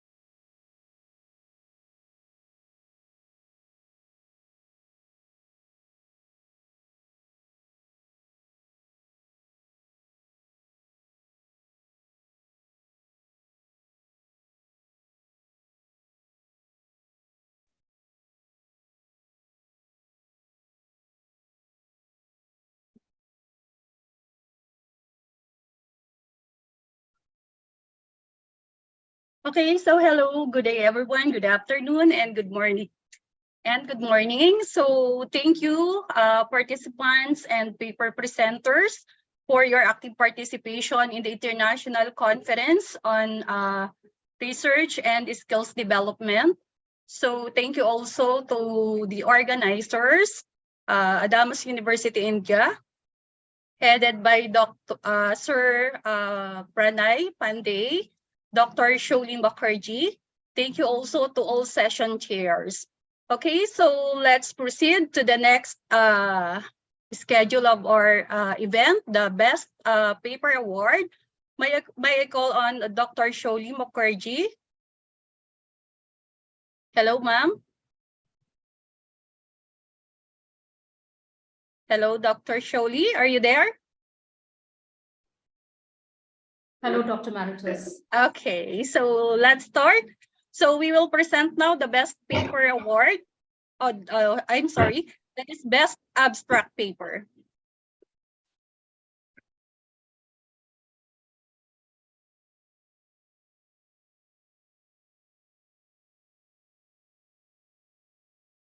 Okay, so let's start with the Best Abstract Paper.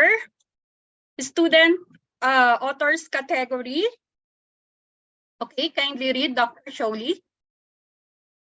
The best abstract paper in education and teaching, titled Self-Concept, Barriers in Academic Performance in Mathematics Online Learning, a Parallel Mediation Analysis, goes to Danica Amparado Ganados, Mariel May Pugoy, Rosalinda Benosa, and Ronil Balatam from Zamboanga Peninsula Polytechnic State University, Philippines. Okay, Congratulations. Okay, so the best abstract paper in business and management for student categories, Rhines Kenneth Sabalbor Ampon and Ponatip Pretrat, Yan Feilu Chai Chai Srisradicha from Chulalongkorn University, Bangkok, Thailand. Title of paper, Brand Analysis and Thai Consumer Behavior Toward McDonald's. Okay, so congratulations. Okay, next. The best abstract paper in business and management, titled The Common Struggles and Coping Strategies of Selected Online Sellers in Bataan During the COVID-19 Pandemic, goes to Malibirian Alisa Hele, Nicholas Gerhom Angelo, Altatis Iro Nicole, and Valerico Abbey from Colegio de San Juan de Letran, Bataan, Philippines. Congratulations. Okay, so next, best abstract paper in business and management. Congratulations, Aisha at al Kulaifi and Smith Bonchutima from Chulalongkorn University, Bangkok, Thailand. So title of paper, Perception of Women Entrepreneurs on Social Media Use for Marketing Communication in Qatar. Okay, next. Best abstract paper in information technology, titled Development of ICT in Higher Secondary Institutions in West Bengal. A case study goes to Rikta Mukherjee from School of Education, Adamas University, India. Congratulations. Okay, best abstract paper in information technology goes to Raymart and Sagpam from Mater Redemptoris Collegium, Philippines. Title of paper, Cloistered Internet, a case study of the use of social media in contemplatives of the Pierced Heart Monastery. Congratulations. Best abstract paper in information technology, titled ISEP Innovative School E-Learning Platform with SMS Technology, goes to Bias Nicole, Banang Lilibet, Bautista Ronald, D. Villa Leonard, and Manalo Giselle from St. Bridget College, Batangas City, Philippines. Congratulations.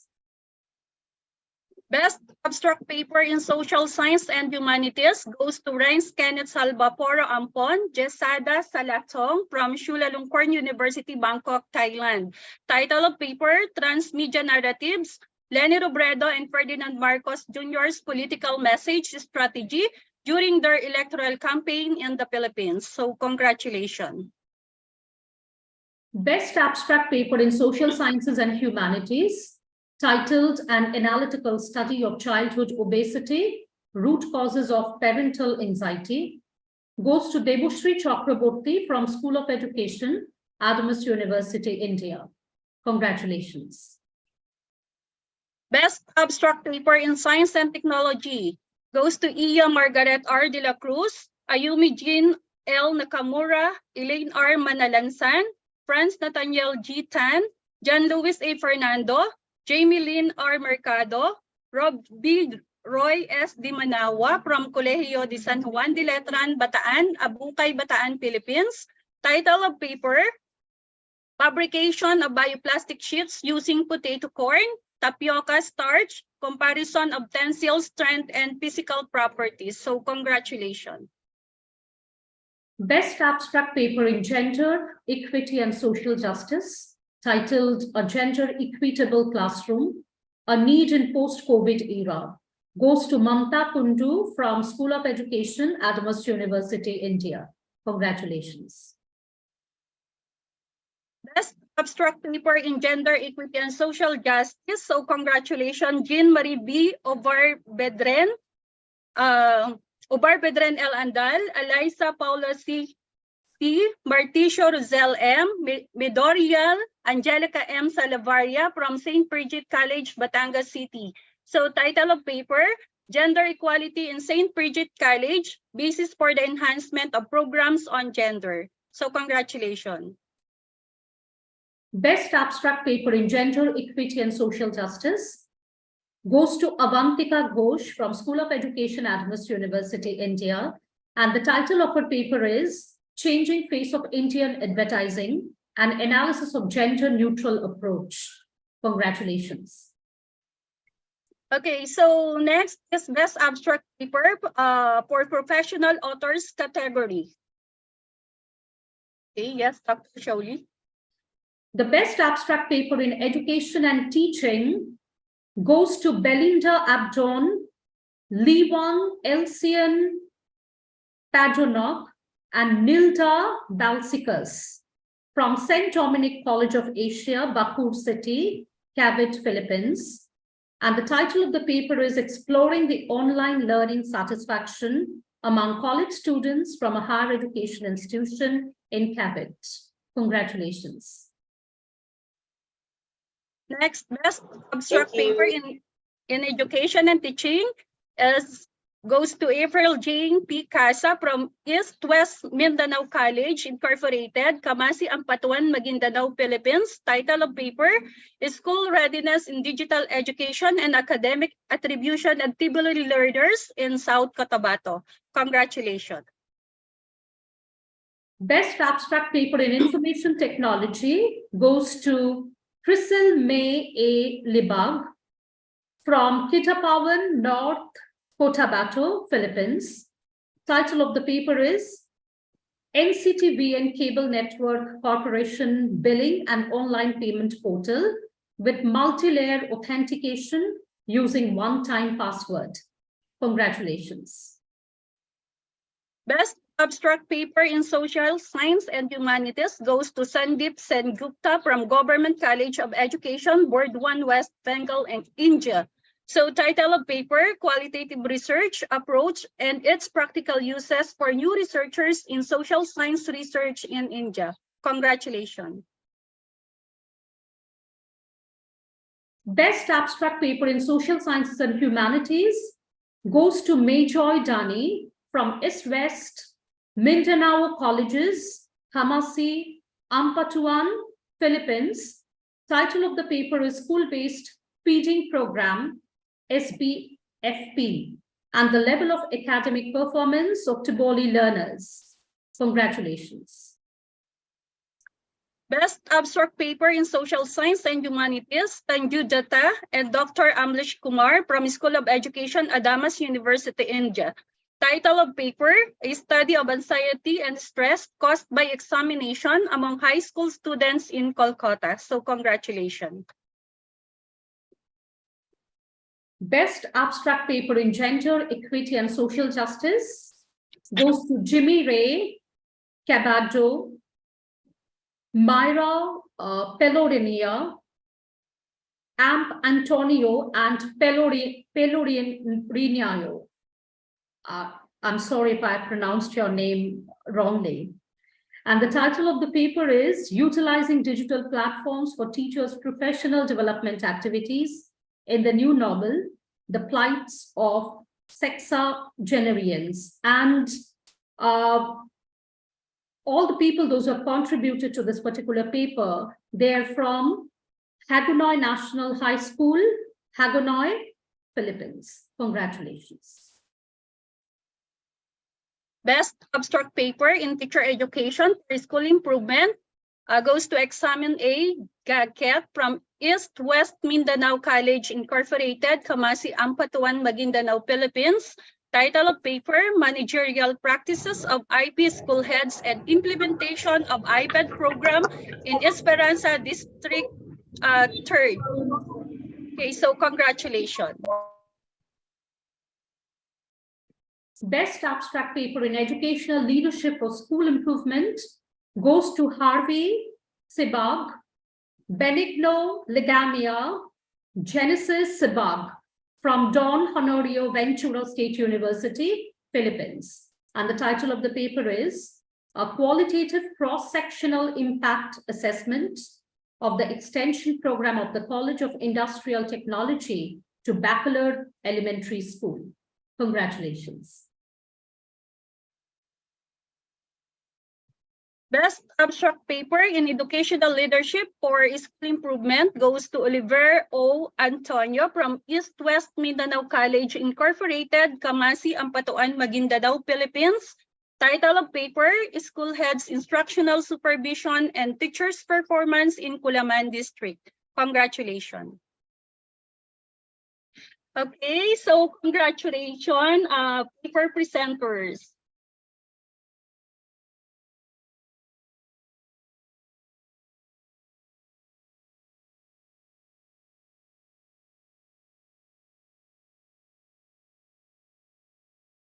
Okay, so for your certificate, so I will send in the chat box the certificate for paper presentation. You will receive your certificate after you fill out the form, but the certificate of participation, you will receive it tomorrow, but you will fill out you may fill out now the registration link.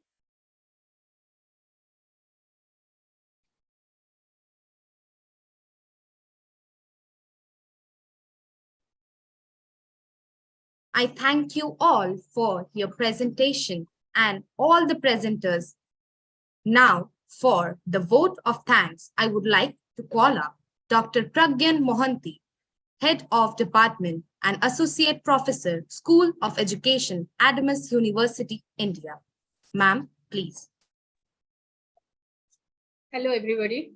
The two-day-long international conference on research and skill development on the theme Emerging Issues and Practical Approaches in Research and Skill Development ends today here at this time.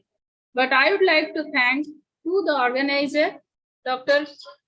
Go Lesavanti, Vice President, IOER, Professor, Faculty of Law, University of Surabaya, Indonesia. I would like to also thank Professor Dr. Sauli Mukherjee, Director, School of Education, Adamas University, India, for her guidance and encouragement for organizing this program and making it a grand success. I would like to thank Honorable Vice Chancellor, Adamas University, India, Professor Dr. Naveen Das, for his inaugural address and speech at the inauguration day of this two-day-long international conference. I'd like to thank Professor Dr. M. Saha Alam, Board Member, IOER, Dr. Maitis D. Ulia, President, IOER and Editor-in-Chief, Asia-Pacific Journal of Advanced Educational Technology, AMB Dr. Patricia Gon, Head Academics, Christiana School, Zimbabwe, Dr. Belinda Abdon Liwang, Research and Development Officer, School of Arts, Science and Education, St. Dominic College of Asia, Philippines, Then I would like to thank Professor Dr. Ruben Gracia, CEO, founder, Assertive Leadership College, Peru. In our second day also, there are a lot of research scholars and professors. They engage themselves in this kind of international conference and participated successfully, guided the students, research scholars in the best way to develop the research skills and develop their skill in research and other practices. So I would also like to thank Dr. Patrick Ranjan Mungerkar, Scientist, Professor, Counselor, Global Education, International Speaker, India. Dr. Priyanka Kishore, Assistant Professor, School of Education, Adamas University. HE Professor, Dr. Huma Shah from Pakistan. Dr. Amlesh Kumar, Assistant Professor, School of Education, Adamas University, India. And Professor Nada Ratkovic, Assistant Professor, University of Split, President, IIU Research Center, Croatia. I would like to thank also to all the participants who have presented their papers successfully. I think they will gain some knowledge from these and they will try to develop their research skills. But last not but the least, I would also like to thank our students, Ms. Prosari Chandra, B.Ed Semester 4, and Ms. Anamika Devnath, B.Ed second semester, for their continuous efforts and for moderating this 2-day-long international conference on research and skill development. So here we end this program, but I hope that this type of collaboration and cooperation will continue in future, and we will try to meet in future in such type of international conferences on different aspects of education and developing the humanities and all other aspects. Thank you all. Thank you. We are really delightful with all the presenters, and now we are very much acknowledged about the research skills development framework, which is useful for both conceptual and planning tool as well as an assessment mechanism. It can be used to develop course and program activities that are appropriate for the level of research being conducted.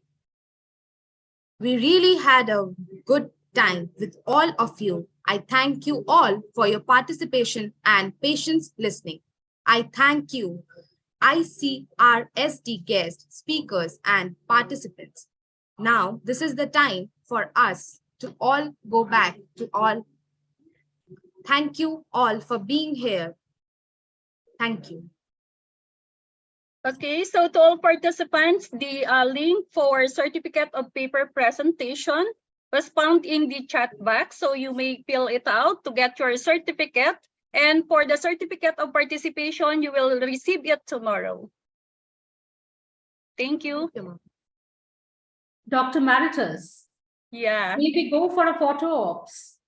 Yeah. Okay, let's open our camera.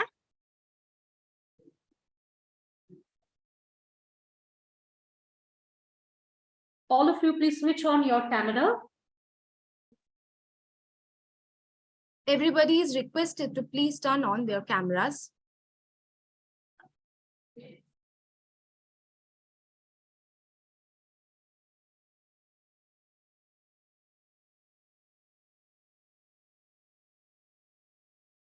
Okay, so for slide number 1. Okay. Next, slide number 2.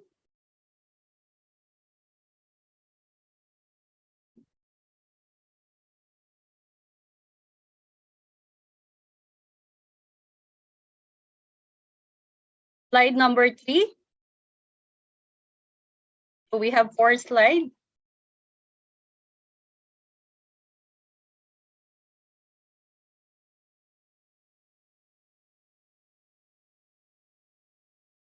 And slide number 4.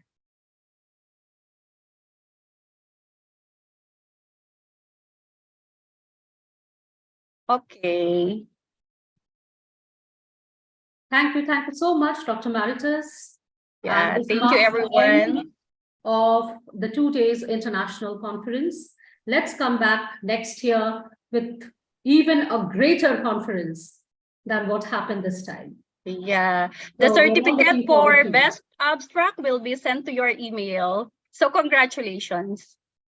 Thank you very much, ma'am. Thank you very much, Mom. Thank you so much and Okay, congratulations. bye. See Thank you you, again ma'am. in the future conference of IOER and Adamas University, India. Absolutely, yes. We are looking forward. Thank you. See you in Thank you. Boracay, Dr. Marites. Yes. See you in Boracay to all participants there of National Leadership and Achievers Award. Mhm. Okay, bye. Bye-bye.